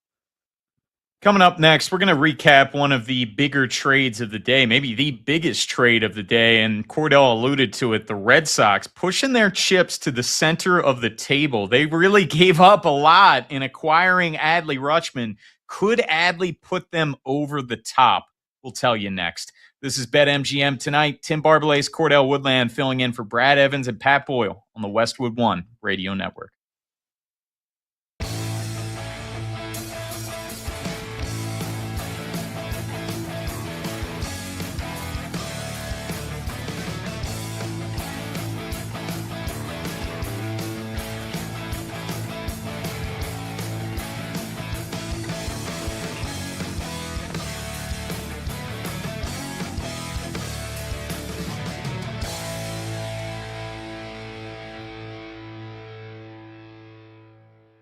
This Jaguars offense has the ability to be the number one offense in the NFL this year. It's in the range of outcomes. Can the offensive line hold up against the best pass rushes? If it can, they're going to score 1 billion points. You don't have to read the training camp reports because I do. I'm obsessed with it. I listen to podcasts. I read everything. I watch everything, right? So it's possible. So how about this as a thought exercise? Think about Jacksonville Jaguars receivers for a second. Just think about their receivers and who comes to mind. Do you know who, reportedly, and from everything that I can gather from people that I know that are close to the situation, who the best Jaguars receiver has been at training camp? Do you know who it is? Now, when I ask the question, name Jaguars receivers, I'll bet you went to Brian Thomas, first round pick a couple years ago. Maybe you went to Jacoby Myers, who they traded for last year. Maybe you even went to Travis Hunter, second pick of the draft last year, right? None of those guys. It's Parker Washington. Parker Washington, who has been, by all accounts, like unguardable at training camp. BTJ, by all accounts, is going to have an awesome third season after a sophomore slump last year. Jacoby Myers is dependable, and I want everybody to, I don't care. Don't do it if you don't want to. But if you want to, Google at some point today, Travis Hunter training camp this weekend, and read the reports from what Travis Hunter did at Jaguars training camp this weekend. That he starred not just on offense, but also on defense. And find a video or pictures of Travis Hunter this weekend doing media interviews. He's jacked. He looks like he put on 15 or 20 pounds of muscle. Like, look at the pictures. It's a big deal. Because Travis Hunter, if you recall, coming out of college, was not just thought to be a potential generational cornerback prospect, but a spectacular wide receiver prospect as well. And remember, before he got hurt in London against the Rams, had his best game catching the ball. BTJ, Travis Hunter, Jacoby Myers, and maybe the best of the bunch is actually Parker Washington. Plus the tight ends, including 2 they drafted, Nate Borkature being the first one, with Brenton Strange, Doctor's son. This offense is going to cook.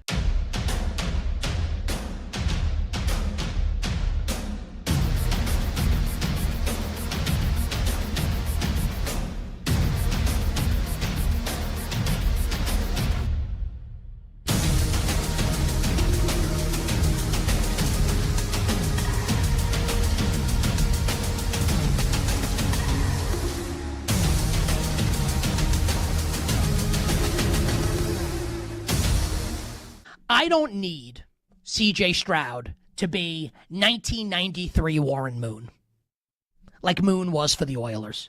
I don't need that. I don't even need C.J. Stroud to be what he was his rookie year, a couple of years ago, when he set the league on fire and the Texans went to the divisional rounds of the postseason. I don't even need that to happen.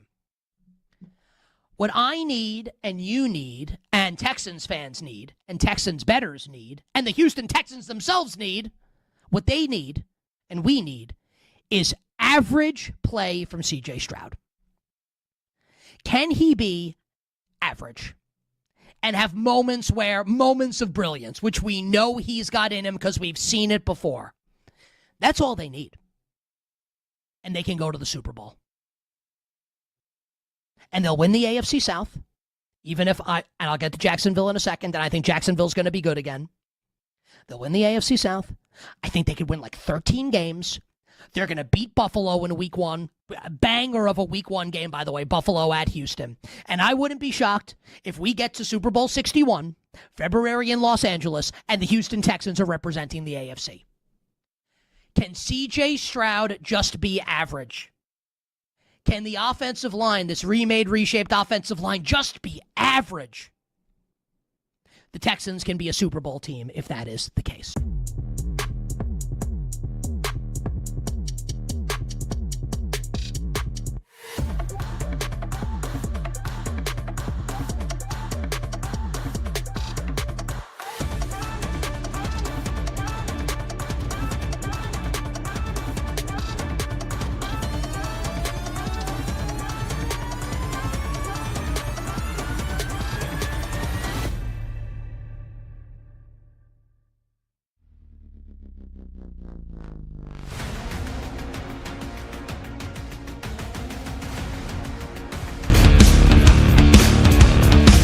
When the game goes live, the conversation turns up. BetMGM Tonight continues now.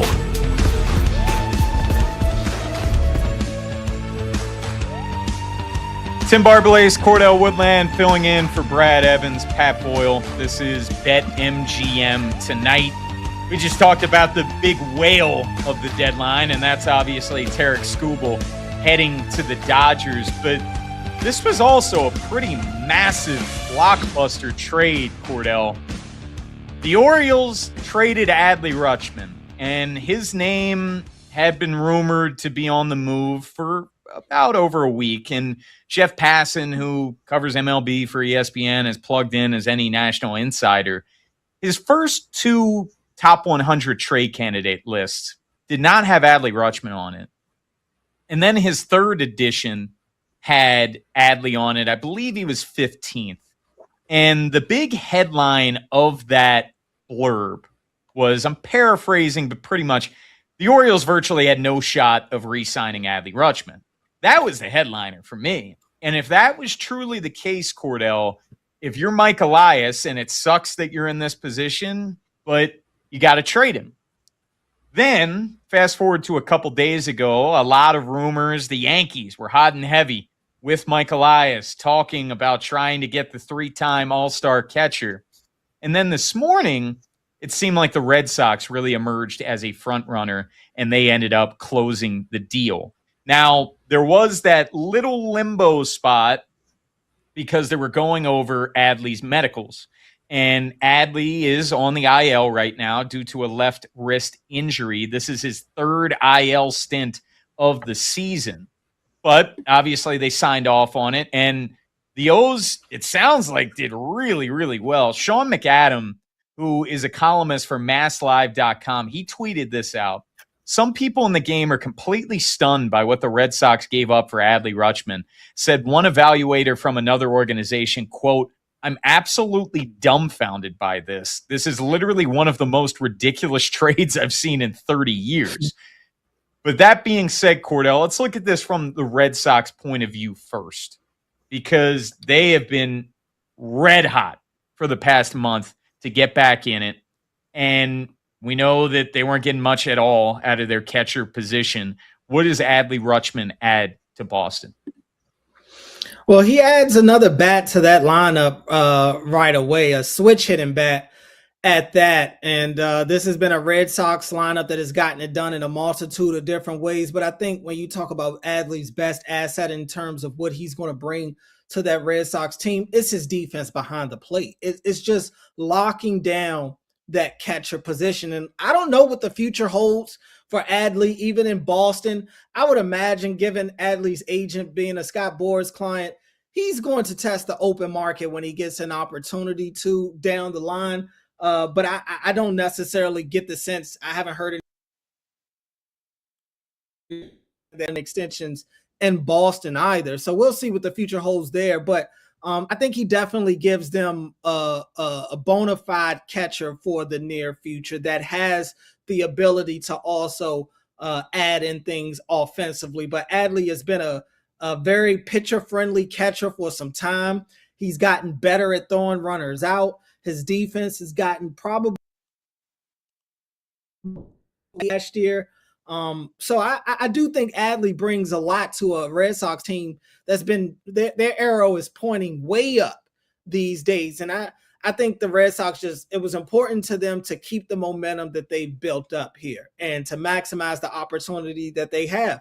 And you look at this American League, it's right there for the taking. It's wide open. And the Red Sox have played themselves into a spot now to where they could possibly win the American League East when it's all said and done. So, yeah, getting a guy like Adley, who was able to return back to all-star form this year, yeah, you have to give up 3 of your top 5 prospects in your farm system. But I think that's a risk that the Red Sox are willing to take right now, considering the opportunity that they have and considering some of the bad luck that they've gone through recently with some of their top prospects. A lot of these guys have not turned out to be what they expected them to be. And I think Boston is just trying to jump on the opportunity that they have now over kind of playing the lottery with some of their prospects, hoping that they hit in the future.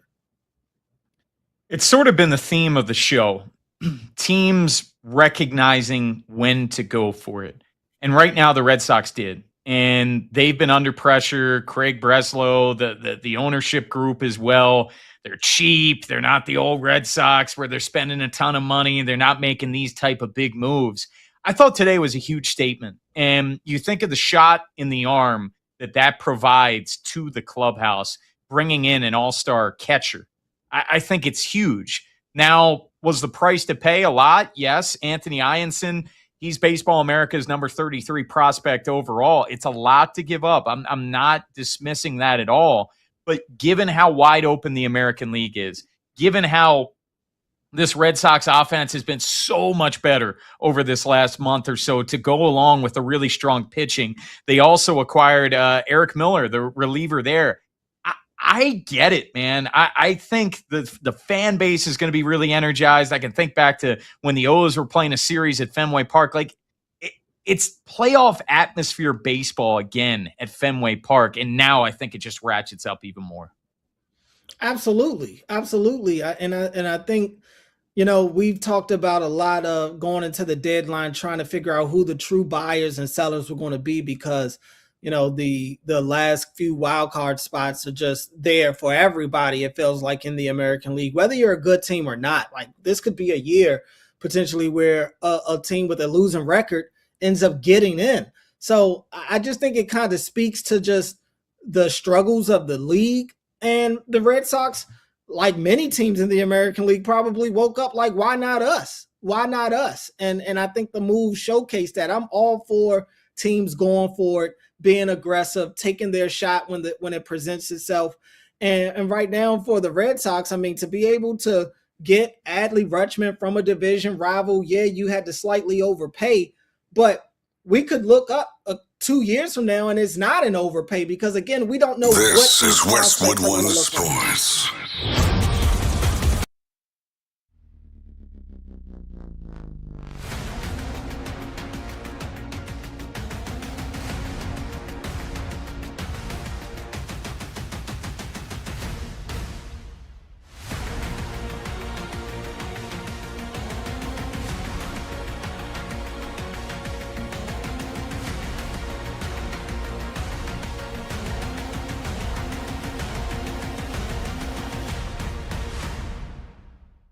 Dodgers are going to three-peat.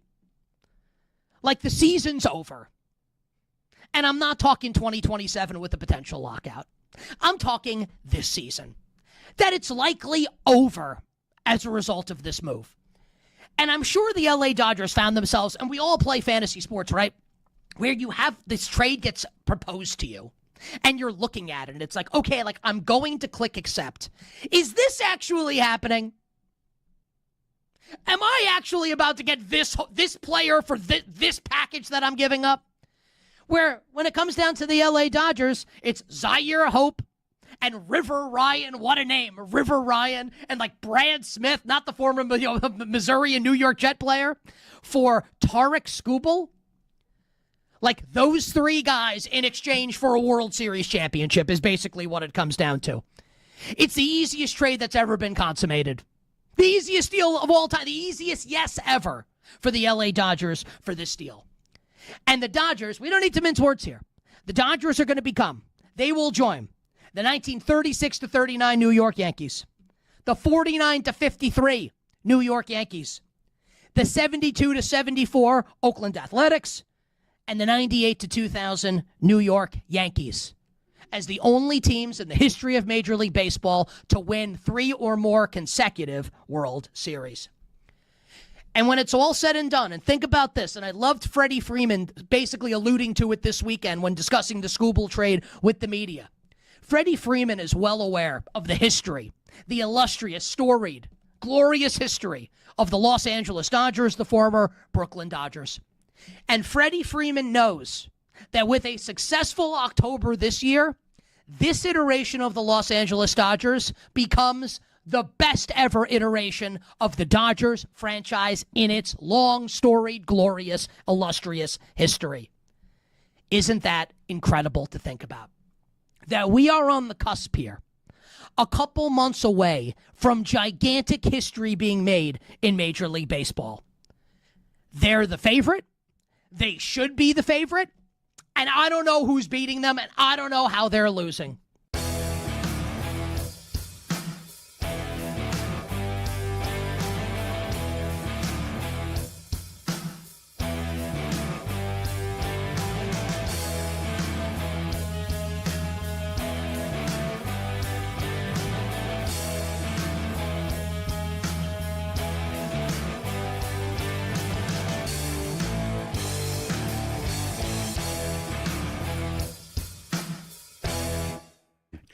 Does Freddie Peralta?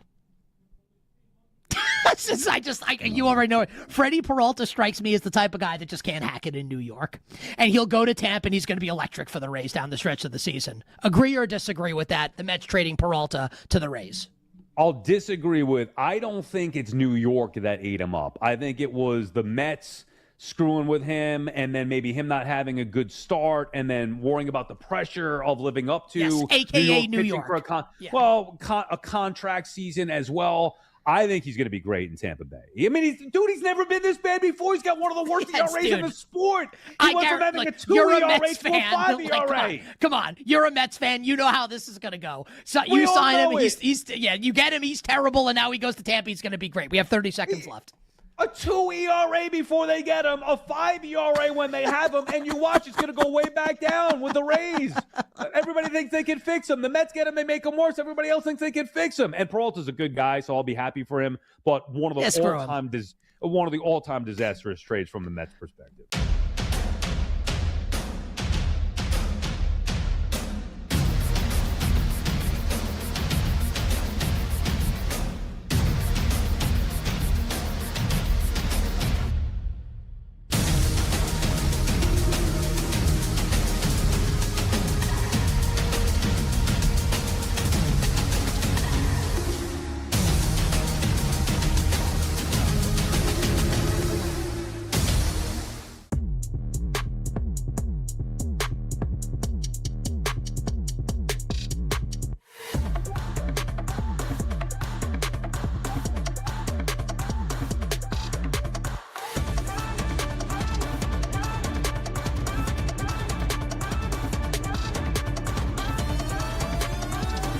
The games light up. This is BetMGM Tonight on Westwood One Sports. Tim Barbalay's Cordell Woodland filling in for Brad Evans and Pat Boyle on BetMGM Tonight. 4 hours in the books, one more hour to go. And how about we start it off with a game of hot or cold? Brandon, what do you have for us? What's going on, boys? What a night. A lot of baseball going on. We're going to keep it right there with some baseball stuff here in hot or cold. And let's start right in your neck of the woods. Adley Rutschman being traded shows the state of the Orioles is in rough shape. Cordell, hot or cold? I'm scorching hot on that one. I mean, you can't have it both ways. You can't have Adley be the face of the new era, the face of the rebuild, the face of liftoff. And then when you trade said face to, especially to a division rival, albeit the return looks really good, but they weren't expecting to draft Adley Rutschman 1-1 just to trade him before they could even give him an extension. And by all means, it seems like Adley didn't want an extension from the Orioles. This all screams failure. It all screams failure. The fact that the Orioles are having to sell right now is a failure in itself. You think they went out and signed Pete Alonso this offseason with the expectation that they would be selling at the deadline this year? Absolutely not. They had to sell off guys like Taylor Ward as well, who was brought here as a rental to help push this into a playoff type of roster. They were supposed to be one of the elite offenses in the American League. They've been anything but. So good luck finding anybody out there that's willing to tell you that where the Orioles are today isn't in a bad spot. Look, two things can be true, right? I think Mike Elias did well in his returns for the bulk of his deals, in particular Adley Rutschman. But the fact that they're here selling again, this is the sixth time in 8 years under Mike Elias that they have sold at the trade deadline. And when Adley Rutschman got brought up in May of 2022, the optimism was sky high. And Mike Elias, he built an elite farm system. They were the number one farm system in baseball for multiple years. They had the number one rated prospect in baseball for 3 straight seasons in Adley, Gunnar, Jackson Holliday. In June 2024, Mike Elias's words, they were on top of the baseball world in almost every single facet. To be over 20 games below 500 in 2 calendar years since then, it's a failure. Trading away Adley Rutschman signifies that the rebuild was a failure because he was the face of this. And Mike, when he was meeting with the media on Friday, Cordell, he was saying to you guys he wasn't going to be in one bucket or the other, talking about buying or selling.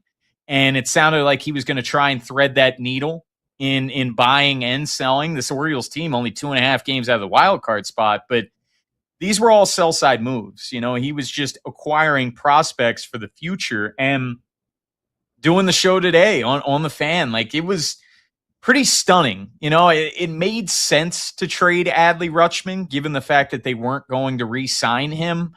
But when it did happen, it was a sobering moment.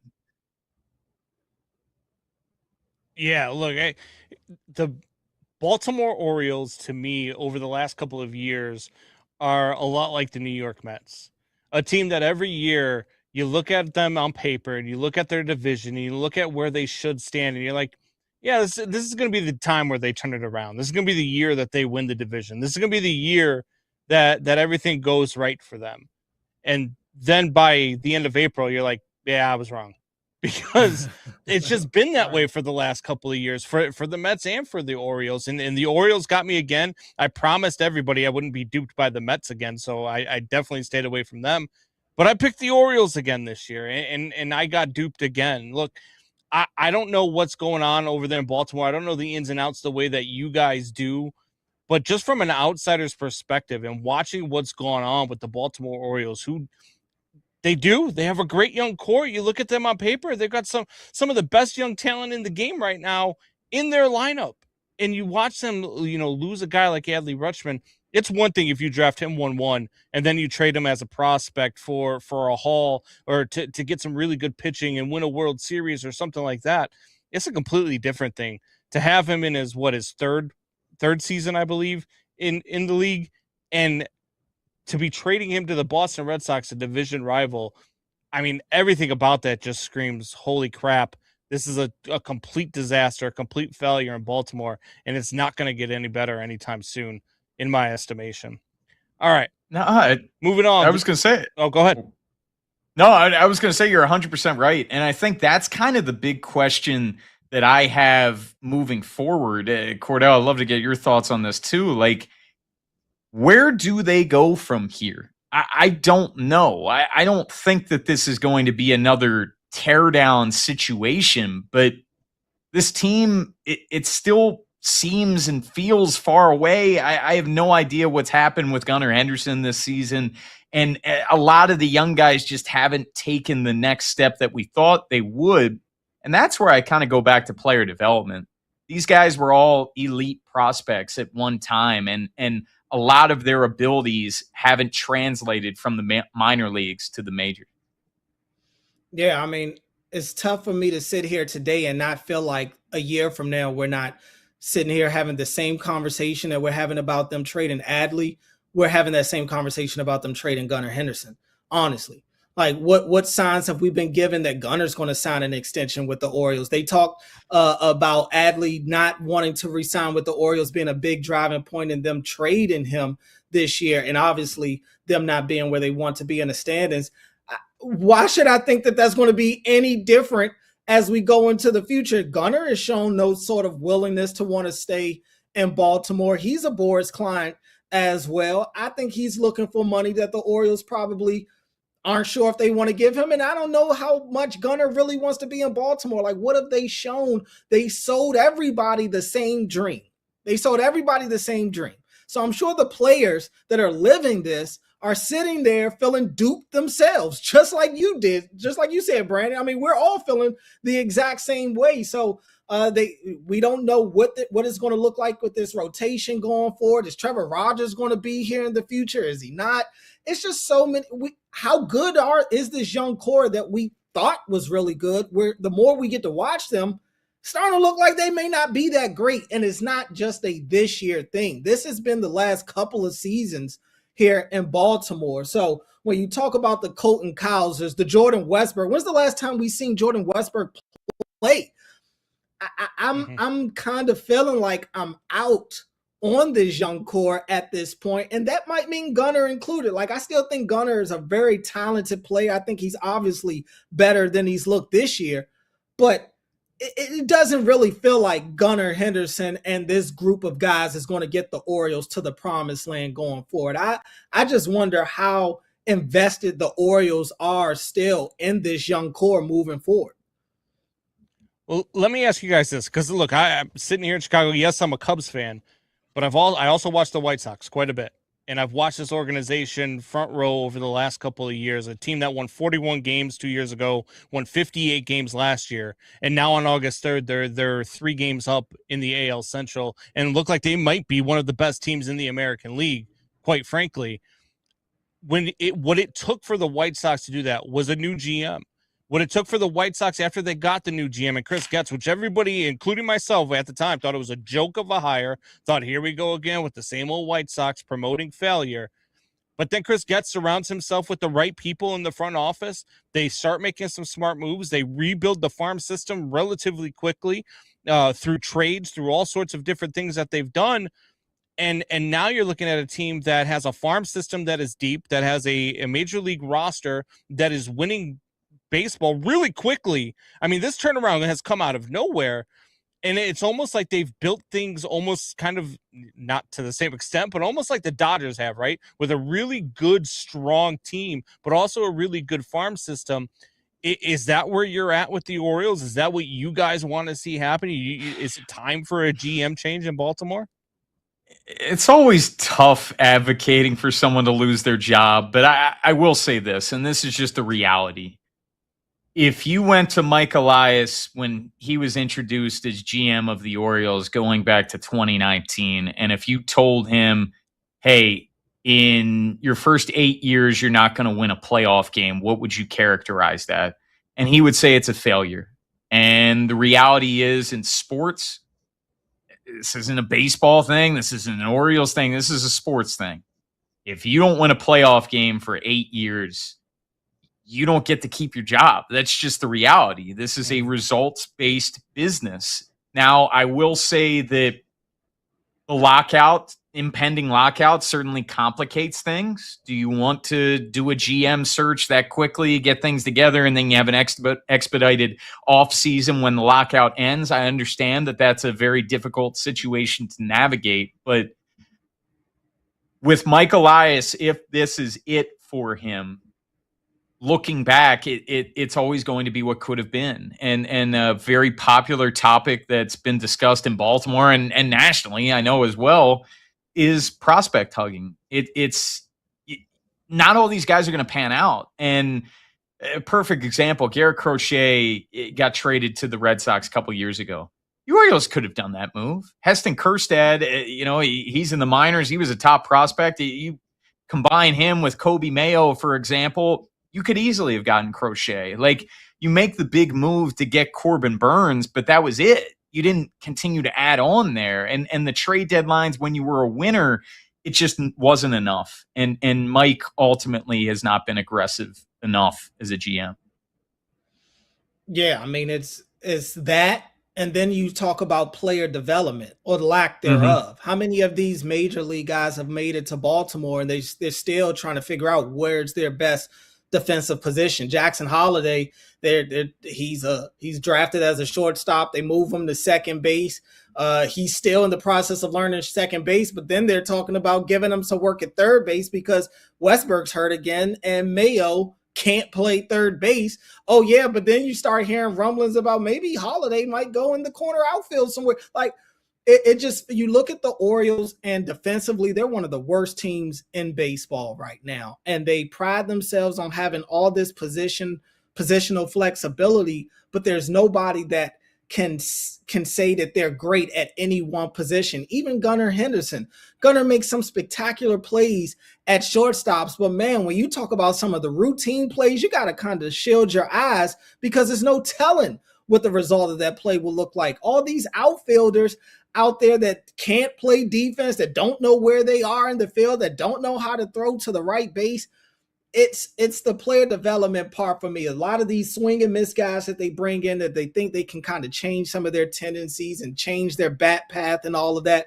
It hasn't worked. Heston Kjerstad is still maxed out in AAA. Where's he at? Kobe Mayo has shown that he can mash lefties, but he still can't play defense at third base, and he can barely touch a right-handed pitcher these days. So it just feels like they have all these platoon guys that at one point they felt like were going to be some elite prospects that would come up to the major league level and change the direction of this organization. It's been anything but that. So I do think he's drafted well, but when it comes to nurturing that flower, watering that seed, they've done a poor job at it. The proof is in the pudding. How many of these number one overall prospects, this number one farm system, how many of these guys have panned out to the point to where around Major League Baseball nationally, people are talking about them in a positive way? Even Gunnar Henderson, that was the one they could hang their hat on. That's not the case this year. Now Adley's gone. Yeah. And how many times you get into a prospect, especially when it comes to GMs, where you have prospects in the minor league organization that you're not willing to part with, and then they come up to the major leagues, and you're like, oh, they're not as good as we thought they were. They're not as good as they were in AAA. They're 4A players. You know what I mean? So I see that all the time. It's one of my biggest gripes about Jed Hoyer over here in Chicago before today, when he finally had a good trade deadline and actually parted with some prospects. I've always said prospects are to trade for proven major league talent. If I can get proven major league talent at a trade deadline for a good team, that's what my prospects are for. Or if I'm just a bad team and I'm rebuilding, then my prospects are for me to hang on to and bring up through the system. All right. let's move forward here. If the New York Mets did not sell enough at the deadline, are you hot or cold on that, Tim?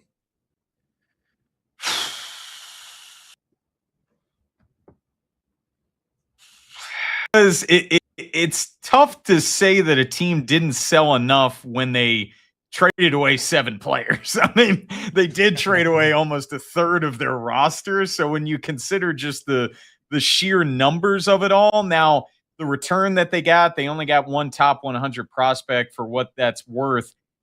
I just wonder where this team goes from here, right? Like David Stearns, I don't know how he keeps his job, quite frankly. Obviously they fired the manager not that long ago, but it's just this team has been going backwards, and the amount of money that Steve Cohen is spending, like it's crazy to think that they're selling to this degree of almost a third of their roster at the trade deadline, but they were just that god awful where they had to get rid of people. And it's like there's something in the water in terms of the Mets, right? Like we were talking about Freddie Peralta, for example. Like maybe him heading to the Rays, he's able to get out of that Mets funk and be the Freddie Peralta that we've become accustomed to seeing when he was with the Brewers. So I guess I'll say I'm cold just because that's a lot of guys to move at one deadline. Yeah, I think I'm lukewarm. Like I'm probably leaning hot right now just because I don't think that they traded like real core guys. I think they still wanted to give themselves a chance going into next year, and they still have they made it clear Lindor wasn't being moved. And obviously they got Soto on the IL right now. Guys like Devin Williams, I'm surprised that they're still around. Sean Manaea, like I wouldn't have been surprised if they moved on from some of those guys, Kodai Senga. But they kept all of them. Marcus Semien, Bo Bichette, he isn't looking like the Bo Bichette of old these days. Like they kept all these guys. So my only thought is that they didn't want to completely throw in the towel going into next year, maybe the years beyond. And that makes sense. I could understand that. There is a heavy investment obviously made in this roster. On paper, they've got more than enough talent to be better than what they are in the basement of the National League East, in the basement of the National League, period, right now. So I do think that a part of their thinking was to not just completely forfeit the opportunity to contend going forward. I can somewhat understand that, but I also would have been okay if they would have moved on from a few more of these bigger names on the pay sheet. Yeah, when you're not moving on from guys like, Sean Manaea, when you're not moving on from guys like Marcus Semien and look, even Francisco Lindor, where they said, oh, he's not going to be traded. 6 of your top 11 prospects in the Mets organization play third base or shortstop. Like you've got a log jam there at third base and shortstop. To not want to move these guys makes zero sense to me. And to hang on, we just talked about prospect hugging, right? So great. You've got all of these prospects at third base and shortstop, and you've got a log jam of guys who are signed there for the next 4 or 5 years. What are you doing? And then you went out and you got Jefferson Rojas, who vaults to the top of that prospect list as a shortstop. So now 7 of your top 11 prospects play shortstop. So it's wild to me that they didn't move on from more of this, especially with the failure that this organization has been for the last, 3 seasons, where they've been one of the top paying payrolls in baseball, and they've done nothing. They've done nothing. They are a failure year in and year out, and they just have not constructed the proper roster. They don't have guys in the clubhouse that seem to get along. You need to blow this thing up, and the unwillingness to actually blow it up, I think, is going to cost you in the long run, because over time, these players that right now their value is high, it's not going to get any higher the more they continue to lose and the less that their numbers they start putting up and the older that they get. So it's just a failure to me by the Mets, a complete failure to not move on from more of these players. All right, one more. Let's get one more in here just because I'm a Cubs fan and I want to get this one in. The Chicago Cubs became a World Series contender at the deadline. Cordell, hot or cold? Uh, I'll lean hot when you talk about some of the teams that have a chance to represent the National League. Obviously, I don't put the Cubs ahead of the Dodgers right now, but when you look, and I talked about it earlier, when you look at some of these teams in the National League that we talked about being true threats to the Dodgers, the Brewers, the Braves, the Cubs have, to me, put themselves ahead of both of those teams with what they've been able to do. I trust that lineup to be able to go out there and score runs, and now to kind of bolster that rotation the way that they did, the aggression that they showed, especially compared to teams like the Braves who did almost nothing, and the Brewers who did a little, but really all they did was kind of attack the margins. I don't think that they did enough. The Cubs are the ones that actually, to me, made moves that truly impacted their roster this today compared to a week ago. So yeah, I'll give the Cubs an actual chance and say that they are World Series contenders, because I do think they have an offense mainly that can really go out there and score with anybody. Yeah, I would say I'm hot as well. And Cordell kind of hit it all on the head. Look, they were the most aggressive out of the rest of the teams chasing the Dodgers, right? And they got so much pitching help, with Gausman and Holmes and Garrett, and that's going to help them so much to go along with the lineup. And look, I keep going back to this when it comes to the Brewers. Yes, they made it to the NLCS last year, but I feel like they've kind of flamed out in the postseason a lot after having really good seasons. And they got swept by the Dodgers in the NLCS last season. So I think the Cubs, if you're looking for someone to buy, at a good price compared to the Brewers, and obviously you're not going to put your money on the Dodgers because the value just isn't there at all, I think the Cubs make a lot of sense. Yeah, look, the Cubs, Jed put the Cubs in a position today to be competitive. Gave his team a chance to compete with the Dodgers and compete with the Phillies in the National League. The Brewers, look, dealing with all of the injuries that they're dealing with. Yes, I know they still have the Miz. I don't know if they even hang on to the division. Lose tonight to the Pirates. They just lost 4-3. Cubs are up 10-5 right now on the Dodgers in the seventh inning. So it looks like the Cubs are going to game a game tonight. I think that the Cubs can come back and win this division. I think they just put themselves in position to do it. This Cubs team, people talk about it all the time. They can't hit with runners in scoring position. They need more offense. They need more bat.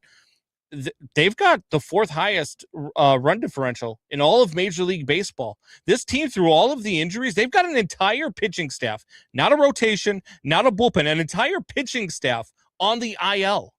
They have got 14 pitchers on the IL. That's insane to me.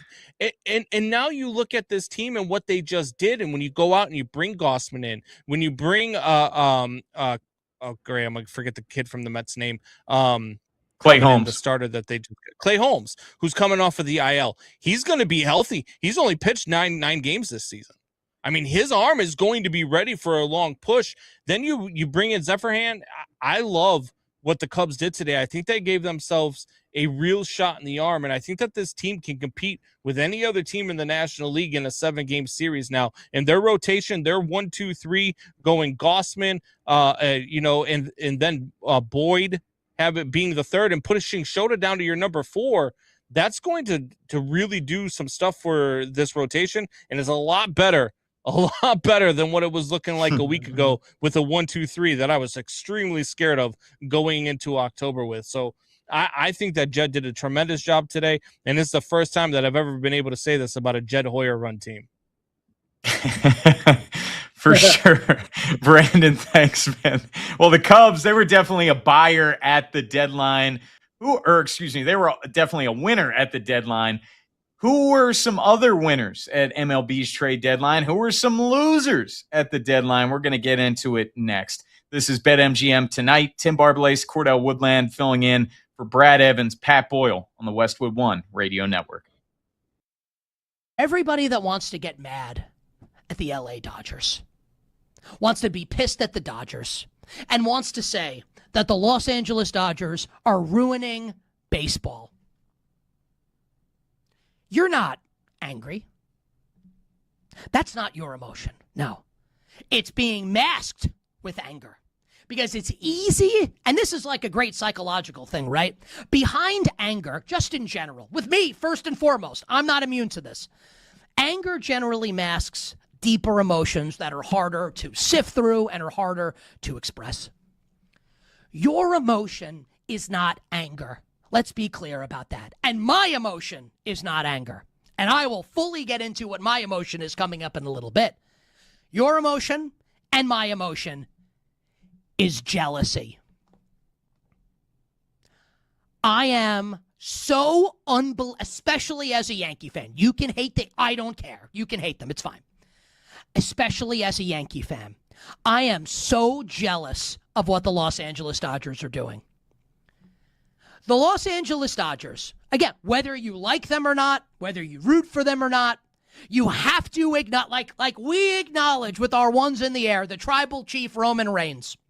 I want to see ones in the air, unless you're driving, don't do this. Keep your hands on the wheel. Ones in the air for the Los Angeles Dodgers. The premier organization, not just in Major League Baseball, but in all of professional sports.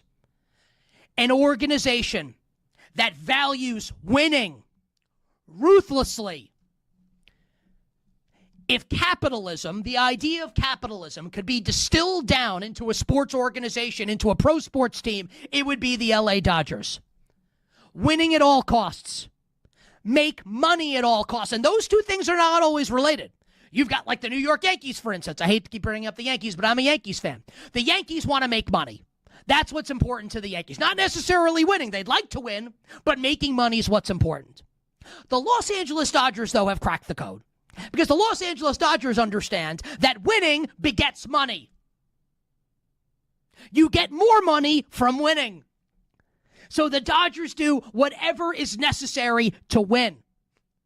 Defer a contract 10 years down the line for Shohei Ohtani? Okay. Yeah. We'll deal with it a decade from now. If we're going to make history and have a dynasty, of course you trade that. Absolutely you do that. It's not even a question. Their farm system's unbelievable. And I'm not trying to BS you and tell you I'm Keith Law or I'm one of I'm grinding Baseball America or the Baseball Prospectus. I can't tell you about the Dodgers, double-A star outfielder. I have no idea. But from everything you read, everything you listen to, it's loaded. And the major league rosters, look, so just like they have money, the major leaguers they have are awesome, and they have an amazing farm system. This is everything you want. They shouldn't be criticized. They should be deified. They should be revered. You should be demanding your favorite team does what the Los Angeles Dodgers do.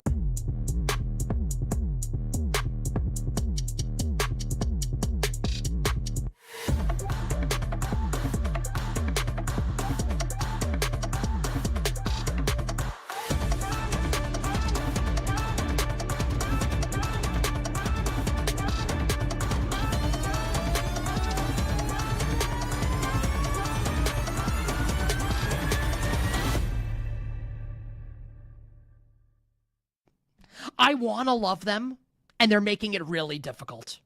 They're making it difficult. The Niners replace him by bringing Deebo Samuel back, 1 year, $7 million deal. Deebo played last season in Washington with the Commanders. Now, Deebo knows the offense, obviously. Played under Kyle Shanahan for a long time, knows Purdy, he's going to be fine. He's not terrible. But can we just, we can tell the truth, right? We're all friends here. It's a huge downgrade going from Ricky Pearsall's potential, where Pearsall, I don't know if he'll ever get there at this point, but his potential is to be one of the better receivers in the league. Going from that to this version of Deebo Samuel. I have loved the San Francisco 49ers all offseason long. They're getting harder to love. Getting a lot harder to love.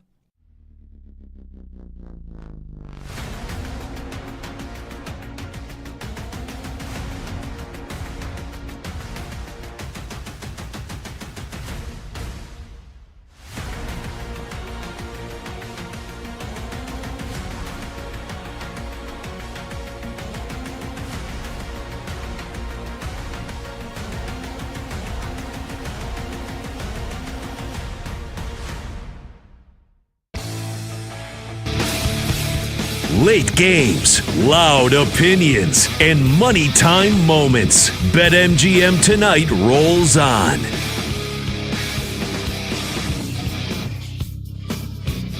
Tim Barbalace, Cordell Woodland filling in for Brad Evans and Pat Boyle. It's BetMGM Tonight on the Westwood One Radio Network. Well, we were just talking prior to the break during hot or cold. The Cubs were very active during the trade deadline. They were certainly one of the big winners of the trade deadline, Cordell. Who are some other teams that stuck out to you as winners? Well, yeah, I mean, you have to mention the Cubs. Obviously, the Dodgers immediately come to mind when they acquired the best available player going into the trade deadline into Rick Skubal, and they got him really for kind of a bargain, and they got him before the deadline even really started to heat up with getting that trade to happen on Saturday. But looking at some of the other teams, like I think the Guardians had a sneaky good deadline, getting Foster Griffin, getting Nathaniel Lowe. Both of those guys immediately upgrade areas of concern for me going into the rest of the season. Foster Griffin has been phenomenal this year as a starting pitcher. And when you look at what the Guardians already have with Parker Messick in the year that he's having, Gavin Williams has been great for them this year as well. I really like that. And again, I think when you're one of these playoff hopeful teams, you start to use the deadline to prepare your roster for the postseason. And when you're the Guardians and you're trying to figure out who your top 3 starters are going to be going into the postseason, it's not going to be a hard decision. They're going to feel good about all 3 of the guys that they're sending to the bump to start those games. So I feel really good about the Guardians. Nathaniel Lowe comes with a bat that has plenty of pop in it. And one thing about the Guardians, they do really good at getting on base. They can run the bases pretty well, but they don't have a ton of that big time power. So they didn't have to give up a whole lot to get either of those guys either. Just feels really good, seeing Griffin and Lowe join that roster. I would also probably we talked about the Red Sox. I think the Red Sox kind of they gave up a lot to get Adley. But I just appreciate them going for it. And they're trying to capitalize off a ton of momentum that they've been able to build up over the last couple of weeks. This looks like a team that really could make a run at the American League pennant right now. So I put a lot of stock into the Red Sox.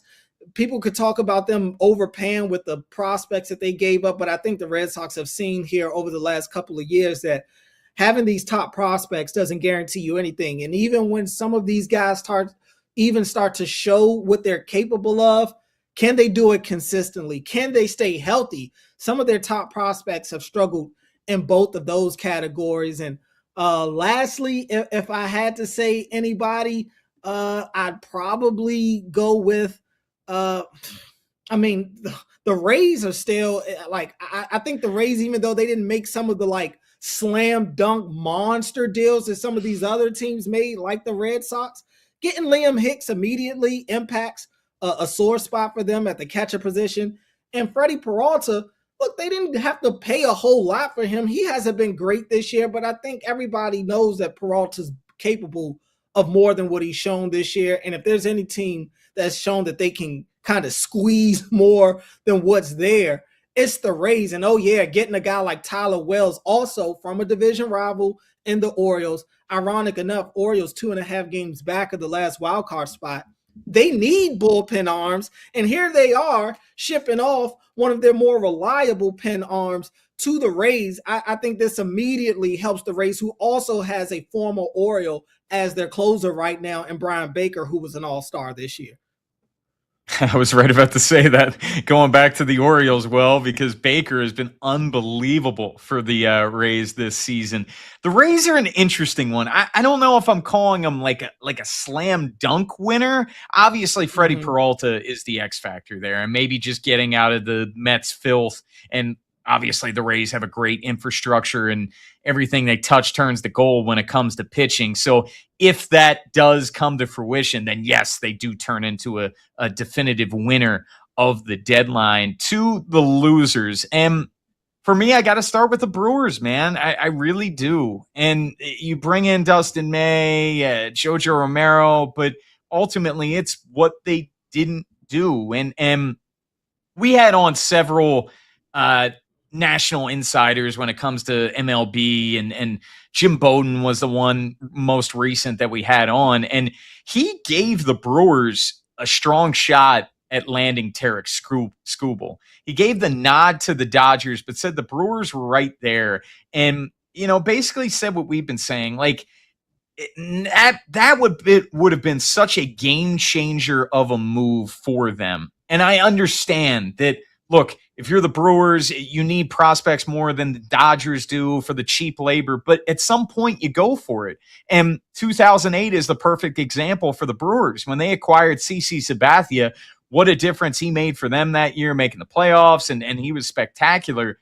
But it's more so you would have stole Skubal away from the Dodgers, and to have Miz and Skubal back-to-back in October, good luck. Yeah, no doubt. I mean, I think when you talk about losers, there's quite a few options you can go to. You brought up Skubal. I think the Tigers are one of the big losers this weekend, just because they traded Skubal, I feel like, a couple of days too early. They didn't maximize his value. And then today they trade Casey Mize. It just, where's the direction with the Tigers? I just don't know where they're going. It doesn't really seem like they have a true game plan right now. They just feel like a team wandering in the wilderness without a map. So they're up there for losers for me. You mentioned the Brewers. A lot of what goes into being a loser for me at the deadline is more about what you don't do. And the Brewers are that case for me this year, where they're in a spot to where they're one of the best teams in the National League. They're one of the few teams that all year, a lot of us have been saying that they can actually hang with the Dodgers, give them a run for their money, maybe even beat them. And you watch the Dodgers sit there and steal Skubal away from you. Where do you pivot? What else do you do? Where are the other moves? It can't be Dustin May and JoJo Romero. It can't be those guys. So I'm just disappointed in the lack of aggression, I would say, from the Brewers as we approach this deadline. Same thing to be said for the Braves. Like, what did the Braves do? Yeah. Where are the needle moving moves for a team like the Braves that got off to such a hot start? But look, you can win the National League East. That's not saying a whole lot. Not a ton of competition in there. The Phillies have started to cool off here over the last week or so. The Marlins are solid, but I don't think anybody's putting a whole lot of stock into them. And the Nationals just can't win games despite how many runs they end up scoring. It's all about chasing the Dodgers. And for me, the Braves, just by them doing nothing, they just seem a little too content for me right now. No, I completely agree, man. And what a shot in the arm in addition at the deadline can give you. Not that the Dodgers needed it, but what a shot in the arm Tarek Skubal could give them. But to the Red Sox, Adley Rutschman, you just acquired an all-star catcher at the deadline, took it from your division rival. That has to be a huge shot in the arm for them.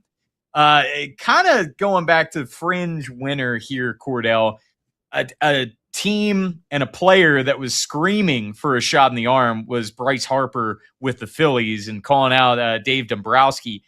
They brought in Luis Arraez. Look, he's off to a really strong start. We know that he's a great player defensively at second base. Bryce Harper, he's going to ease back into right field because of the move. And Arraez, he's having his best season since 2023. He's hitting .324, which trails just Yordan Alvarez, who's batting .330. They also got Brooks Raley, who's really going to help out their bullpen. He's got a 1.96 ERA.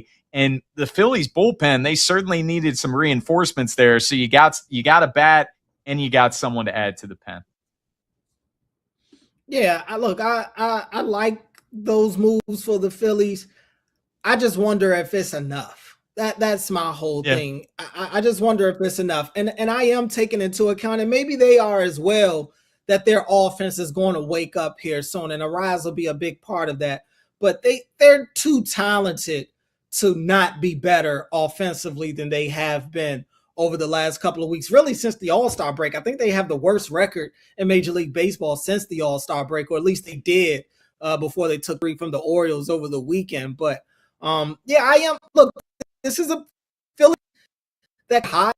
I think a lot of people are capable, and maybe that's what they're riding. That's what they're hoping on out there. It's just that they start really hitting the cover off the ball again. They start wearing out that right field out there in Philly, and they get back to being one of the higher scoring teams in baseball. They do have great top end talent at the top of their rotation, so you have that going into the postseason. But if their bats get cold down the stretch, and this isn't breaking news, this applies to pretty much any team in baseball, but specifically with the Phillies, like their bats get cold, man. It just seems like as a unit, they shut down. They can't win games. They can't win if they're not lighting up the scoreboard. So hopefully Arise gives them that shot in the arm that they're looking for.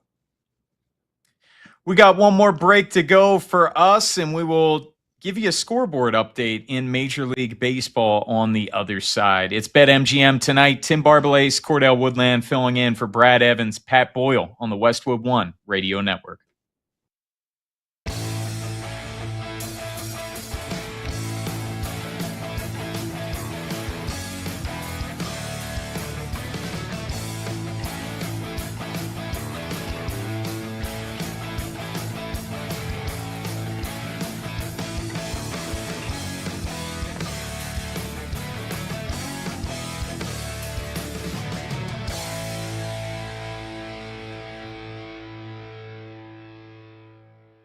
This Jaguars offense has the ability to be the number one offense in the NFL this year. It's in the range of outcomes. Can the offensive line hold up against the best pass rushes? If it can, they're going to score 1 billion points. You don't have to read the training camp reports because I do. I'm obsessed with it. I listen to podcasts. I read everything. I watch everything, right? So it's possible. So how about this as a thought exercise? Think about Jacksonville Jaguars receivers for a second. Just think about their receivers and who comes to mind. Do you know who, reportedly, and from everything that I can gather from people that I know that are close to the situation, who the best Jaguars receiver has been at training camp? Do you know who it is? Now, when I ask the question, name Jaguars receivers, I'll bet you went to Brian Thomas, first round pick a couple years ago. Maybe you went to Jacoby Myers, who they traded for last year. Maybe you even went to Travis Hunter, second pick of the draft last year, right? None of those guys. It's Parker Washington. Parker Washington, who has been, by all accounts, like unguardable at training camp. BTJ, by all accounts, is going to have an awesome third season after a sophomore slump last year. Jacoby Myers is dependable, and I want everybody to, I don't care. Don't do it if you don't want to. But if you want to, Google at some point today, Travis Hunter training camp this weekend, and read the reports from what Travis Hunter did at Jaguars training camp this weekend. That he starred not just on offense, but also on defense. And find a video or pictures of Travis Hunter this weekend doing media interviews. He's jacked. He looks like he put on 15 or 20 pounds of muscle. Like, look at the pictures. It's a big deal. Because Travis Hunter, if you recall, coming out of college, was not just thought to be a potential generational cornerback prospect, but a spectacular wide receiver prospect as well. And remember, before he got hurt in London against the Rams, had his best game catching the ball. BTJ, Travis Hunter, Jacoby Myers, and maybe the best of the bunch is actually Parker Washington. Plus the tight ends, including 2 they drafted, Nate Borkature being the first one, with Brenton Strange, Doctor's son. This offense is going to cook.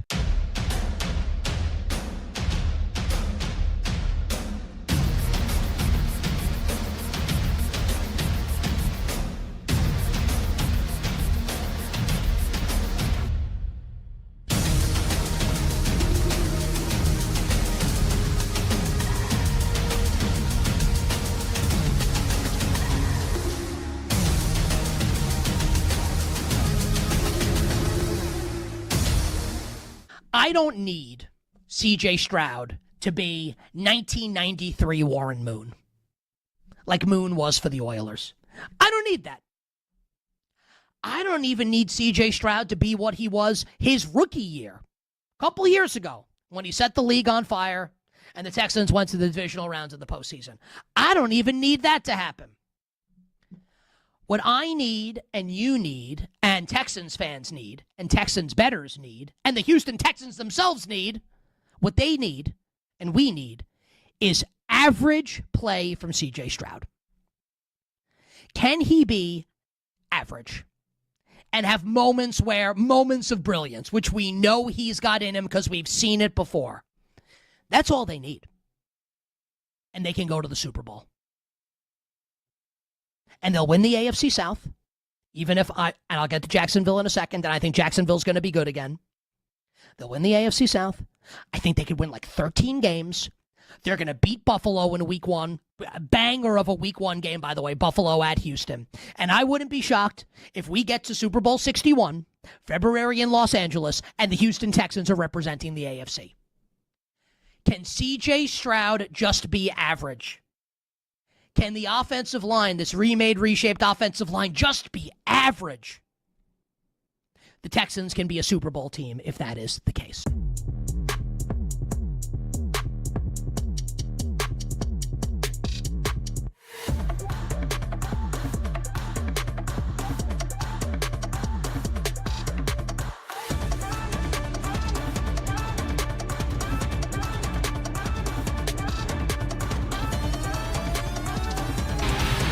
Late games, loud opinions, and money time moments. BetMGM Tonight rolls on. Final break of the show. Tim Barbalace, Cordell Woodland filling in for Brad Evans, Pat Boyle. It's BetMGM Tonight on the Westwood One Radio Network. Before we get up out of here, let's give you a scoreboard update in Major League Baseball. These games are final. The Blue Jays, they knocked off the Astros 3-1. The Cubs, they got the shot in the arm from all of the additions they made earlier today. 10-5 winners over the Dodgers. Pirates took down the Brewers 4-3. Cardinals, 13-7 winners over the Yankees. Cordell, it happened again, man. Got to bring up your Nationals prediction. They were up 3-0 over the Phillies. The Phillies outscored them 6-0 thereafter. Phillies 6-3 winners over the Nats. Yeah, I mean, it's been the story of the Nats season. They can't hold on to any leagues. They can't win many close games. The bullpen is one of the worst, if not the worst, in baseball. Their starters have actually started to play better, but when you move on from Foster Griffin, I mean, it kind of is what it is. I think the Nationals have accepted their fate this year. They'd love to see a lot of these younger guys continue to play the way that they're playing, but when it comes to fixing up this pitching staff, that's probably going to take some time. Games currently in action. Diamondbacks up 3-0 over the Padres, top 5. Rays all over the Rockies, 11-4, top 8. And the Giants lead the Rangers 5-0 in the bottom of the 9th inning. Just a quick look at the wild card standings in both leagues, Cordell, because in both leagues, 12 of the 15 teams are in it. In the American League, 12 of the 15 teams are within 4 games of the final wild card spot, and 12 of the 15 teams in the National League are within 5.5 games of the wild card spot. But taking a look at the American League starting there, because it's just been such a jumbled mess all year long. And heck, even the Guardians right now with the final wild card spot, they're only a game above 500, which is hard to believe. And you really just wonder what it's going to take to nail down that final wild card spot. Like, is this a year where 82, 83, 84 wins gets it done in the American League? Perhaps. Just the teams that are in it, Cordell. Yankees, they're 63-50 with the top wild card spot. Red Sox 60-51. Then the Guardians hold that final spot 57-56. Twins are a game back. Rangers a game and a half back. Mariners 2 games back. Orioles and Tigers both 2.5 games back. And the Blue Jays 4 games out. If I had to put you on the spot right now, post-deadline, who are the wild card teams? Well, I think we know that that New York and uh, Boston probably may end up when it's all said and done. I think the Guardians did enough to kind of turn this thing around. They have only won 3 of their last 10, but I do think that they've turned some things around. I think they bolstered that rotation a little more, and I do expect them to get a little more pop in their lineup. The Twins have been hitting here recently. The Twins have definitely turned a corner. Still don't really trust them. The Rangers, they're another one of those like sneaky losers from today because what did they really do? And DeGrom Nothing. Declining to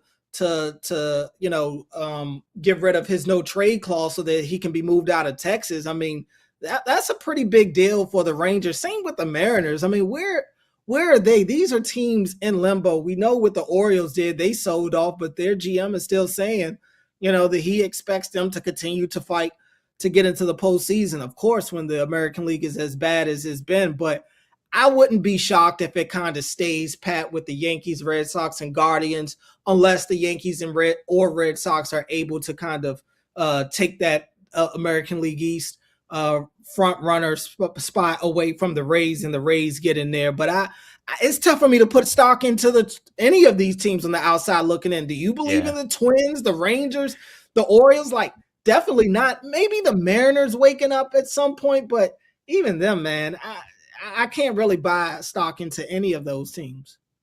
I think you're going to start to see some of these teams fall off. And I'm talking about the Orioles, that they were clear sellers. The Tigers were sellers. The Blue Jays kind of did a little bit of both because Soriano went to Toronto, but they probably sold more than bought. So I think they're going to start to fall back some. If I had a lean, it would be the Guardians for that final spot just because they are so pesky. And I did like what they did at the deadline. And then quickly, the National League. Cubs, they have the top wild card. Phillies, they're at 60 and 53. The Diamondbacks currently have the final wild card spot at 59 and 53. Padres, a game out. Marlins, 1.5 games out. Pirates, 3. Cardinals 3.5, Nats 5, and the Reds 5.5. Who's that third wild card in the National League? I'm really starting to feel the Pirates. I am. Their offense has really turned it on the last couple of weeks. They added another arm to that rotation. They've got the arm talent to pitch against anybody. When you look at Skeens and Ashcraft, who are already there, but that lineup to me is the thing that's really starting to open my eyes up a little bit, putting a few more crooked numbers on the scoreboard. So I'm actually go with the Pirates. The Diamondbacks are another one of those teams that really didn't do much. The Padres have gotten hot here recently, so you can never count them out. But it would be between the Padres and Pirates for me, and I'm slightly leaning with the Pirates. I just feel like they played better here over the last 2 weeks. I'm going to slightly lean Padres, and they didn't do a ton at the deadline. They did get Robbie Ray, which certainly helps, but I just still can't wrap my head around the Padres lineup with all of that talent. And I know Manny Machado is starting to come out of it, but they have so much talent, but that offense is just so inept. It just doesn't make any sense. So you'd have to think, but you're this deep into the season, so I don't know. Who the heck knows, Cordell? But that is it for us on BetMGM tonight. Always fun doing the show with you, Cordell. Stay tuned to the Westwood One Radio Network because Westwood One Sports Night with Linnell Willingham takes over next. You guys are down. Good show.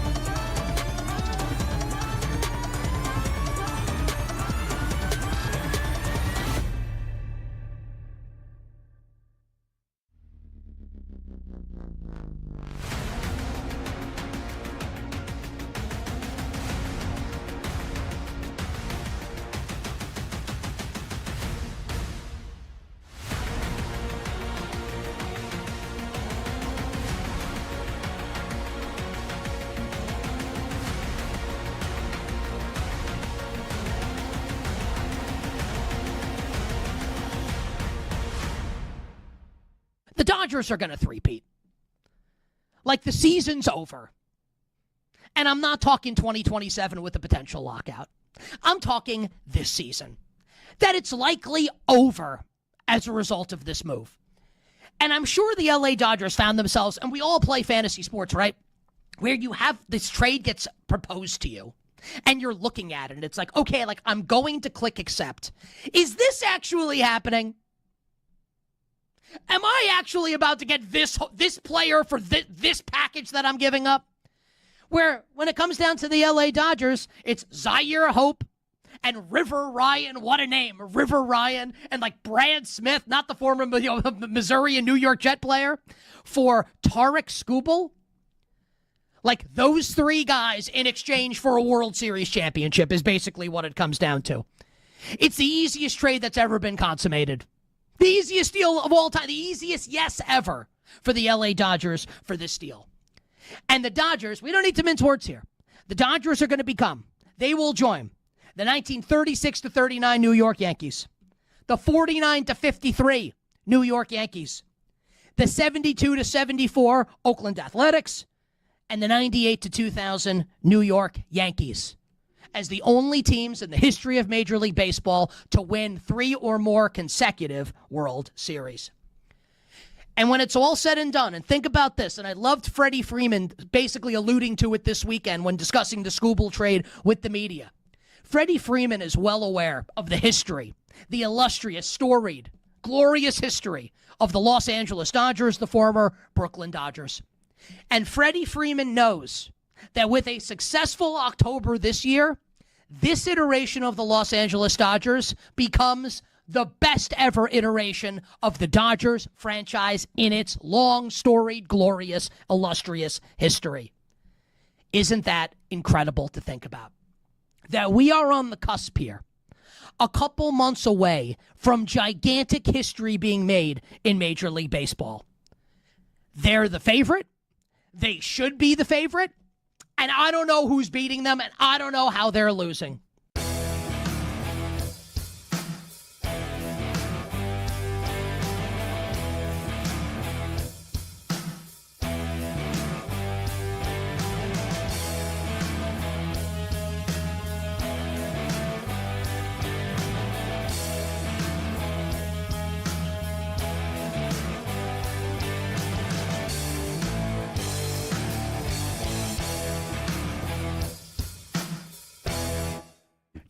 Does Freddie Peralta?